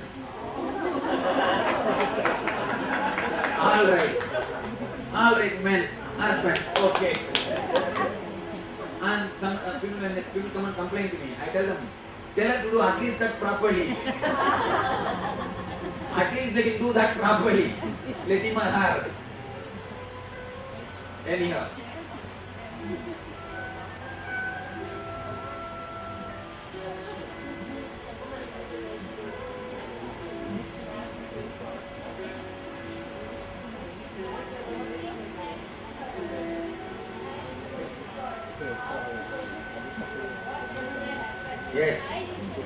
Yes.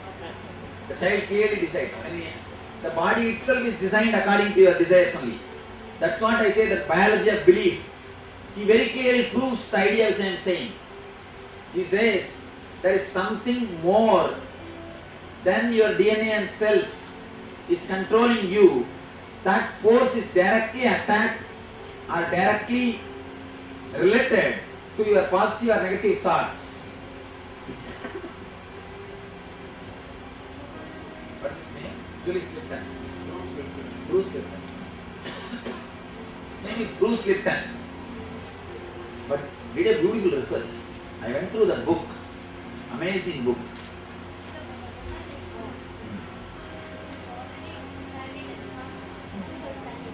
Yes.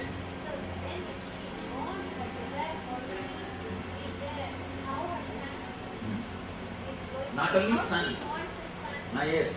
Not only son, even the family. She decides. Clearly she decides.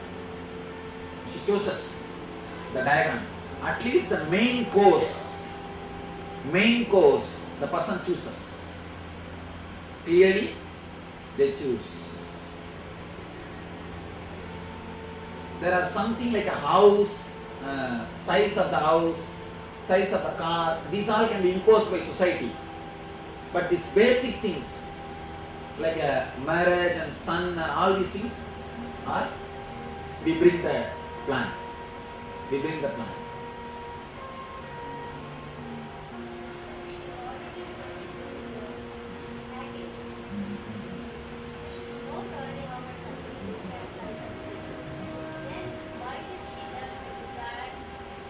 After seeing society.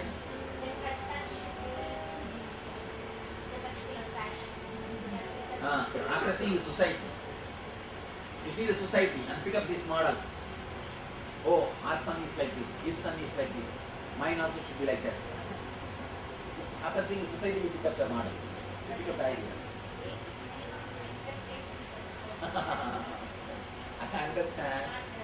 I understand the subject to which you are coming. But even the basic minimum things, what you say as basic minimum things are also picked up from others only. It's from others only. How does the person pick it up from the society or from the others? Advertisements. What do you think all these advertisements are doing? And especially, please never watch advertisements about psychiatric drugs. If you watch those advertisements, you will start thinking, I think I also have that symptom. Should I go to the doctor once and consult? Especially medicine advertisements. If you watch, slowly you will again and again start thinking, should I go and see the doctor once? Should I consult? Should I ask about this medicine? Never ever watch the advertisements related to medicines. Just change the channel and escape. Yes.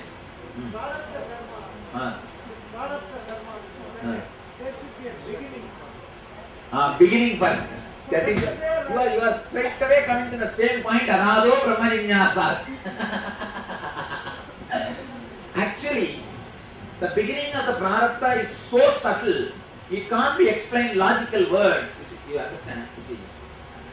There need to be to express anything with words, logically, you need to have three things.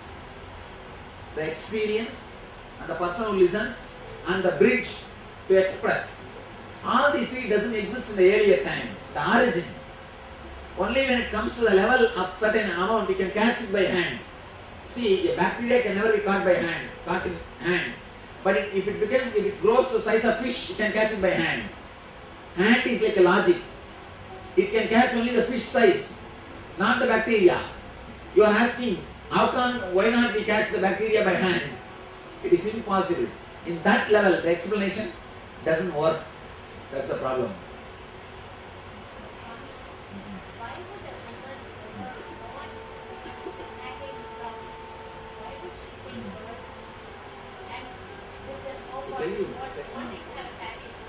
To tell you something, sometimes we feel by taking care of somebody, our motherliness grows. We feel fulfilled. When taking care of somebody gives a tremendous fulfillment. We do not know by creating that desire what decision we are going to make. But that desire can be a reason. Only this analogy we can give. You understand? As an analogy we can give this. Taking care sometimes gives a deep fulfillment. Attending continuously somebody gives sometimes some fulfillment. But the problem is, because it gives fulfillment once, we choose that for a lifelong. That's where we do the mistake. It's something like you go to a resort and stay in a resort. One day you feel so happy. Then you decide to buy that resort. But after buying that resort, you will not have that same feeling. You will start feeling bored. You will start feeling, oh, same thing. But the few days which gives you the joy, that makes you decide to have it.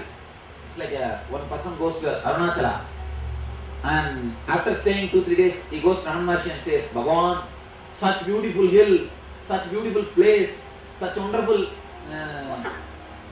ashram. Bhagavan says, stay here for 1 more week, everything will become alright. Everything will become alright. That initial thing, maybe because of that we decide.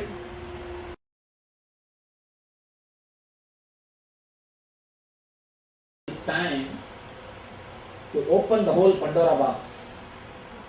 To open the whole Pandora box.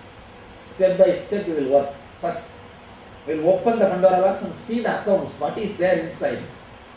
Actually, sit with yourself in a very loving way. Do not condemn your desires. Do not suppress them.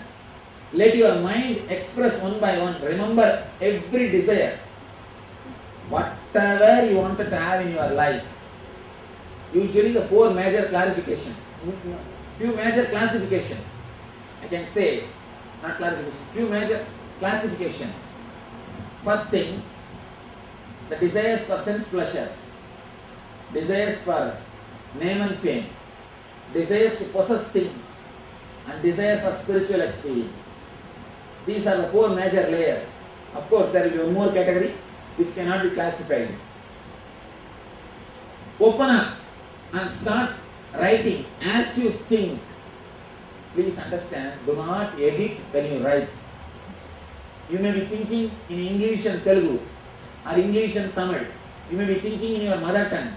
Write in the same language in which you think. It's for you. Then we will work how we will analyze how it is self-contradicting or how we are creating self-contradicting engrams. Then we will work on the pranic layer meditation. Now please take a notebook, and if you wrote your notes which you are going to take to the house, please do not write in that page, because the page in which you are writing the desires, tomorrow you will destroy it. So take a new page and start writing. Take your own time. Please do not condemn, do not suppress, do not judge yourself. If you judge yourself, your mind will not reveal all the desires to you. Yes. What if I have some hidden desires which I don't know? Some? Hidden desires that I am not aware of. Now start digging, it will come out. That's why I am giving space for yourself. Can you, Swamiji, can you please repeat the classifications once again? 4. Desire for sense pleasures, like a thing to see good things, to hear music, to taste, for touch, sense pleasure. Next, desire for name and fame, recognition. 3rd, desire to possess more things. Why not have a resort in Hawaii? Why not have a cottage in Tirupati? And 4th, desire for spiritual experiences. Always fantasizing, sitting straight in a resort and beautifully meditating. I have seen always people fantasize about meditation, but they never do meditation. They always think in a sea beach or on a hill, I will be sitting straight, merged into myself. When they go and sit there, only they will understand the mosquitoes and start beating the mosquitoes. And restless. That's why so much of meditation mats are sold, but nobody meditates. I have seen so much of our meditation books are sold, CDs are sold, mats are sold. People buy and put it in the garage, that's all.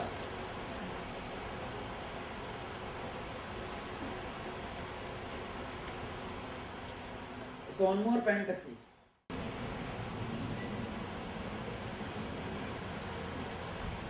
Please write in the same way in which you think. The same words. Do not edit. Do not change words. Just write in the same way. Only then you will start opening up to yourself. It's like you are having appointment with yourself. You give appointment to so many persons. Now it is time to give appointment to yourself.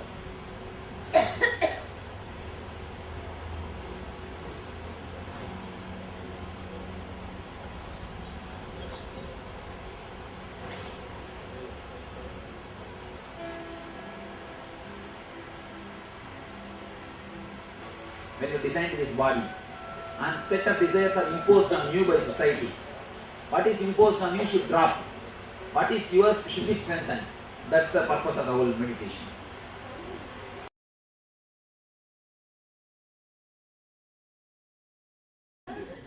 Be very clear. Let morality be out of your understanding, not out of any fear. Let morality happen to you out of conscious clarity, not out of any greed or guilt. Anything happens out of guilt can never lead you to ultimate. I always tell people, still why do we need fear or greed to make us live a moral life?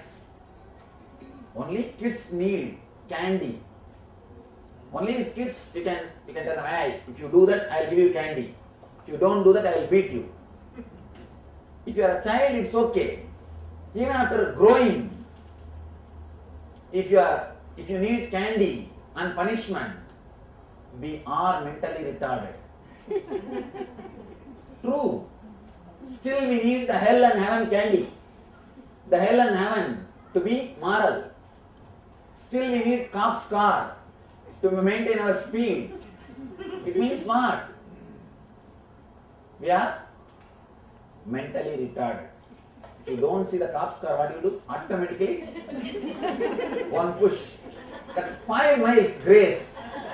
Some of these people, they are grace of that 5 mile only. I always see these guys and they drive me.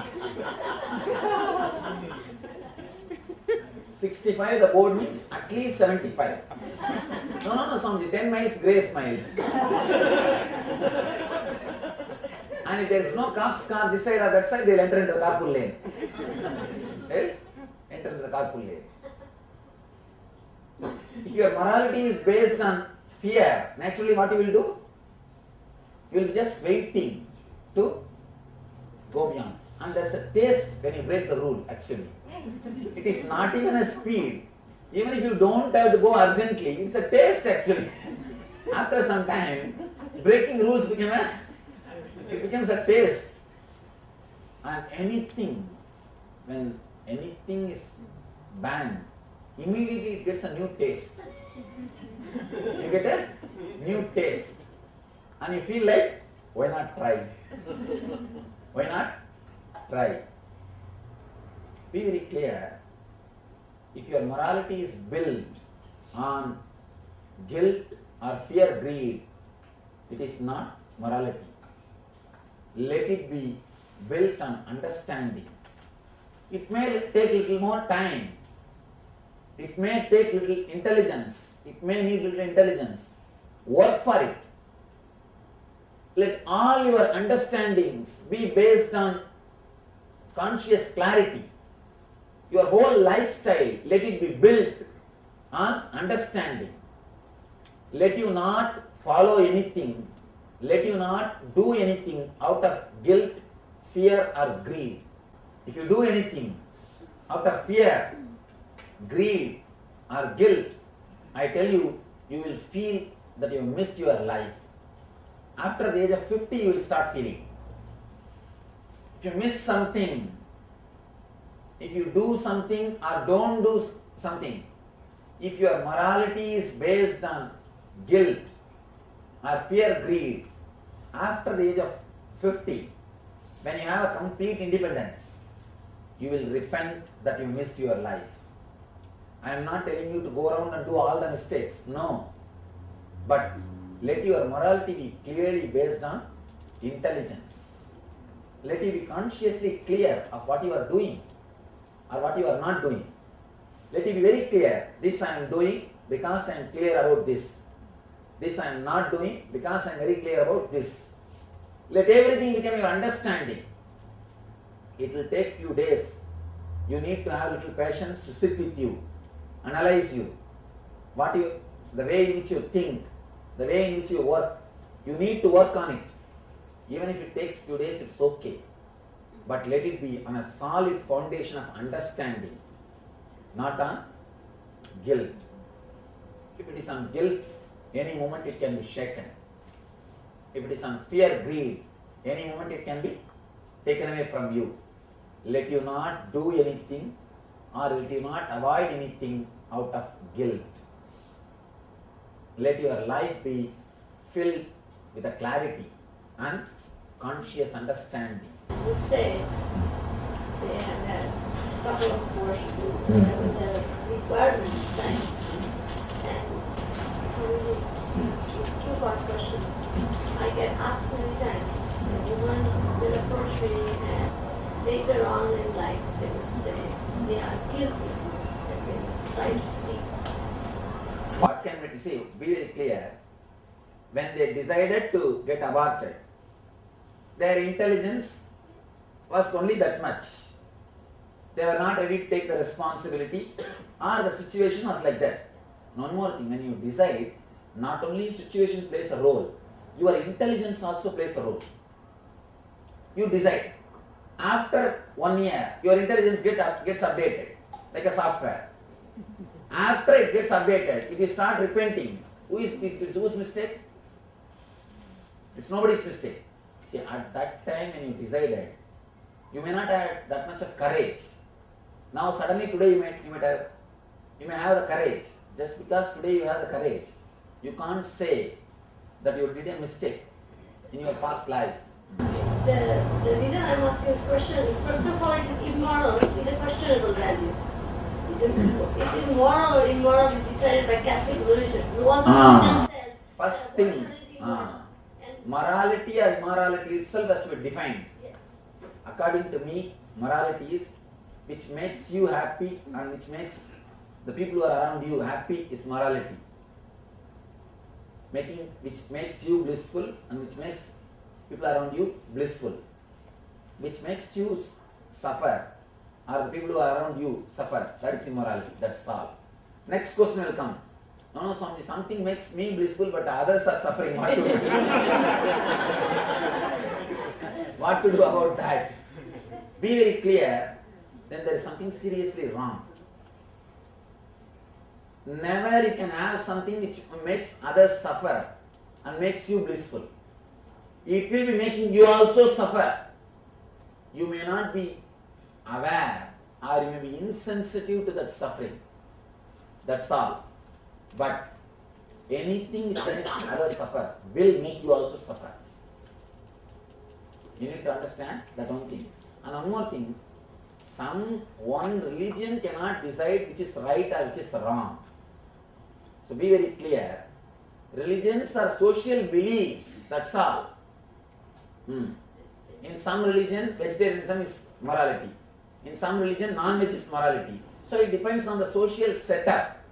It is just a pure social conditioning. According to me, according to the Vedic rishis, life enters into the body only just before the birth. So all the movement happening inside that body, the child, it is because it is connected to mother's body. It has no individual soul. Heartbeat or all other movements are just because it is connected to mother's body.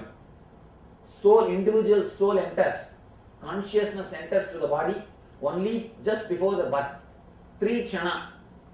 3 seconds before the birth, only life enters. Yes.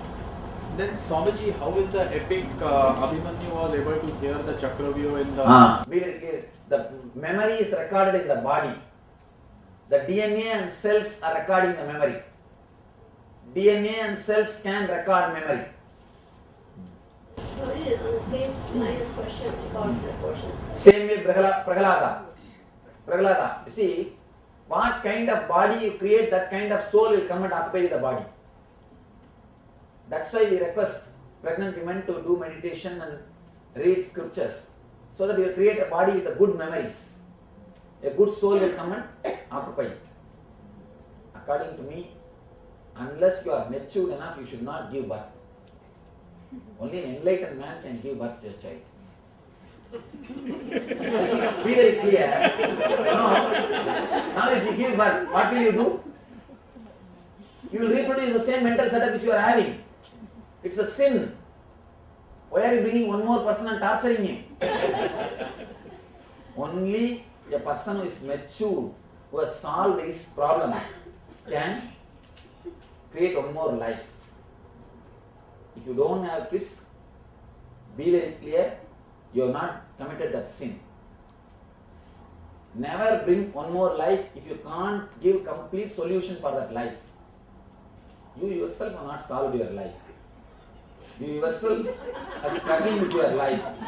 Why do you want to bring one more? Why do you want to bring one more life? Intelligent. I tell you. See, we have already 6 billion. We have crossed 6 billion. Huh? Yes.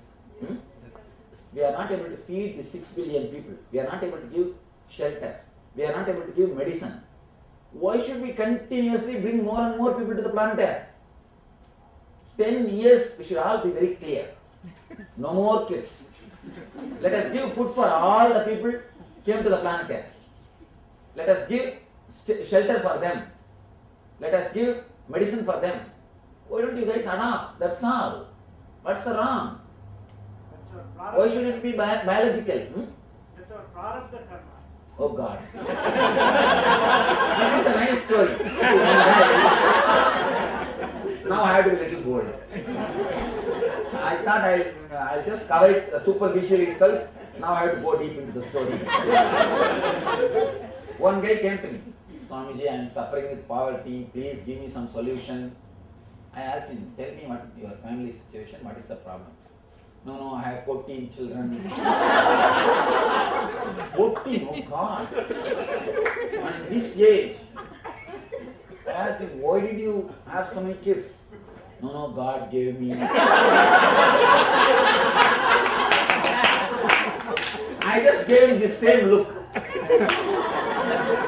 I did not say anything. I just gave him the same look. He understood.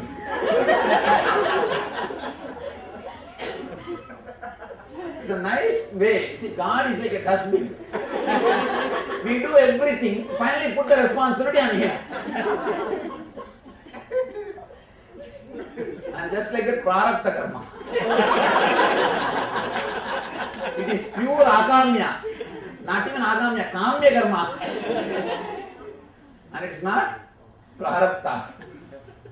So we can be a little more intelligent. 6 billion people, let's feed them first. Let's give food for them first. Let's give shelter, medicine. Let's give basic things for them. Then we can bring more and more people to the planet.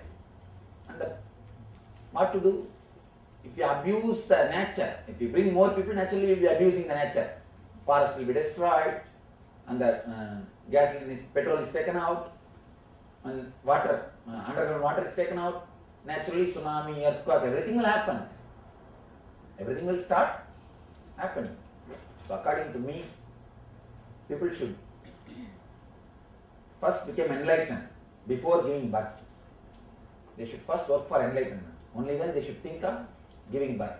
But another question on the same ground of morality, that people have, in layman's language, they call extramarital affair. Okay, that's the rule of the society. Why? No. Why? Be very clear. Here I have to be very clear. You see, this extramarital affair is a complete disrespect to other being. It's a disrespect to other being. I am not saying that there should not be extramarital affair because it is based on morality. I am saying there should not be extramarital affairs, respect for other person. It's a spiritual value. It is not morality. Be very clear, more the quantity, less the quality. If the quantity increases, the quality of the relationship, the depth of the relationship will disappear. Depth of the relationship will disappear. I tell you, it's a deep disrespect to other being. You have no right. You have no right. And people always ask me, what is the wrong in it? I tell them, be very clear. When you say what is the wrong, if you will you allow the other person also does the same thing? You see, What is the base of the relationship? Let us analyze.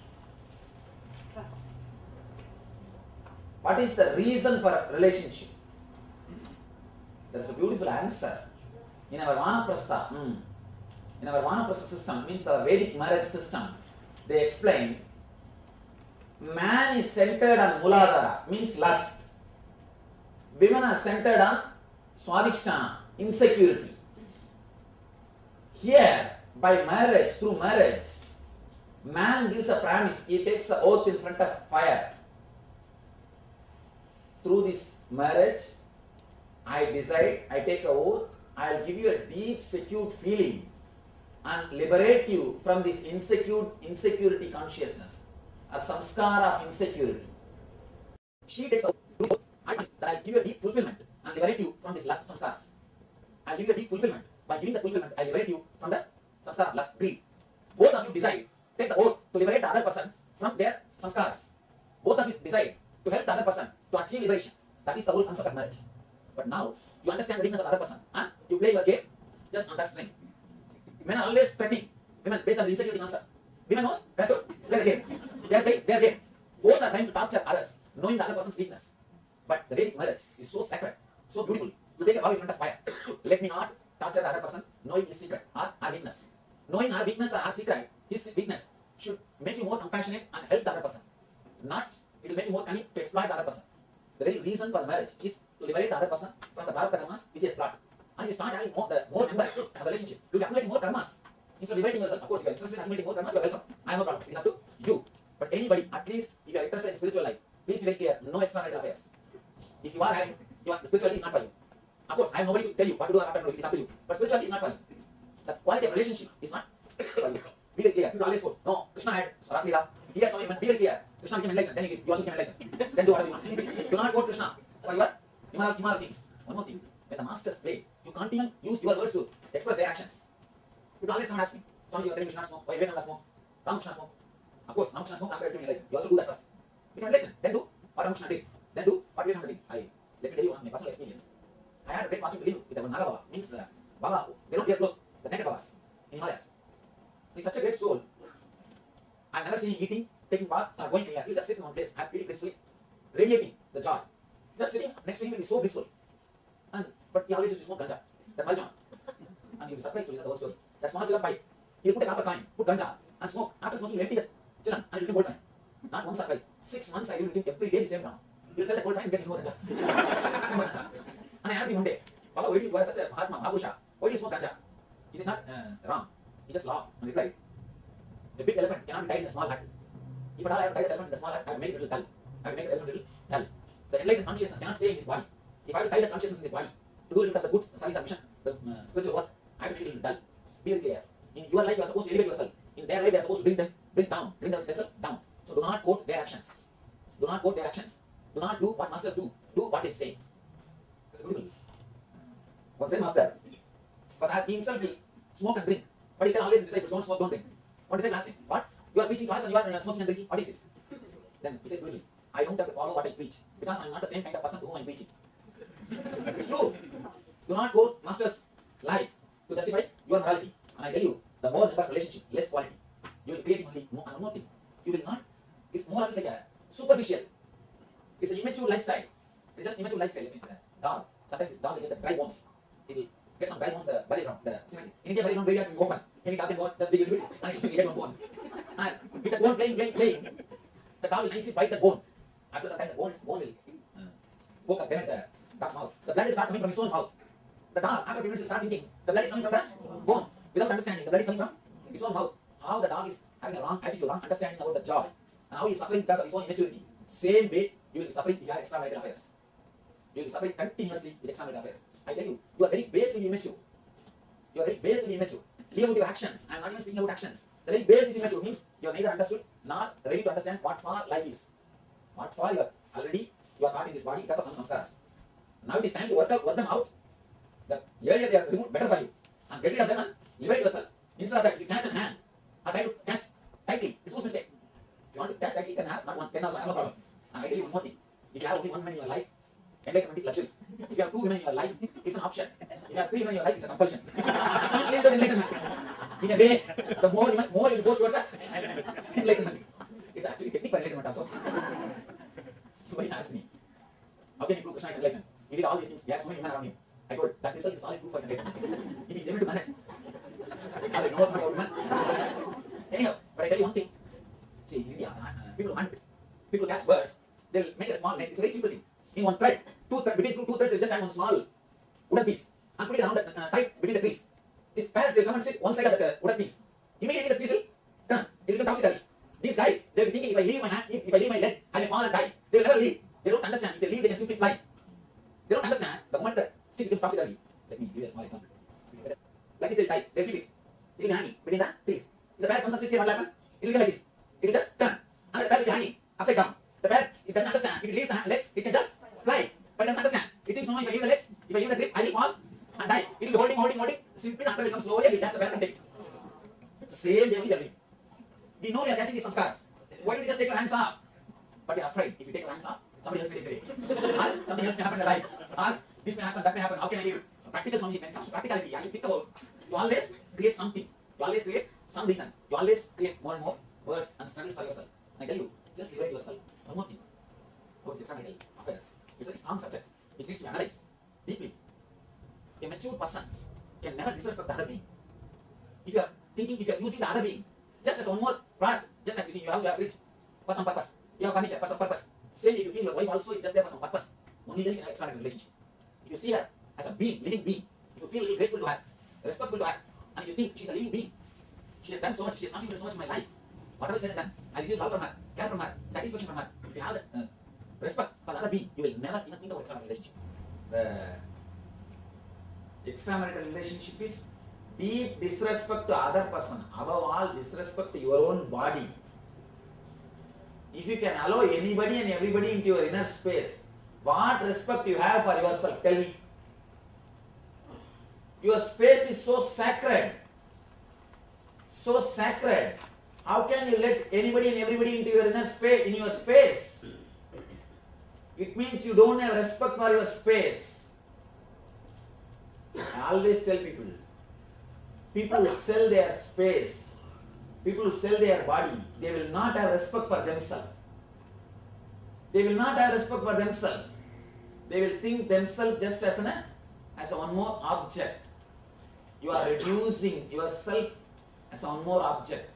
You are reducing the spirit into matter. You are doing a Brahma Hatya. You will have the Atma Hati dosha, means reducing your being into just matter. You are not just a body. You are a spirit. You are an embodied being. If you have the deep respect that you are an embodied being, you cannot let anybody and everybody in your inner space. In your space. It needs tremendous love, tremendous devotion. How can you let anybody and everybody in your inner space? Be very clear. Never quote Master's life. Master's life is totally different. And what they do can never be even equated to your words. The very feeling, the very emotion is totally different. The very thing is totally different. Especially if you read the memoirs of Sharada Devi, she says, I feel totally respected when I am in his presence. When I am in Ramakrishna's presence, I feel I am respected. The other should feel the person is respected. Person is respected. And I tell you, if this much maturity has not happened to somebody, means he is not worthy of getting married. He should not even get married. The problem is all these basic lessons are missing now. Nowadays who gets married? Only prolix get married. You neither know what mantra you chant, nor you know the meaning of the mantra. Simply he chants, you tie that rope. That's all. And get the ticket for honeymoon. That's all. Nothing else. We don't even know the basic concept of Vedic marriage. In front of fire you take the oath. Hereby, I promise, I will give you a complete satisfaction and liberate you from the samskaras of lust and greed. And he says, hereby I promise that I will give you a deep security and liberate you from the insecure feeling and fear consciousness. Yes. What if the roles are changed? That is okay. Even if the roles are changed, take the other side oath, that's all. Anyhow, but both will, you see, one more thing, there is no such thing as a complete fear, complete greed. Sometimes, you see, even in the Vedic system, it's not that man is always centered on greed. He is also sometimes starts suffering the fear. That time she needs to behave like a mother, giving care, secured feeling, or giving the care and attitude of mother. She needs to raise herself to the mother level. And sometimes she will be centered on the greed. And that time again he needs to play the role of father, attending the greed, taking care. So it's like both will be caught in the both things. Mainly this will be the two. This will be the two. But by taking the oath, you are assure the other person, I will not abuse you. I will see that you are helped. By knowing your weakness or your problems, I will not disrespect you. That will bring more compassion in me, more care in me, more understanding in me to take care of the other person. That's the whole gist of the Vedic marriage. Then you will never, this extramarital relationship question itself will not raise. And I tell you, still now in India, people live with single wife whole life. Whole life they spend the single wife. I think I can say at least 70 to 80% of people don't go for divorce and all those things. At least 70% of the people in India, they live with a single wife. That's the tradition. But Swamiji, in the Vedas marriage, like you just mentioned, the man can still exploit the woman, saying, you did not give me the satisfaction, that's why I'm running around outside. He has no right to say that. Then it's a deep disrespect again. And one more thing, see, these are all very subjective things. It needs a tremendous maturity. The main problem is the lessons which gives maturity itself is lost. Around the age of 7 itself, in those days, the person will be taught about the life. He will be given the meditation. He will be given guide. He has to settle within himself. From the beginning, he will be brought. And moreover, the main thing, the fantasy input is very less. The fantasy input was very less. The moment he entered the houses, inside the houses, over. Somebody asked me, Swamiji, when the Kali age born? That Kali Yuga, when it took birth? I said that day TV entered the house. The day TV entered the house, Kali is born. So much of fantasy is infused on the kids. What to do? That's where the whole trouble starts. Alright, it's time to work on guilt. Yes. I will go a little bit backward. You said that it is not good thing to make other person suffer because then you will be the one who will suffer. But there are circumstances then when you need to use your power for self-defense. What do you think about them? Because I tell you, self-defense, the other person will get hurt. Of course.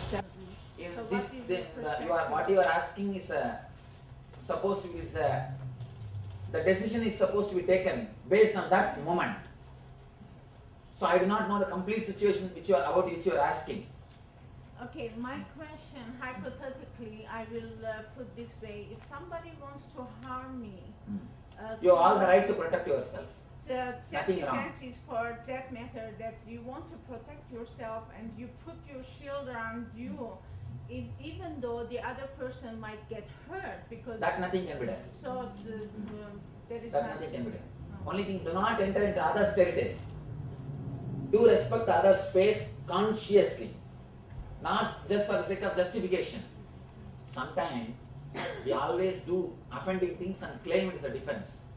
That is wrong. Be very clear about it. All the country's army, they claim it as a defense army. Then who is offending? Every army claims himself as a defense army. Then who is offending? That is something seriously wrong. Consciously, if you can say you are only defending and not offending, then okay. It's all supposed to be decided by you, not by any other person. Nobody else can judge. Only you can judge. All right.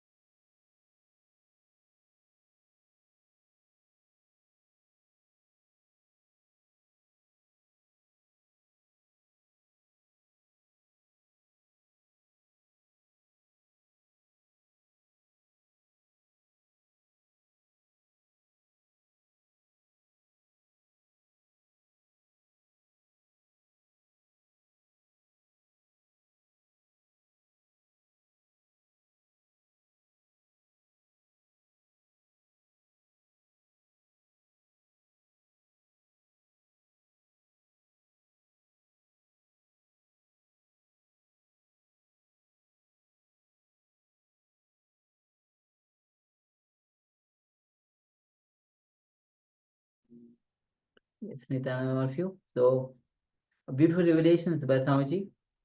And this is time that we move on with the today's detox.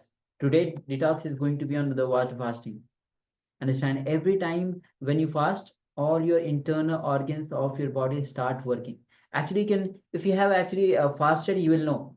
See, all the time that we eat food, we feel that it needs protein, it needs vitamins. That's good. That's very much required. But that day, the day when you fast, at least even for one day, you will know how much of detox happens. You by your own experience, you know it.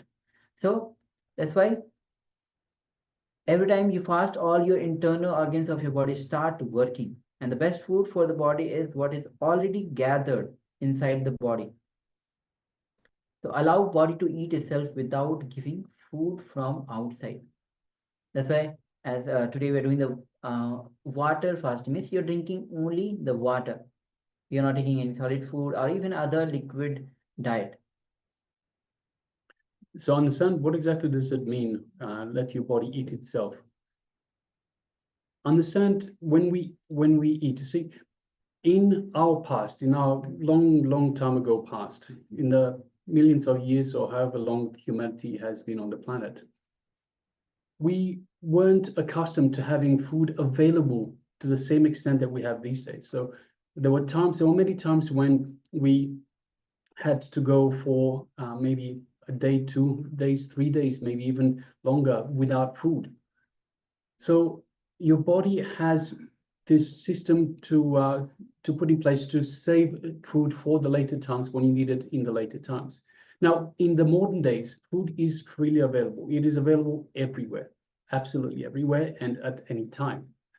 And we eat a lot of food and we store a lot of this food as the body still used to having it for later times. But there is no need for later times, but it still stores it as fat. So when the body eats itself, it is eating from these stored fat pockets, fat stores that we put on during our eating habits, with our eating habits. So when we say let the body eat itself. The body will eat from the stored fat that we store. And understand there will be times in your life when your senses will not be active. So we need to declare now conscious sovereignty over our senses. Even when our senses are not active, when they are not alive, when they are not excited, when they are not functioning. So at the moment they're functioning fine, but we need to declare our conscious sovereignty for later times. For our remaining alive, our active, the power, it is powerful, it is pratyahara. That is the achievement that your body needs to get to manifest in order to manifest conscious sovereignty. Yes, so we'll be having a little bit of water fasting guide. See, first take the lukewarm water, which is best consumed in the morning times. And it is ideal to drink the cold water from 11 a.m. onwards, because in the afternoon the pitta is dominant. Third is practice enema. Enema means cleansing the toxins from the intestine to stimulate the liver and the stomach. So this enema is a very powerful technique to detox your intestines, to stimulate the liver and the stomach. And very hot water is avoided as it increases the appetite. As a general rule, any fasting should not be ended with heavy food. Generally, water fasting you can start with the 1 day, and slowly you can move to 11 days. So this small recipe or a guide to the water fasting will be giving you, I will be actually projecting you the slide. So just have a note down of this, take few minutes and note down.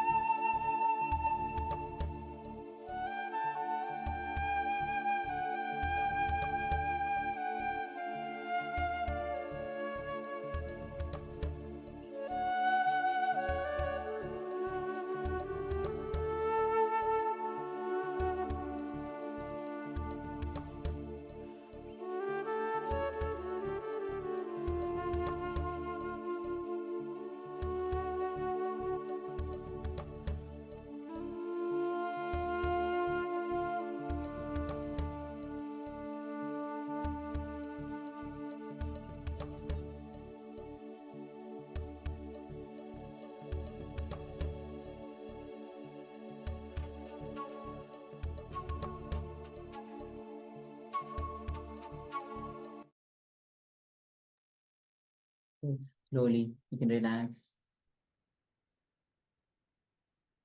And as Trey will be going through the various layers, we have already covered the physical layer, the pranic layer, the mental layer, question answers were there.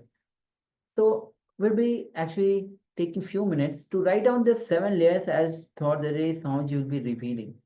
The 7 layers, Swamiji will be showing you the projecting you the sketch of these 7 layers and what these layers, which engrams are associated with each of these layers. So have a notebook and pen and paper with you to sketch the diagram for your reference and even the samskaras which will be projecting after this sketch. So please take a moment and sketch this for your reference.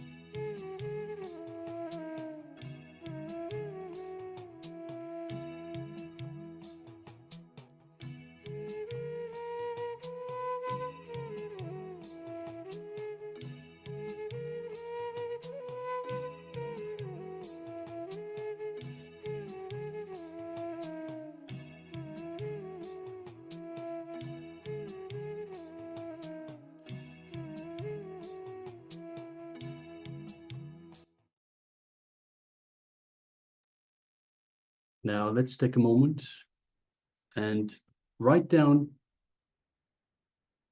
the layers of the body and the engrams that are associated with it. Let's continue.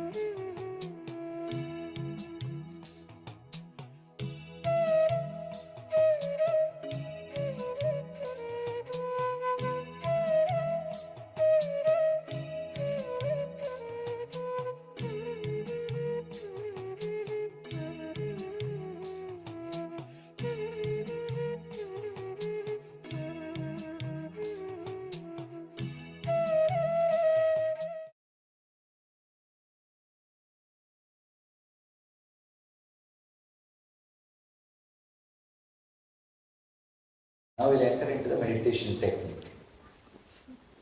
Understand, guilt is like a knot, energy knot. If there is a blood clot, you will not have a free blood flow. Same way, if there is a guilt, you will not have a free energy flow. Guilt is a very powerful energy clot, energy knot. Now the meditation technique we are going to do will straight away shake your mental layer. Mental layer is the space where you store guilt. So I was telling you, if you just accept you completely as you are, suddenly you will see you don't need to think at all. All you are thinking is not accepting you as you are. Just try now. Accept you completely as you are in the outer world and inner world. No guilt, nothing needs to be done. Suddenly you don't need mind. There is no job for the mind. Mind exists only because of the tension, guilt. That is the source of mind. Now, we'll try to drop the mind. We'll try to shake that inner chattering. Naturally, you will see all the guilt will drop. There's a beautiful example in Gita. Supreme Pontiff. Krishna says, I am the thread connecting all the beads. Inner chattering is the thread connecting all your guilt. Let's cut the thread. Then naturally, all the beads will fall apart. They will all disappear. It's a very powerful meditation technique. 42 minutes, intensely hum. Humming for 2 cycles will completely shake your inner chattering. Only thing, do not stop anything. Not like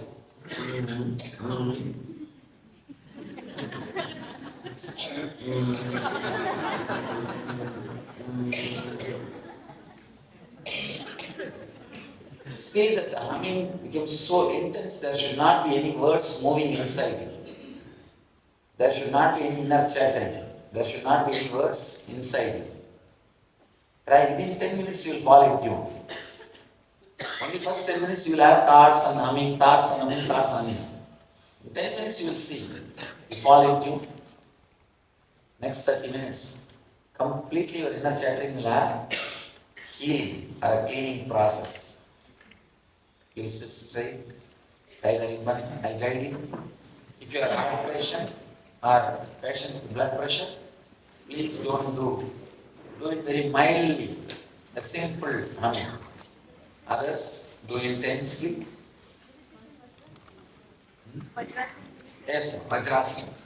Badrasana for whole 40 minutes. If you really can't, then sit in ordinary way. If you can, try Badrasana. It will really help you to awaken the Kundalini Shakti or the energy. Please close your eyes.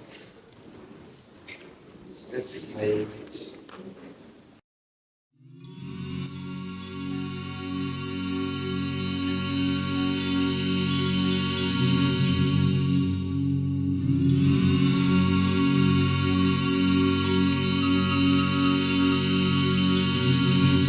Just try now. Accept it completely as you are in the outer world and inner world. No guilt, nothing needs to be done. Suddenly you don't need mind. There's no job for the mind. Mind exists only because of the tension, guilt. That is the source of mind. Now, we'll try to drop the mind. We'll try to shake the inner chattering. 42 minutes, intensely humming. Humming for 2 cycles will completely shake your inner chattering. Do not stop anything, not like say that the humming becomes so intense, there should not be any words moving inside.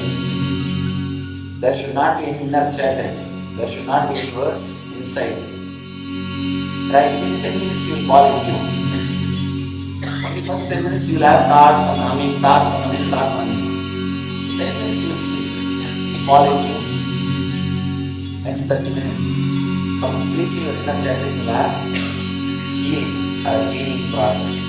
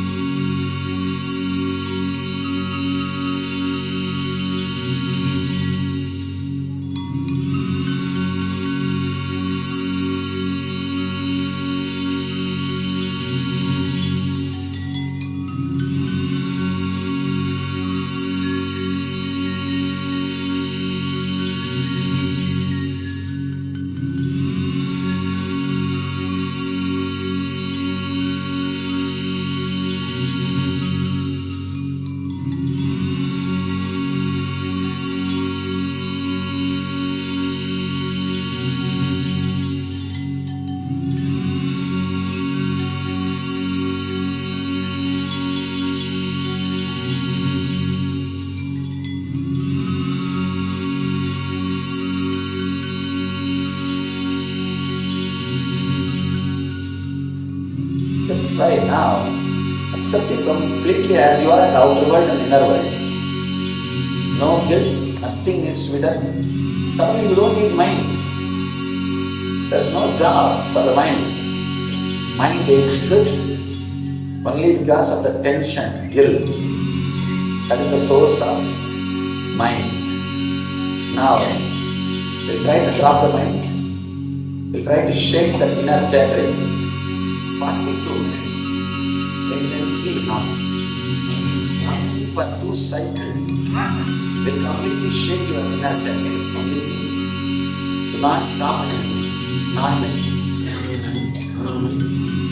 say that the humming becomes so intense, there should not be any words moving inside. There should not be any inner chanting. There should not be any words inside. Right? In 10 minutes you will fall into. Only the first 10 minutes you will have thoughts and humming, thoughts and humming, thoughts and humming. 10 minutes you will sleep. Fall into next 30 minutes. Completely your inner chanting will have healing or a cleaning process.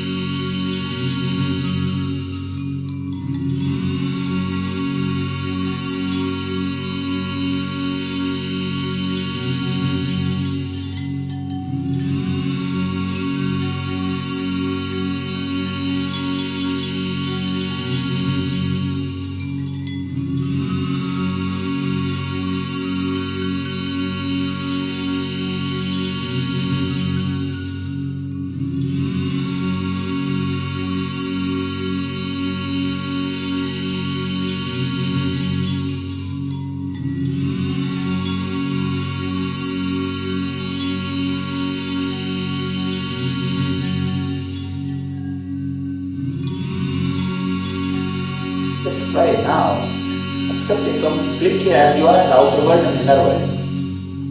No guilt, nothing needs to be done. Suddenly you don't need mind. There's no job for the mind. Mind exists only because of the tension, guilt. That is the source of mind. Now, we'll try to drop the mind. We'll try to shake the inner chattering. 42 minutes. Intensely hum. Humming for 2 cycles. Will completely shake your inner chattering. Do not stop it. Not like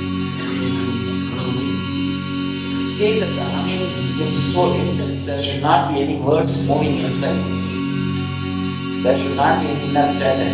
There should not be any words inside.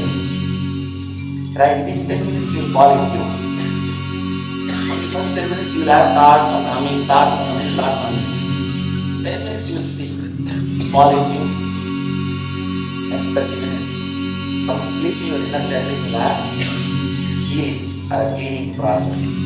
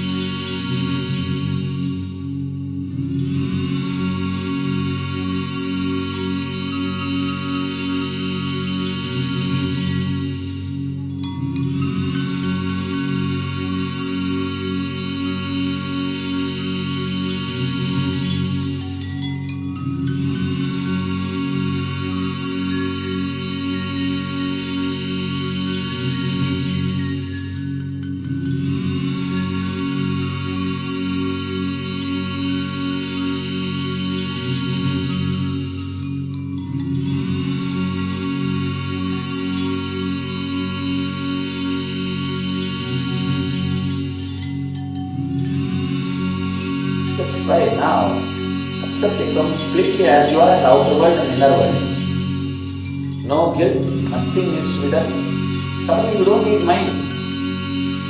There's no job for the mind. Mind exists only because of the tension, guilt. That is the source of mind. Now, we'll try to drop the mind. We'll try to shake the inner chattering. 42 minutes. Intensely hum. For a new cycle. Will completely shake your inner chattering. Do not stop it. Not like say that the humming gets so intense, there should not be any words moving inside. There should not be any inner chatter. There should not be any words inside. Right? Within 10 minutes you will fall into you. Only first 10 minutes you will have thoughts and humming, thoughts and humming, thoughts and humming. 10 minutes you will see. Fall into you. Next 30 minutes. Completely your inner chattering will have healing or a cleaning process.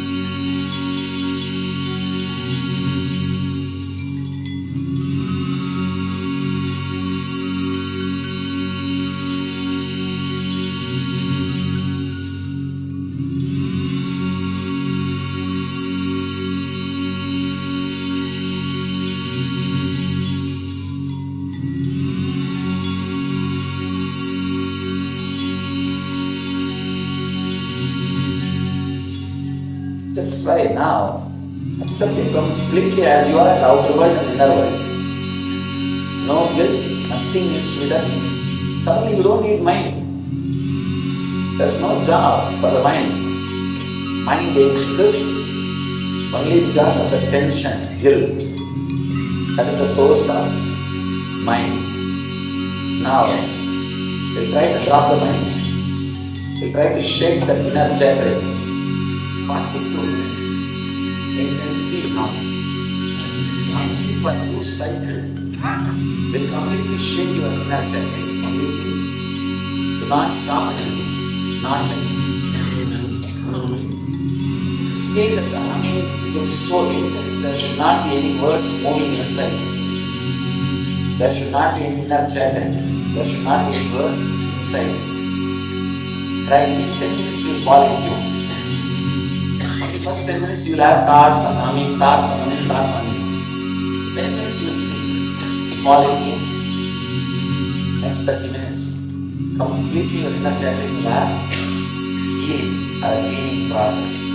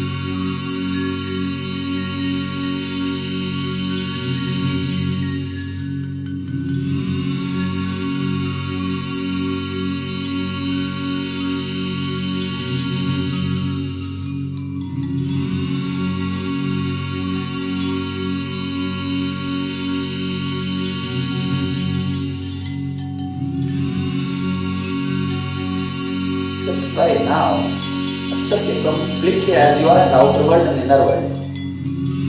No guilt, nothing needs to be done. Suddenly you don't need mind. There's no job for the mind. Mind exists only because of the tension, guilt.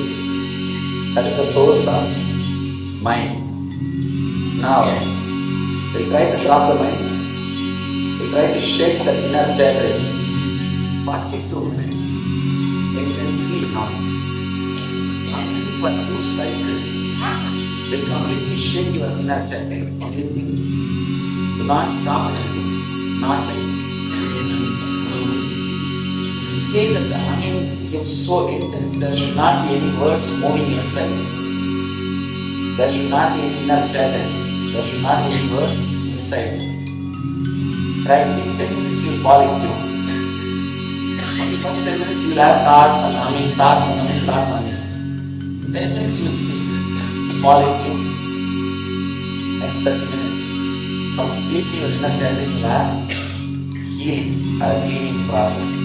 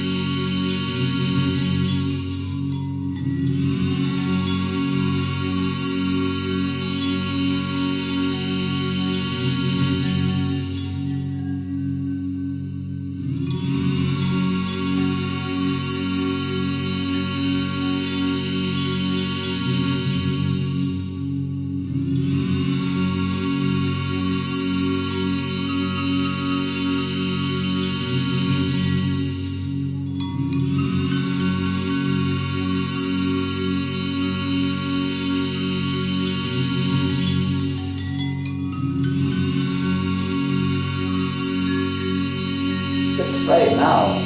Accept it completely as you are in the outer world and the inner world. No guilt, nothing needs to be done.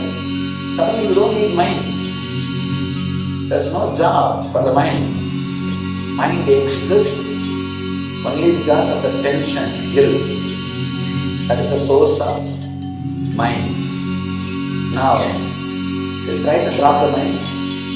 We'll try to shake that inner chanting. 42 minutes. Intensely hum. For 2 cycles. Will completely shake your inner chanting. Do not stop. Not like. See that the humming becomes so intense, there should not be any words moving inside. There should not be any inner chanting. There should not be any words inside. Try within 10 minutes you will fall into. Only first 10 minutes you will have thoughts and humming, thoughts and humming, thoughts and humming. 10 minutes you will see. Fall into. Next 30 minutes. Completely your inner chanting will have healing or cleaning process.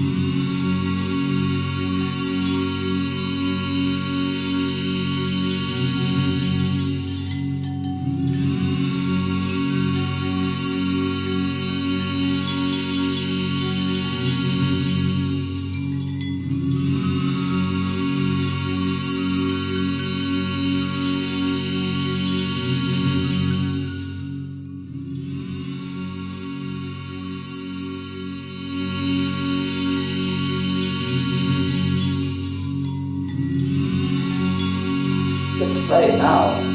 Accept it completely as you are in the outer world and inner world. No guilt, nothing needs to be done. Suddenly you don't need mind. There's no job for the mind. Mind exists only because of the tension, guilt. That is the source of mind. Now, we'll try to drop the mind. We'll try to shake the inner chattering. 42 minutes. Intensely hum. For 2 cycles, will completely shake your inner chattering. Completely. Do not stop. Not like say that the humming becomes so intense, there should not be any words moving inside. There should not be any inner chatter. There should not be any words inside. Try within 10 minutes you will fall into. For the first 10 minutes you will have thoughts and humming, thoughts and humming, thoughts and humming. 10 minutes you will see, fall into. Next 30 minutes, completely your inner chattering will have healing or a cleaning process.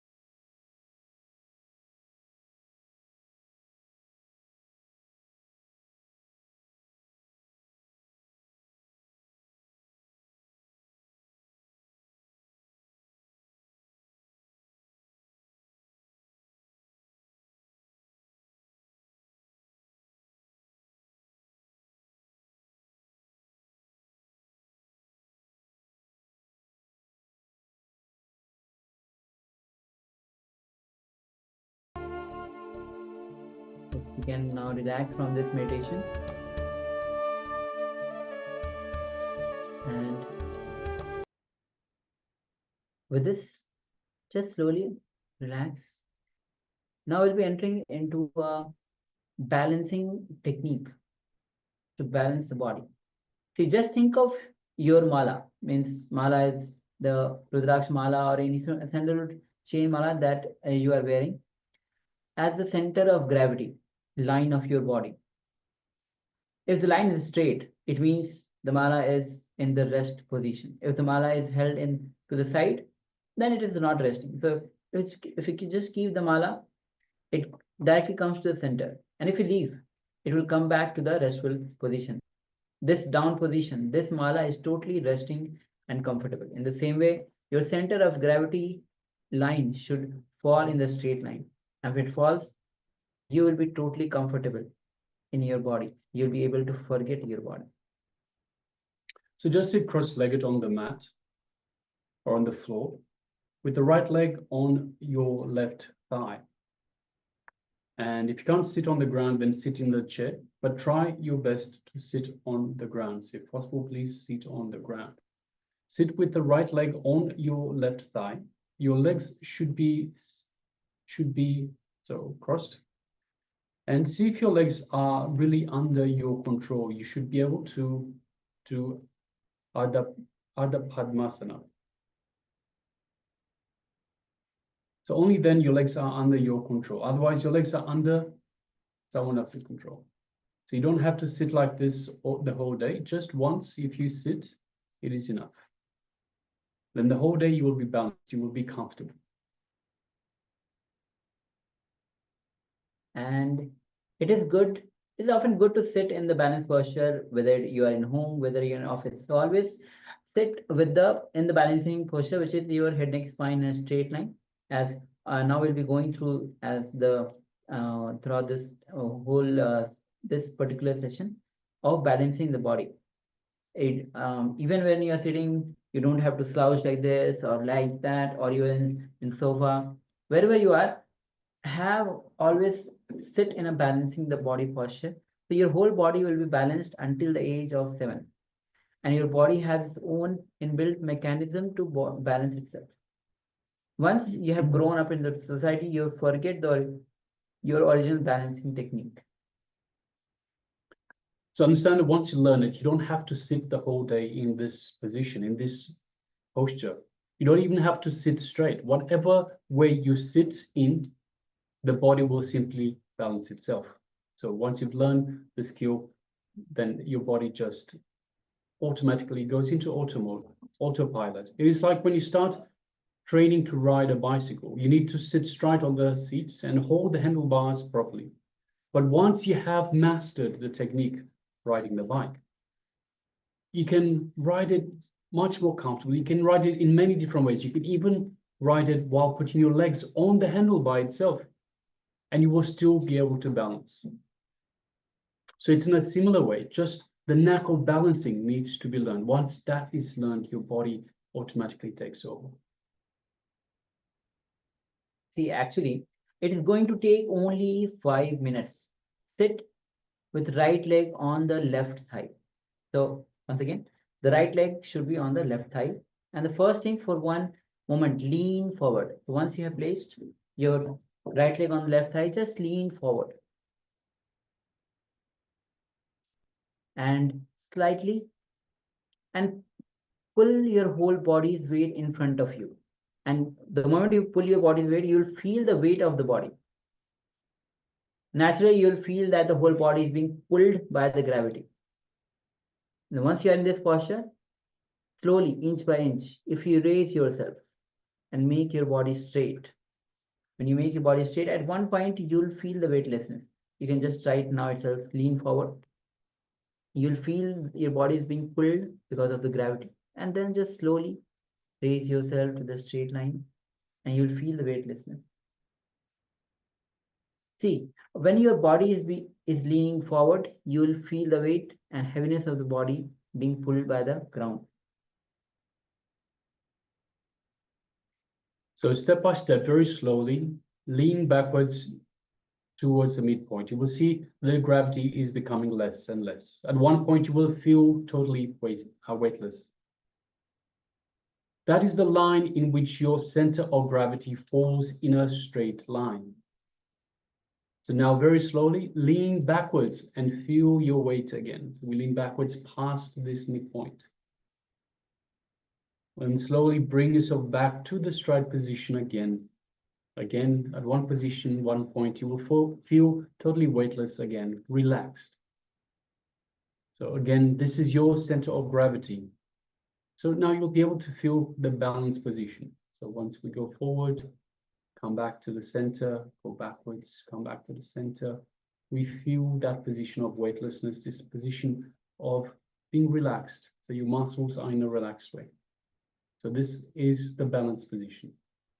And only one thing you should understand. Your center of gravity should be in a straight line, and you should feel the weightlessness at that point. At that point, you will feel you don't have the weight. At that point, you will feel your body is lightest. That is the point where your whole body is balanced. At this point, the hip should be in complete rest. It should not be moved. It should be totally fixed. Now, start to balance your body. Just take a few moments and balance yourself. Do it very slowly. You need to observe your body well. Only the backbone should bend forward and backward, never the hip or the thigh or the legs. Yes, so then if you are balanced, then let us just close the eyes. So you can also sit on a chair to do this balancing technique. That shouldn't be a problem. Just relax in this balanced posture. So once you've found the balance, just sit relaxed in this balanced posture for a few minutes.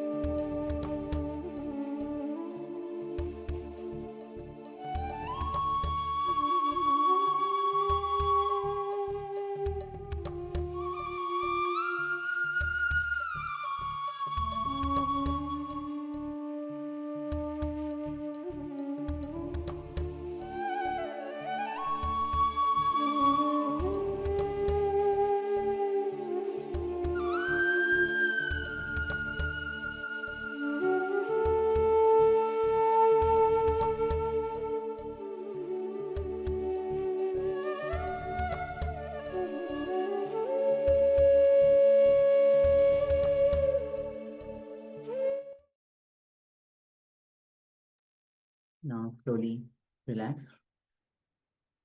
And whenever you find time, just sit in this balanced posture. Actually, we're going to use this same balanced posture for the next activity, which is a meditation technique. So understand that as of now, you are solid matter. However, we will be making you more porous, totally porous, to the energy of nature. Most of us resist the energy of nature. Understand in the part of your body where you feel cold, where the cold air is touching you, if you don't resist and you just allow the cold air to pass through you, you will never have a problem with nature's energy around you. You will never have a problem with feeling cold again.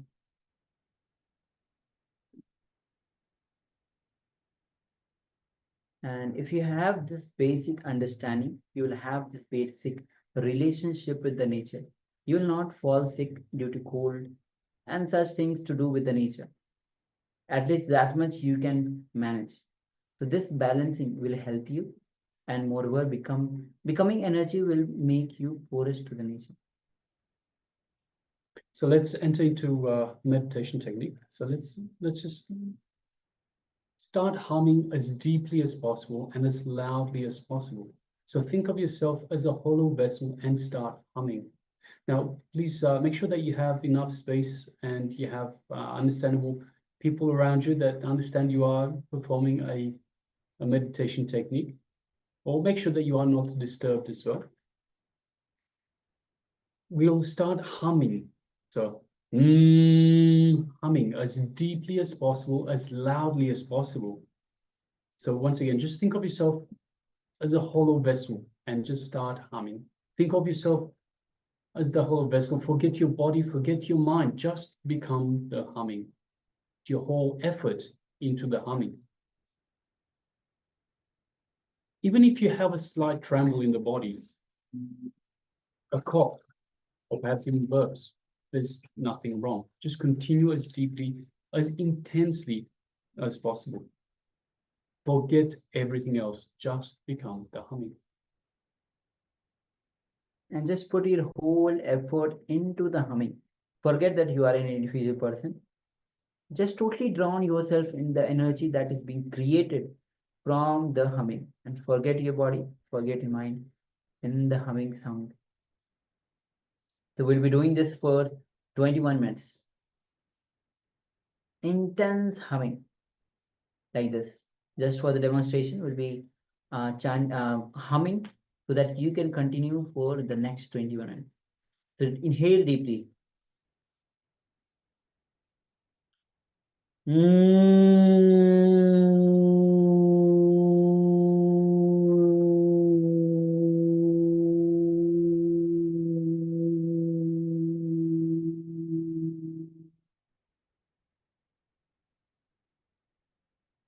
Like this.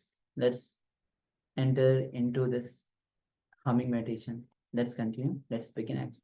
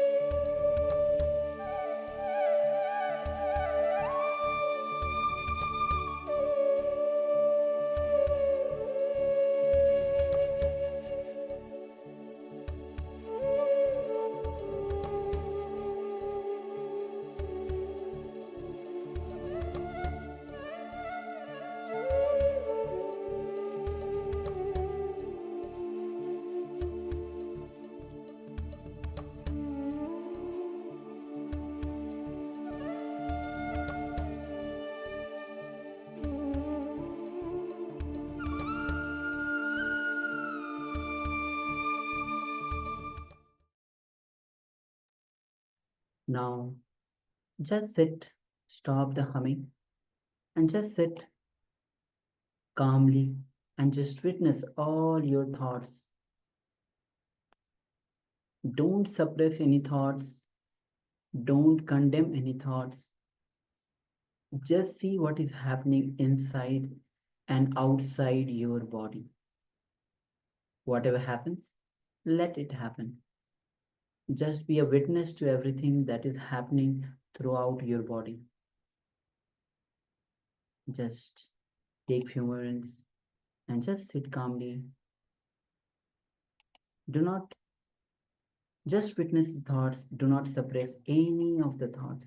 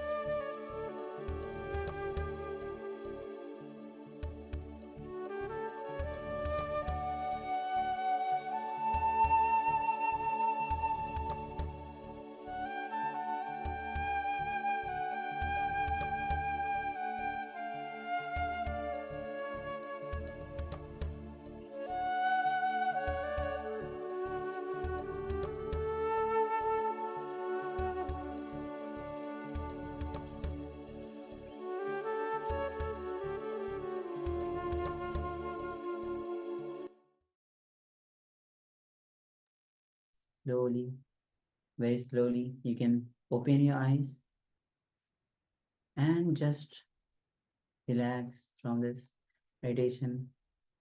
If you want to share your experience of this coming meditation, take a comment and share. Meanwhile, let's get ready for the power manifestation. Yes, just before we start with the power manifestation, requesting everyone to please switch on your cameras and be available for the program for this power manifestation. Let us take a moment and come to the present space, to the present moment. So we'd like to welcome everyone that we have here. Ma Anandeshwari, Nithyananda, Ma Yang Guilan, Nithyananda, Ma Yuan Yuan Kaiwan, Nithyananda, Ma Parabrahma Swarupini, Nithyananda, Ma Gui Tsui Jing, Nithyananda, Ma Carolina, Nithyananda, and Daniel, Nithyananda. Welcome to every single one of you. It's good to have you with us. Requesting you to please switch on your cameras and let us take part in this power manifestation. Today's power is the power of third eye vision, seeing image.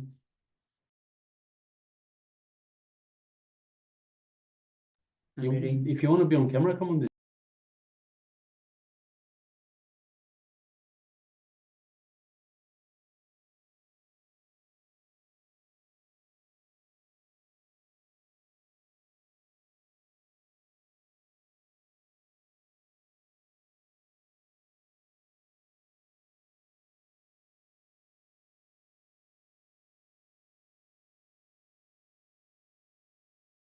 Yes. Sorry for that technical glitch.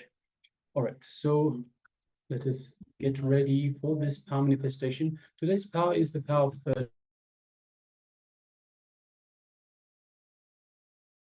Today's power is the power of third eye vision, seeing the images blindfolded. So requesting everyone, please come on camera and let us put on the eye bands and let's get ready for the power manifestation, power of third eye vision. We'll be displaying an image for you and requesting yourselves, the participants, to, through the power of the third eye, through the feeling connection to Swamiji, to Paramashiva, to let us know the details of the image that we are displaying for you. So let's get ready. Yes. So just sit with your head and spine in a straight line. First of all, let's take a moment and cover your eyes, because we are manifesting the power of third eye, seeing picture blindfolded. Just sit with your eyes closed, cover your eyes now, and understand whenever you find time, whenever you get a chance to manifest the powers, just be excited about it. This is your time to be in oneness with Swamiji, to be in oneness with the Paramashiva. So just forget everything. Just forget everything and just sit with your eyes closed. Connect with Swamiji with deep gratitude and deep surrender. Any self-doubt that comes, just unclutch. Any thoughts of whether I want to have that, any thought that you want to cherish, just unclutch. Just remember Swamiji and just connect with Swamiji. Forget everything else. Unclutch from everything else.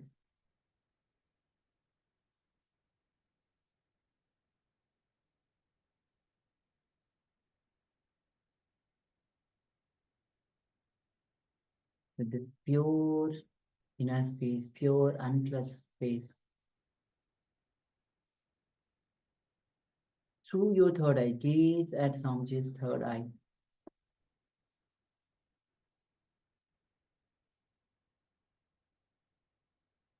And let's connect to Swamiji with the Mahavakya.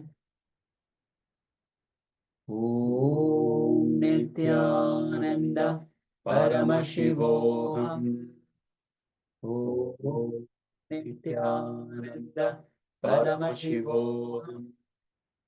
Om Nithyananda Paramashivoham.